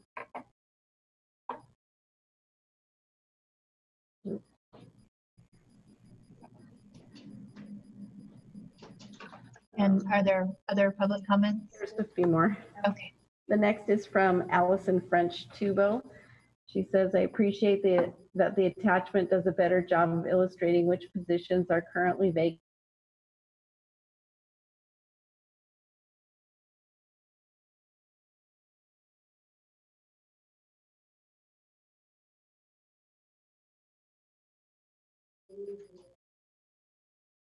But reductions in hours for noon duty and aides. And I want to say that this is the opposite direction from what I expect to see as MTSS comes online district-wide. For example, performing one-on-one and small group interventions will require instructional aid staffing for every classroom, and then connections made by staff such as noon duty and campus monitors are key for SEL. Next comment is by Noah Lee Sandoval. It is ridiculous that in a time like this, you guys want to lay off many hardworking people. Both my parents work as custodians, and it wouldn't be fair for them to lose their jobs. Plus the superintendent getting a raise. Wow, what a selfish guy. The next comment is from Kelly Bowerman. I do not understand how the district can justify layoffs and contributing to the overall economic decline. Doesn't the school district still get federal and state dollars regardless of student attendance? This seems to be taking advantage of an opportunity for the district to save the money at the expense of its employees, the lowest paid, already struggling employees who will not be able to go and get another job with all the schools closed. It is not classified staff's fault that the district is in debt because they have horribly mismanaged their budget for years. It is not their debt to pay. How could you even consider layoffs at a time like this? You are trying to profit at the expense of your own employees, their families, and the entire economy, as we will all be contributing to soaring unemployment rates. You cannot lay off your classified employees. It's not even worth it to you. Next comment is from Cassandra Wills. Please do not lay my coworkers off. Life is already a struggle for them. Don't kick them while they're down. COVID-19 is enough to worry about. And our next comment is from Gloria Garay. I cannot afford to be laid off. I am a bus driver and we still have a couple months left to our contract and I have my bills depending on my pay. And then there's one last comment from Olivia Miner. As a 10-year employee that has always tried to do my best at my job, not because of my pay, but for the children that I service every day, because most of the time I'm the first person they see and the last one of the day, not seeing my own kid in the morning due to my schedule as a bus driver. It is sickening to know that in times of need, you are willing to put more stress on families that work for you and send our kids to this school district. Shame on you. And that's the last one. Okay, thank you very much, Ms. Moretti. At this time, we're going to take questions and comments from board members. If you'll please raise your hands, I'll know who to call on. And I know that board member Minnick helped show you how to raise your hand so that that shows up for me on the screen. I have a couple questions and comments while I wait for board members to raise their hands. I want to ask Concy and Rose once again to reiterate, because I think that there is some misunderstanding. Why is this action being brought before us today? Why is this date an action item, given what we've heard consistently that we are in a global pandemic? Are we getting a waiver or an ability to put off action and submit a budget to a later date as a result of the global pandemic? No, we didn't get a waiver, but I'll let Concy talk on that piece.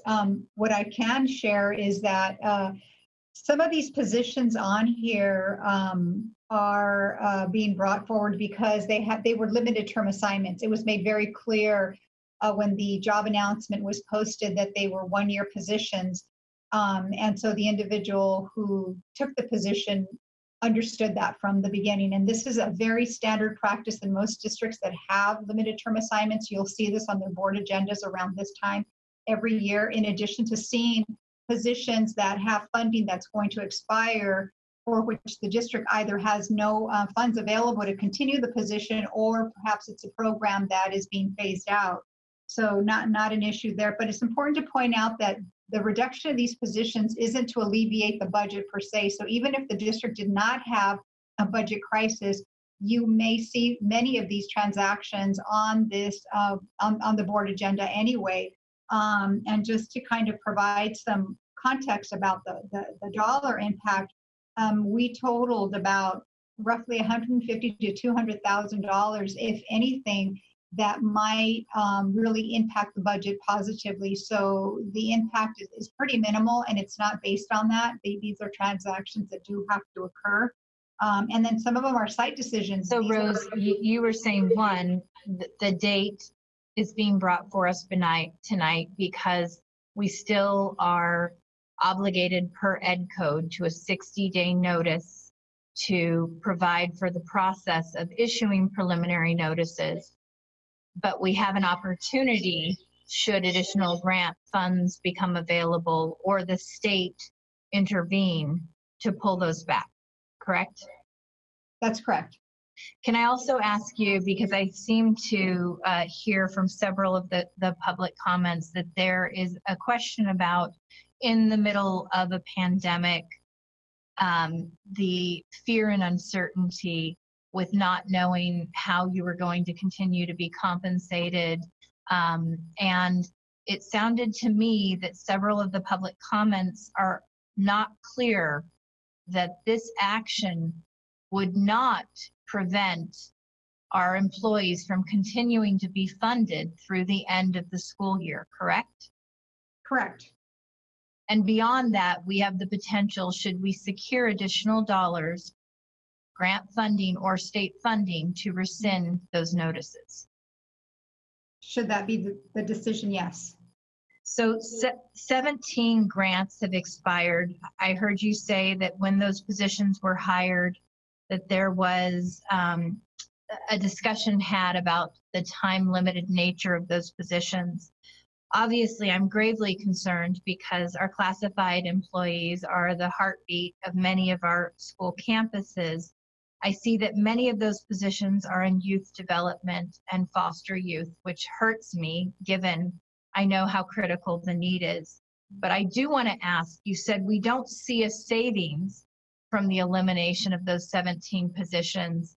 How much would we actually have to contribute above what we are currently contributing to backfill those 17 grant funded positions?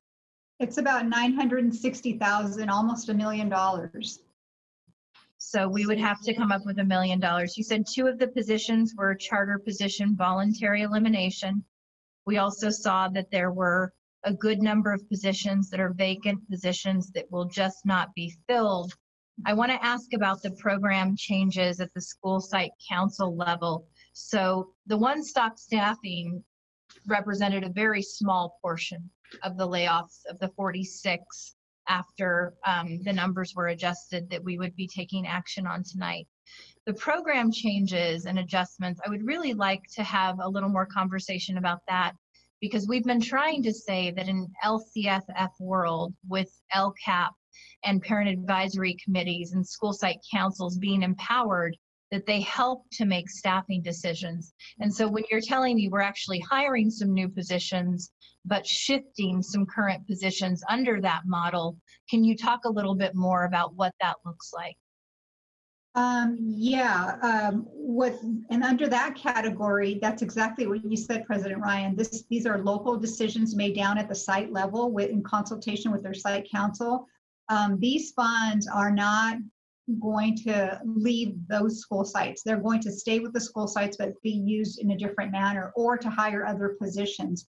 So it would look like, and I believe Mary did a good job of explaining in a couple of cases, some of the school sites are instead just being a little more strategic in the way they're applying those funds.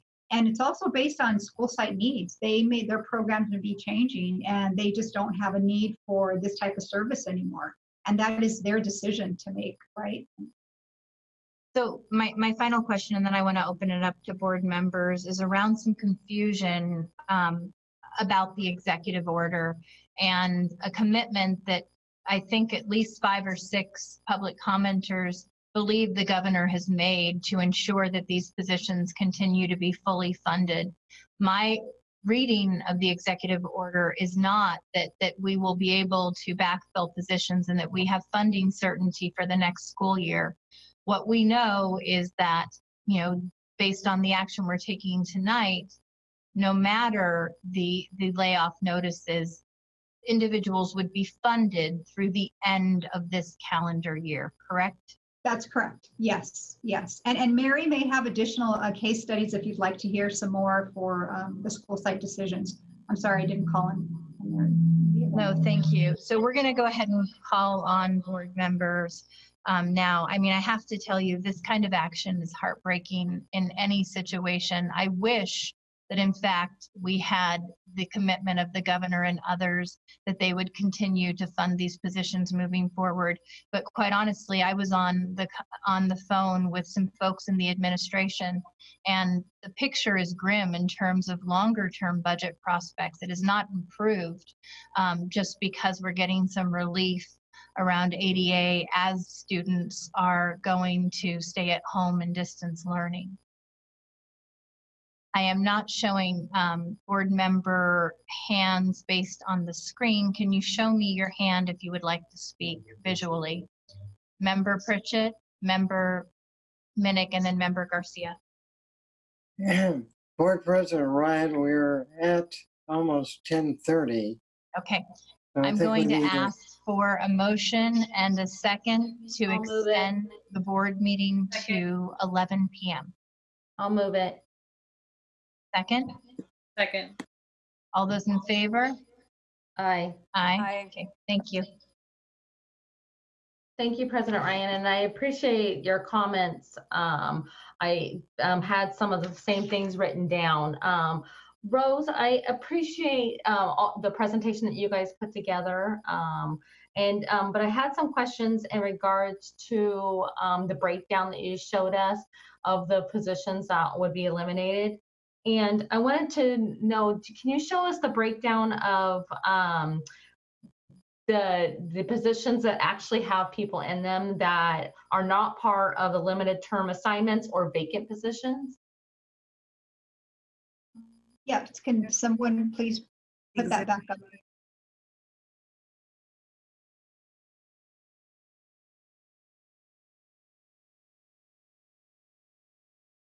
So the non-limited term assignments would have been the one-stop changes or the independent charter school. Yeah, anything after page 1. Do you know what the numbers are though? Because I think the final number was 56, correct? And so of those 56, how many are not part of the limited term assignments or a vacant position? Final number 36. Sorry, go ahead, Constance. Was it 9? It's 9.285. It's that first category that are the limited term. If we go back up to the top, page 1.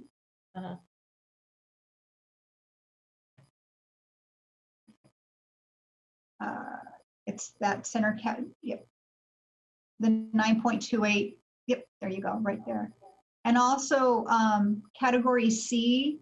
That's not impacting any individuals. That's just a position control adjustment. We should probably point that out too. So just so I understand, that 9.28 are people that are actually have positions out of the 46. There's That's one not for a vacant. limited term. Yeah, correct. There's just one vacant position in that category. Okay. And then can you also explain the process of the vacant positions and explain why, like, I know you can't, I don't want you to go through each one, but like some of the, I know that when I spoke with you, you had explained a little bit about how vacant positions work and, oh, we're getting some feedback. I don't know if that's me or not. But how some of those positions have been, vacant all year. That's correct. And Conti might have additional details on the vacancies as well. Do you want to share anything, Conti, on that? Yeah, the positions on here that are noted for reduction don't show additions that maybe were made. So on the exhibit, if you looked at, for example, 24, line item 24, it's a position that's been vacant since the fall, because the department opted to open another position with those funds. And this is the way that we officially close out positions. So even though it was vacant since the fall, because it was closed to open up something else, we have to bring it to you now in advance of the 60-day timeline to effectively close the position. So there's nobody in it. It says vacant. But that's just screwing up the positions. Mm-hmm. Yes.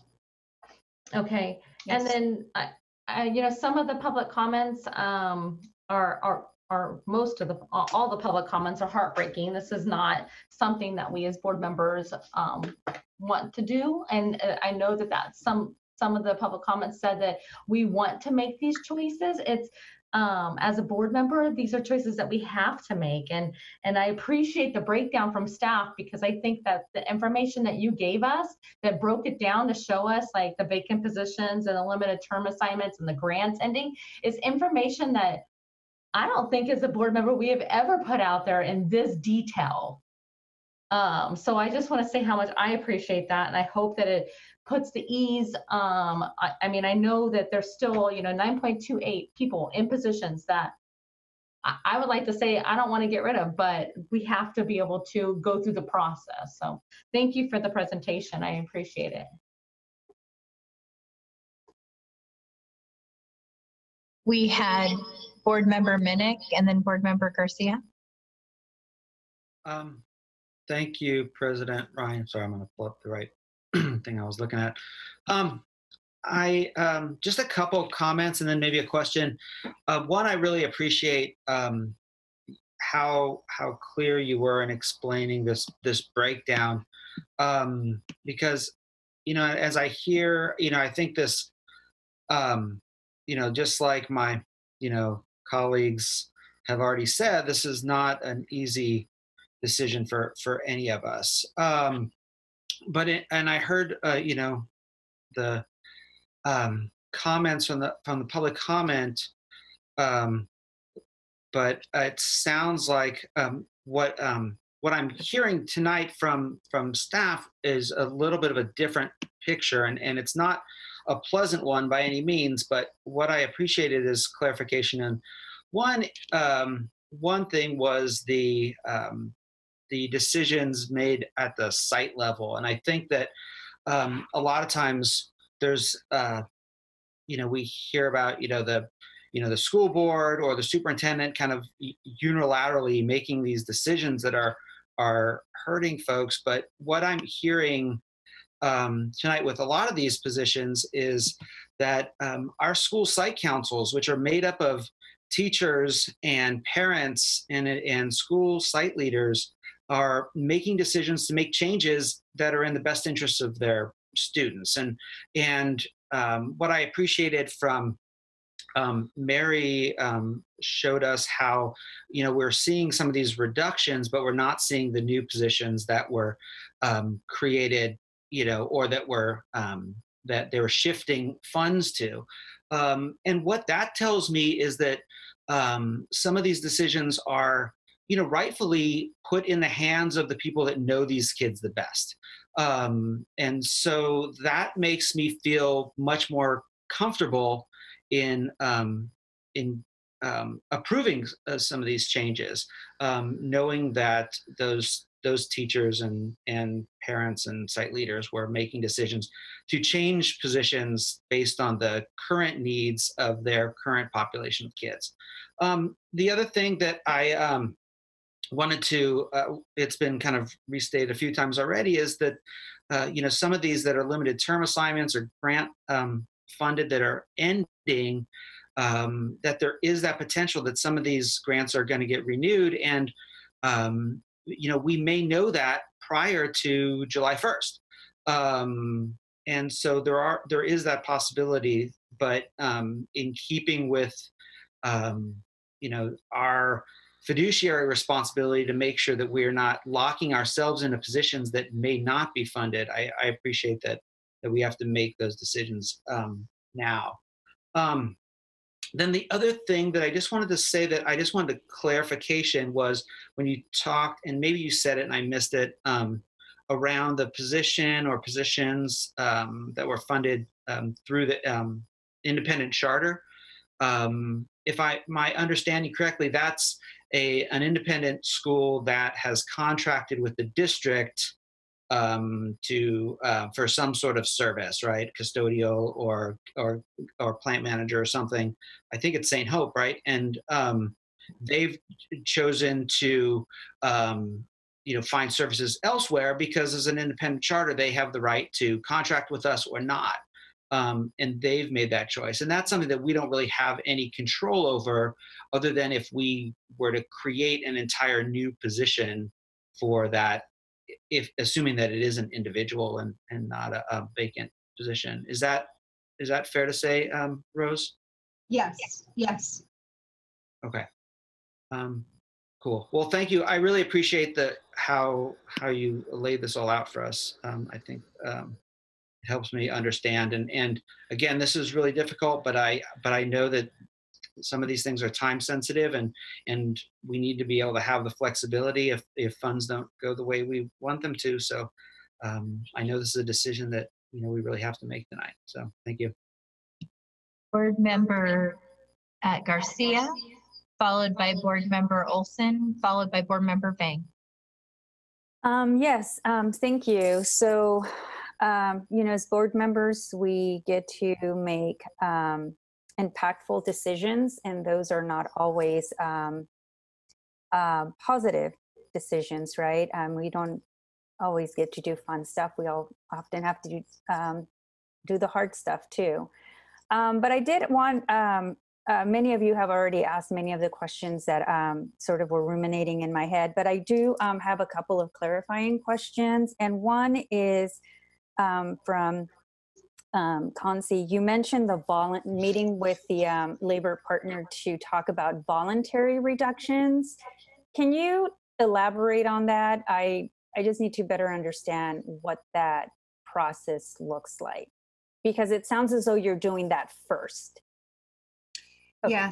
So should it be approved, we have met and identified Monday, given the short turnaround time that's needed, to have voluntary reduction meetings. And what that means is that if an employee's position is only being partially reduced, as you can see on some of the items, it's not the entire FTE that is being reduced, but in some cases it's a portion. And so the employee can have the option to stay at the school site in the position that they're at the new level, at the reduced FTE. So it's important that they consider that. That might be something, it might be in some of these cases a minor reduction, in other cases a major reduction where they wouldn't be interested in, because they instead might want to go ahead and bump. But it's a decision that they should be able to make after we sit down and talk through it, and that happens first. Okay, that's helpful to understand. So, and then on the vacant positions, you don't have to go through all of them, but why are these vacant? So I'm just trying to figure out, because there are quite a few. So I just don't know if we're not able to for what reason we're not being able to fill them. They're vacant for different reasons. Some are vacant because the decision was made earlier in the year to actually close it and to do something else. So we didn't fill it. We didn't try to fill it. It remains vacant. And this process is the only official process to actually close a position to get it off of the books. So some are vacant because other things are happening, but then there are also some that are vacant because we haven't been able to fill. So they're vacant for different reasons. So would some of those positions that are reduced, so let's say there's 100%, at one point it was reduced to 50%, and now we're reducing it to 25%. Could some of these positions become vacant for a whole year because you can't find someone to come in and take a position at 25%? Or, so I'm just wondering sort of the gradual elimination of certain positions, because you just can't fill them. You can't find the people to come in to work for such few hours. And when the positions are a few hours, as you're saying, those partial FTEs, we do try to pair them together so that it makes it more appealing to take a position that might be a partial position in one location and a partial position in another location, but giving that one employee holding those two positions a little bit more.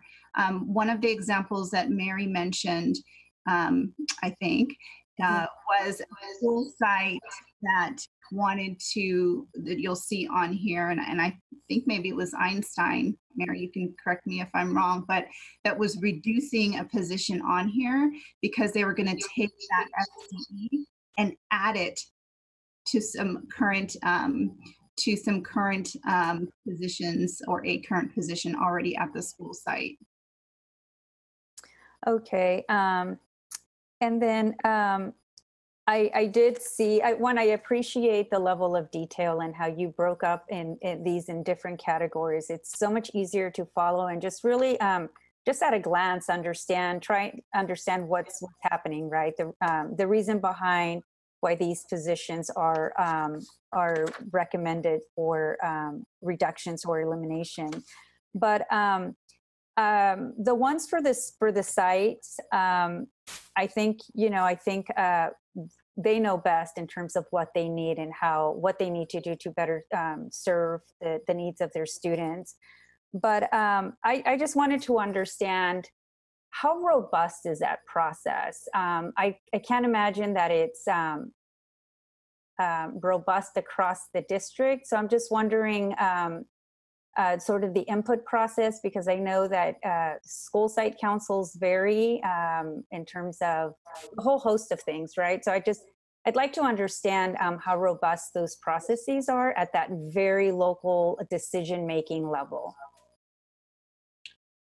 Yeah, Mary, actually, maybe can you take us through, because one of the changes in going from a one-stop meeting to a one-stop process and really the budget development process is that throughout that, and Vincent shared it in when he spoke, there are different input opportunities and times, as well as some very specific opportunities to touch base with their IAS prior to going into that one-stop meeting.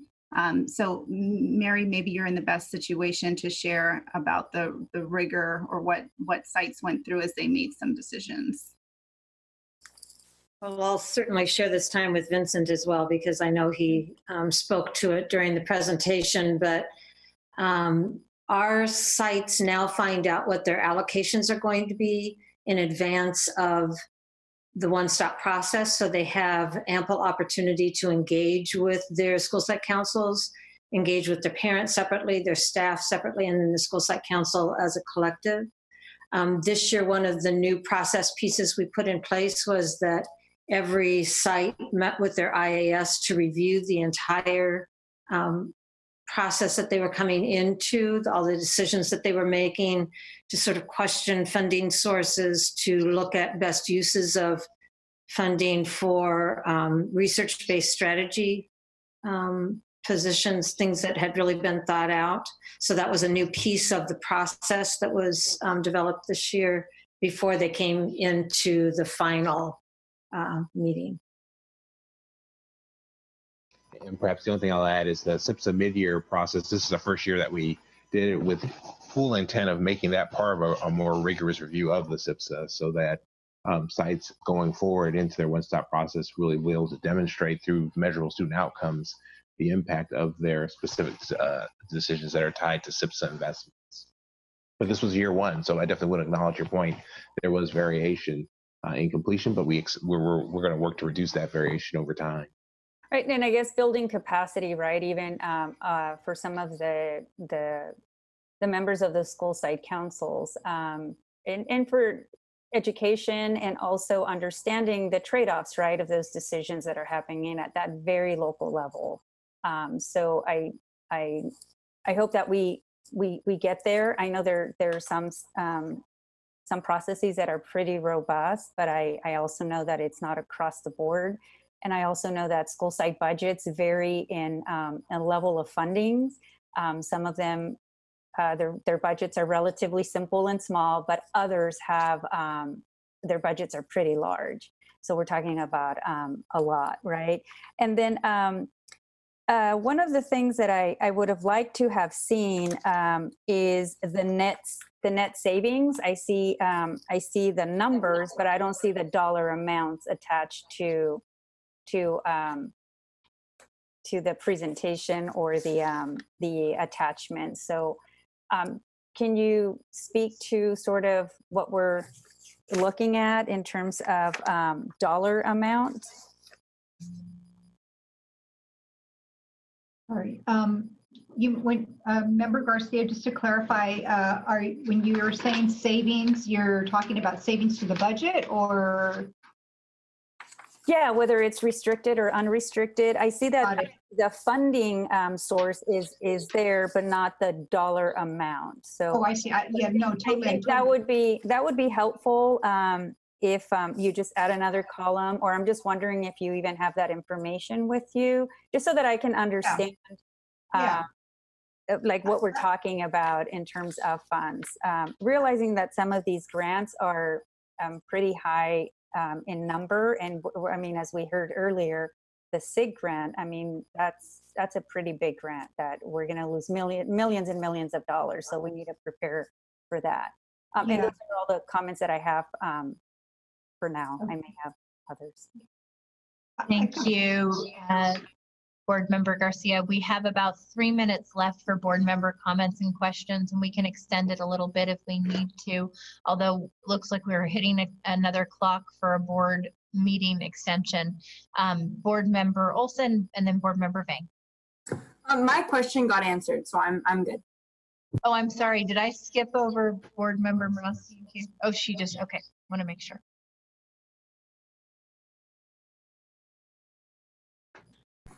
Go to my. Mine, okay. Thank you. Sorry, member Ing Olson and then member Vang, then member Morosky. My comment, my question got answered already, so I don't need to ask anything. Okay, perfect. Thank you, board member Olson. Board member Vang. Thank you, President Ryan. I just want to take this moment to thank staff, Rose, you, Concy, Mary Harding-Young, and Vincent Harris, just for your thoroughness on this action item. I really appreciate that you're able to pull out these positions in a way where the public and also us as board members can see which ones are grant funded, one-time funds, position controls, things we've heard from, FICMAC and the state audit. I just had some questions and then some comments.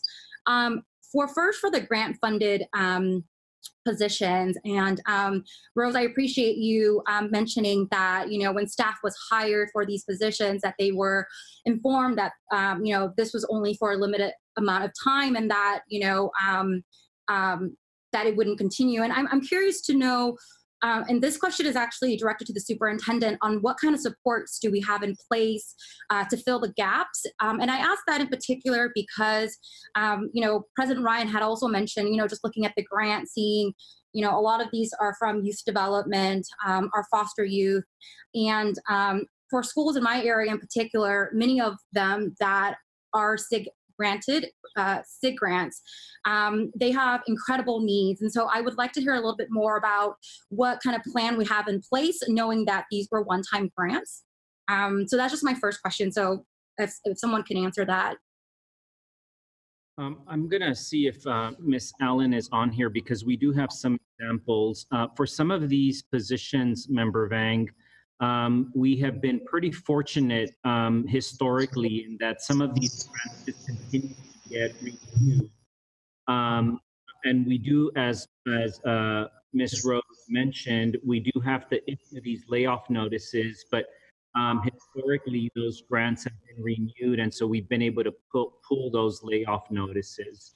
More broadly speaking, what I would say is that the first budget adoption after I became superintendent, I did mention, as I was understanding the budget processing and the culture of our budgeting in Sac State Unified, that in fact the district relied heavily on grants to provide really essential services, and that the fiscal challenges that we face make it even harder because when we've relied on grants to provide such essential and critical services, and on top of that, you don't have resources to say we shouldn't rely on grants, we should be investing from our general fund to provide those essential services, then this decision becomes even harder. So on the one hand, I want to say that some of these positions have been in this position in the past, no pun intended, where we do think that we might have a very good chance of having some of these grants funded again. But longer term, we have to commit to create a budget structure in which we're able to say that if some of those functions are so essential, then we need to have the resources available to continue to provide them, regardless of whether or not a grant is available to provide those services. And that is not where we're at today, unfortunately. Thank you. Thank you, Superintendent. I did have a question regarding the one-time layoff section. I noticed for the articulation and orientation that these were one-time fund from the unrestricted general fund. And I wanted some clarity on, what were the deciding factors to fund these positions last year and why now are we limiting these one-time fund? And I know these are a translator in our mock department. And so just wanted some clarity around that. And will you put another 5 minutes on the clock, please?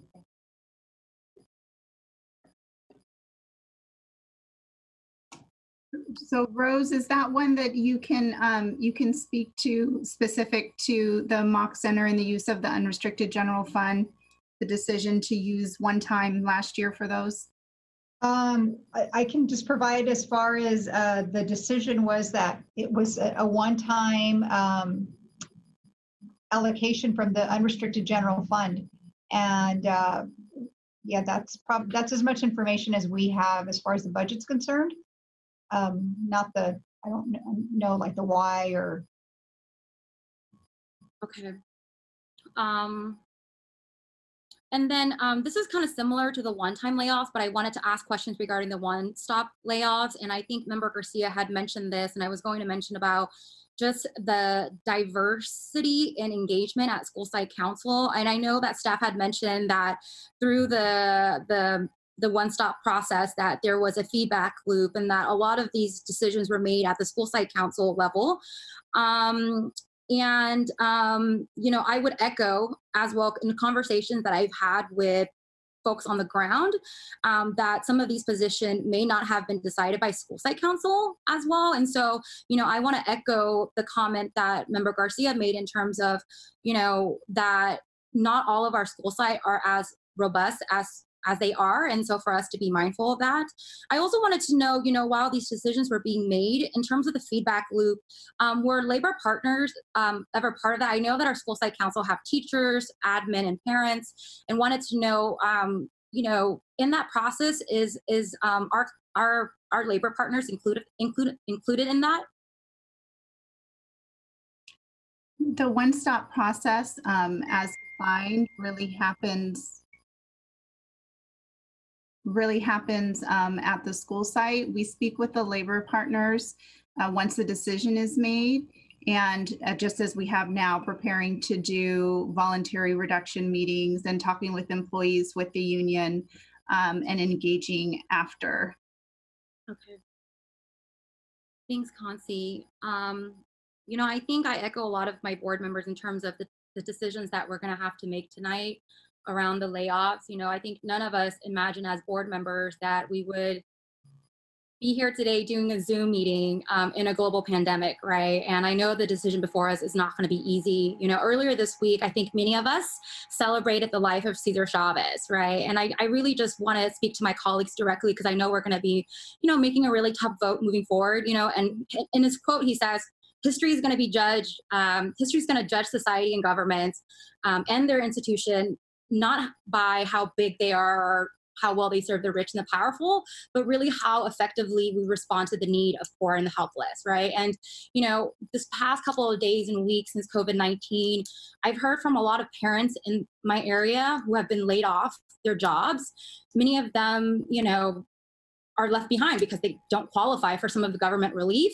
And then I've also spoken to high school students who are entering the workforce during this really dangerous time to become like the primary breadwinner for their family, you know, and our students and families and staff, they're giving us everything they've got right now. And I also believe that we as a board need to give them everything we have.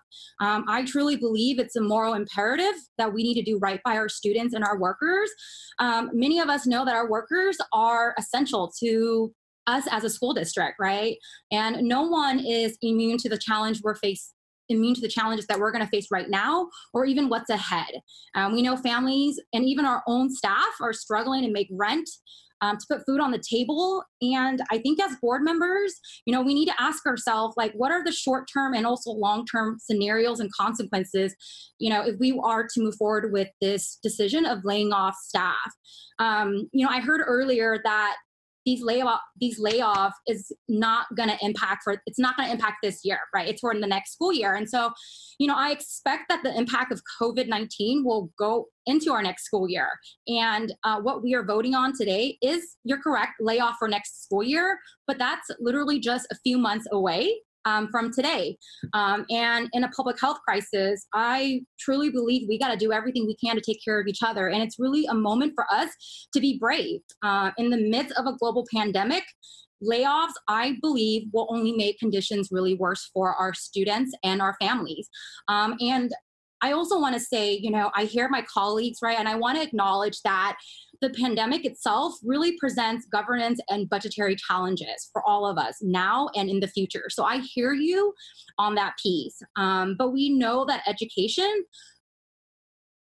like much of the world right now, it's changing. And how we move forward in supporting our families and our workers must be done through a physical lens, but also a human one. And so, I really want to urge my colleague to vote no on this item as it stands.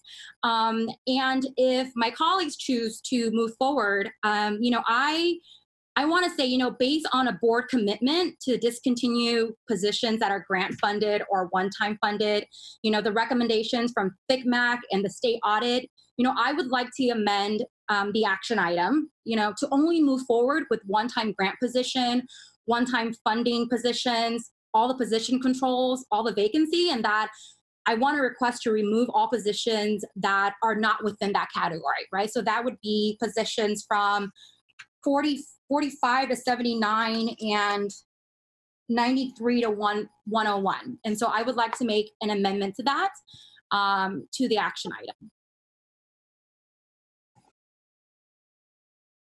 President Ryan, I can't hear you.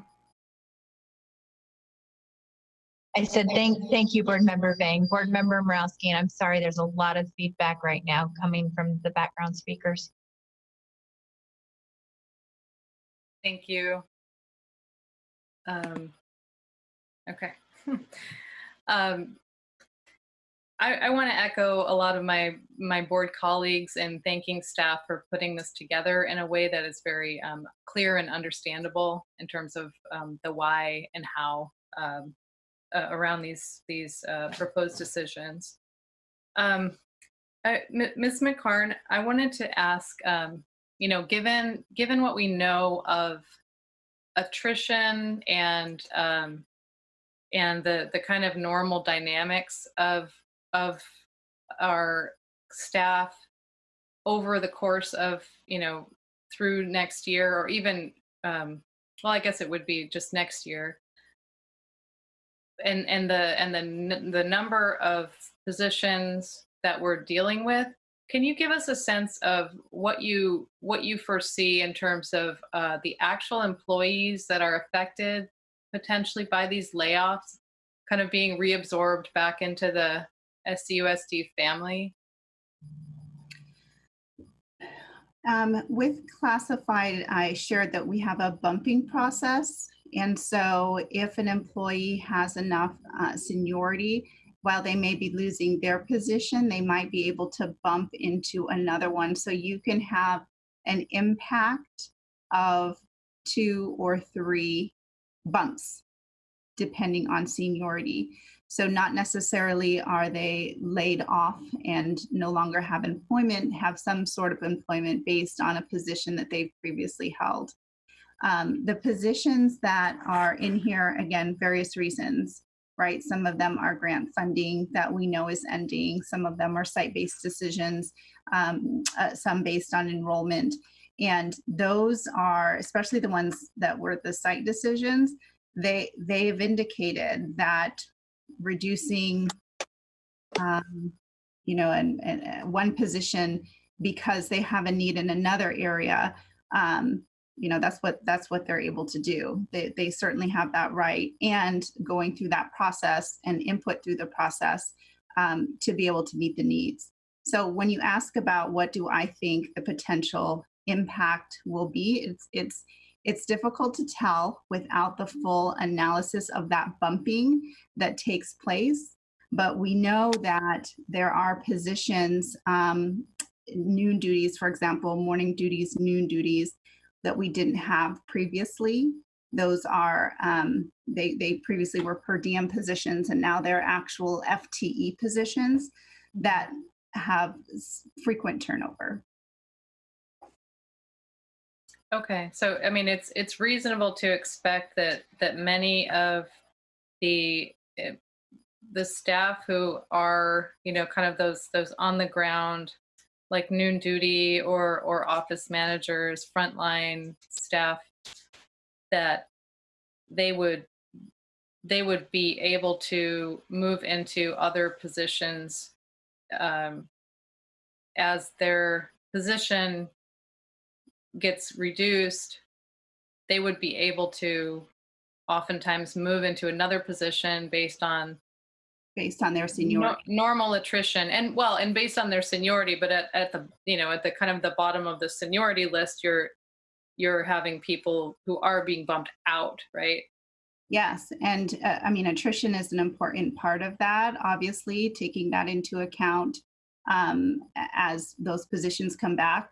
And when funding is realized, if there's additional funding realized, then the positions get rescinded and the layoff notices get rescinded, and that undoes bumps that previously took place.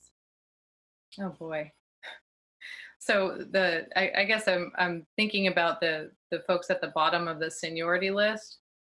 But even if there isn't funding to bring back the positions, I mean, that would be great if there was. But even if there isn't, isn't there turnover that would open up new positions to reabsorb some of our staff back in? And can you remind us what happens when staff is laid off? They stay on a list and get called back first for any new position, correct?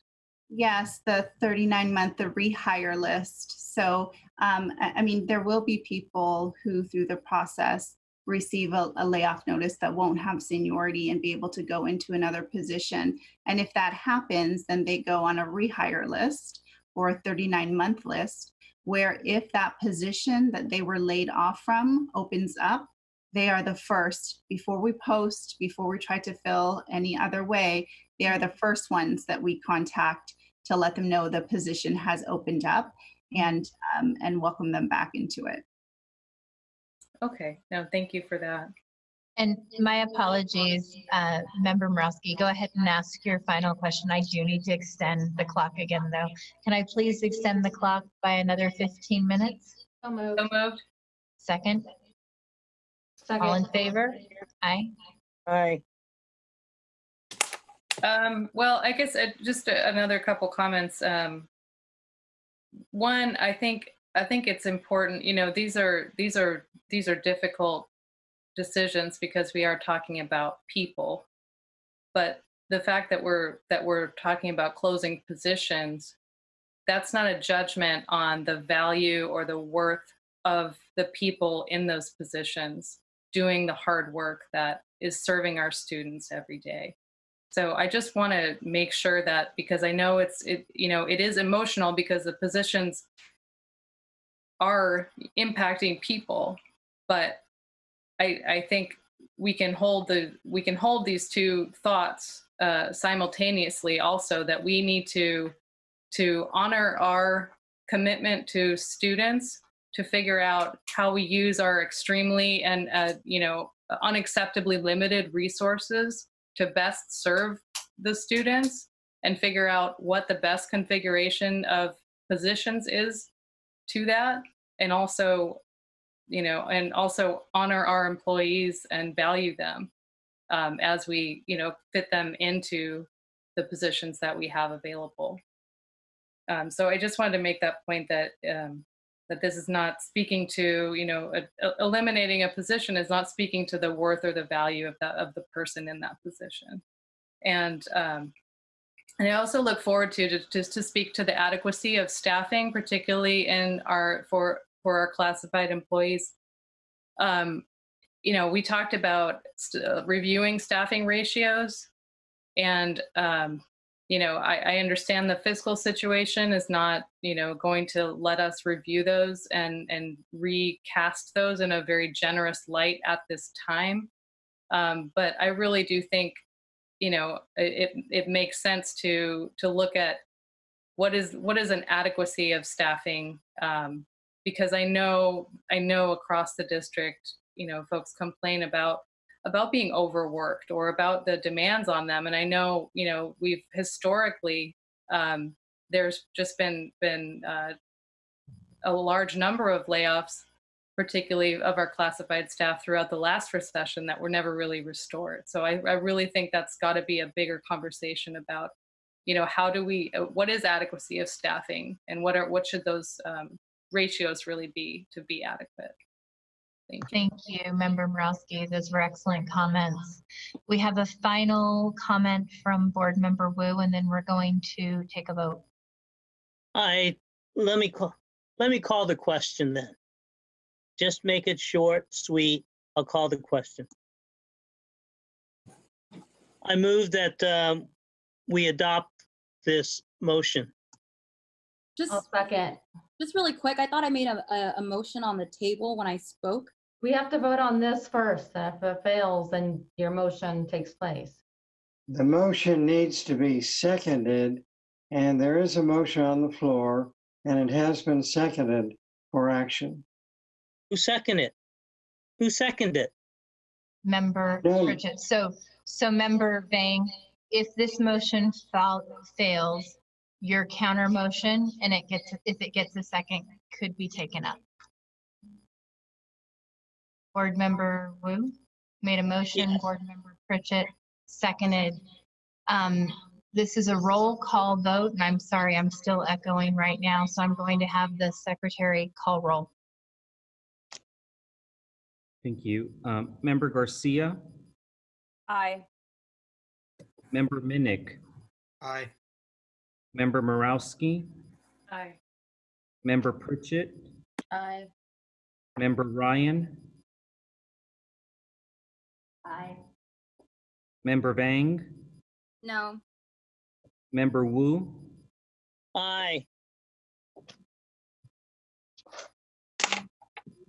For a moment. I just want to reiterate what a difficult decision this is, and I do want to encourage our board members. Board Member Garcia, I thought, had some very good points. We have an opportunity to do everything we can to utilize our networks to advocate for the grant funding we need to do a restoration of some of these positions in youth development and foster. We also should be utilizing so many of us on the board's ability to advocate with the state for additional resources, because the reality is fiscal constraints are only going to become more dire in the coming months, and we have to do everything we can to head that off. I also want to just recognize again that this is one of those very difficult decisions that keeps us up at night, because they are people that we care deeply about. But as Member Morowski pointed out very well, it is not a statement on their value, but the resource constraints and the positions themselves. And I'm hoping that we can, as a board moving forward, be as innovative and collaborative as trying to find alternative solutions to adequately staffing to meet the needs of students across the Sac City Unified School District. So with that, we're moving on to item 12.0, the consent agenda. Do we have a motion and a second? Madam President, excuse me for interjecting, but I'm recommending, and facility staff has asked me to recommend, to pull one item in particular, and that's the Luther Burbank synthetic turf project. Before the board can legally act on this project, the Department of State Architect must approve the plans. Unfortunately, there's been a delay in there's been a approval delay, from so I'm going DPS. to ask that the board approve the consent agenda with the exception of the Luther Burbank synthetic turf project. Okay, so I'm going to ask for an amendment to approve the consent agenda as it stands, with a removal till a later date of the Luther Burbank synthetic turf project. Do we have any concerns with that? Okay, do we have a second to the motion? Second. Okay, Board Member Pritchett, and this will be also a roll call vote.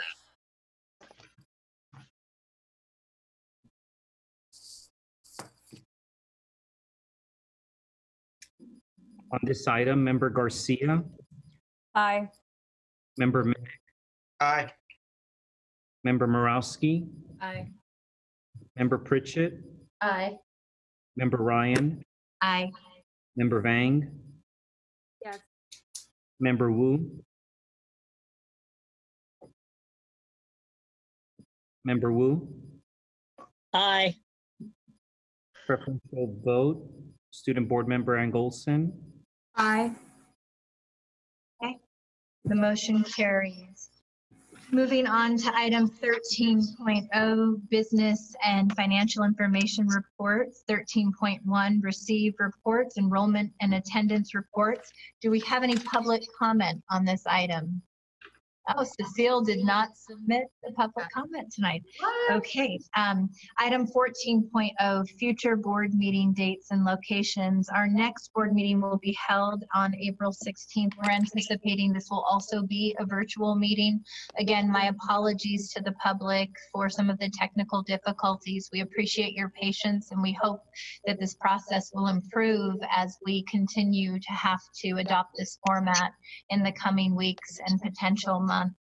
I do want to ask for item 15.0, the adjournment, for a motion to adjourn in recognition of our retired teacher who passed away currently from COVID-19. We're keeping her name guarded because her family has been overwhelmed.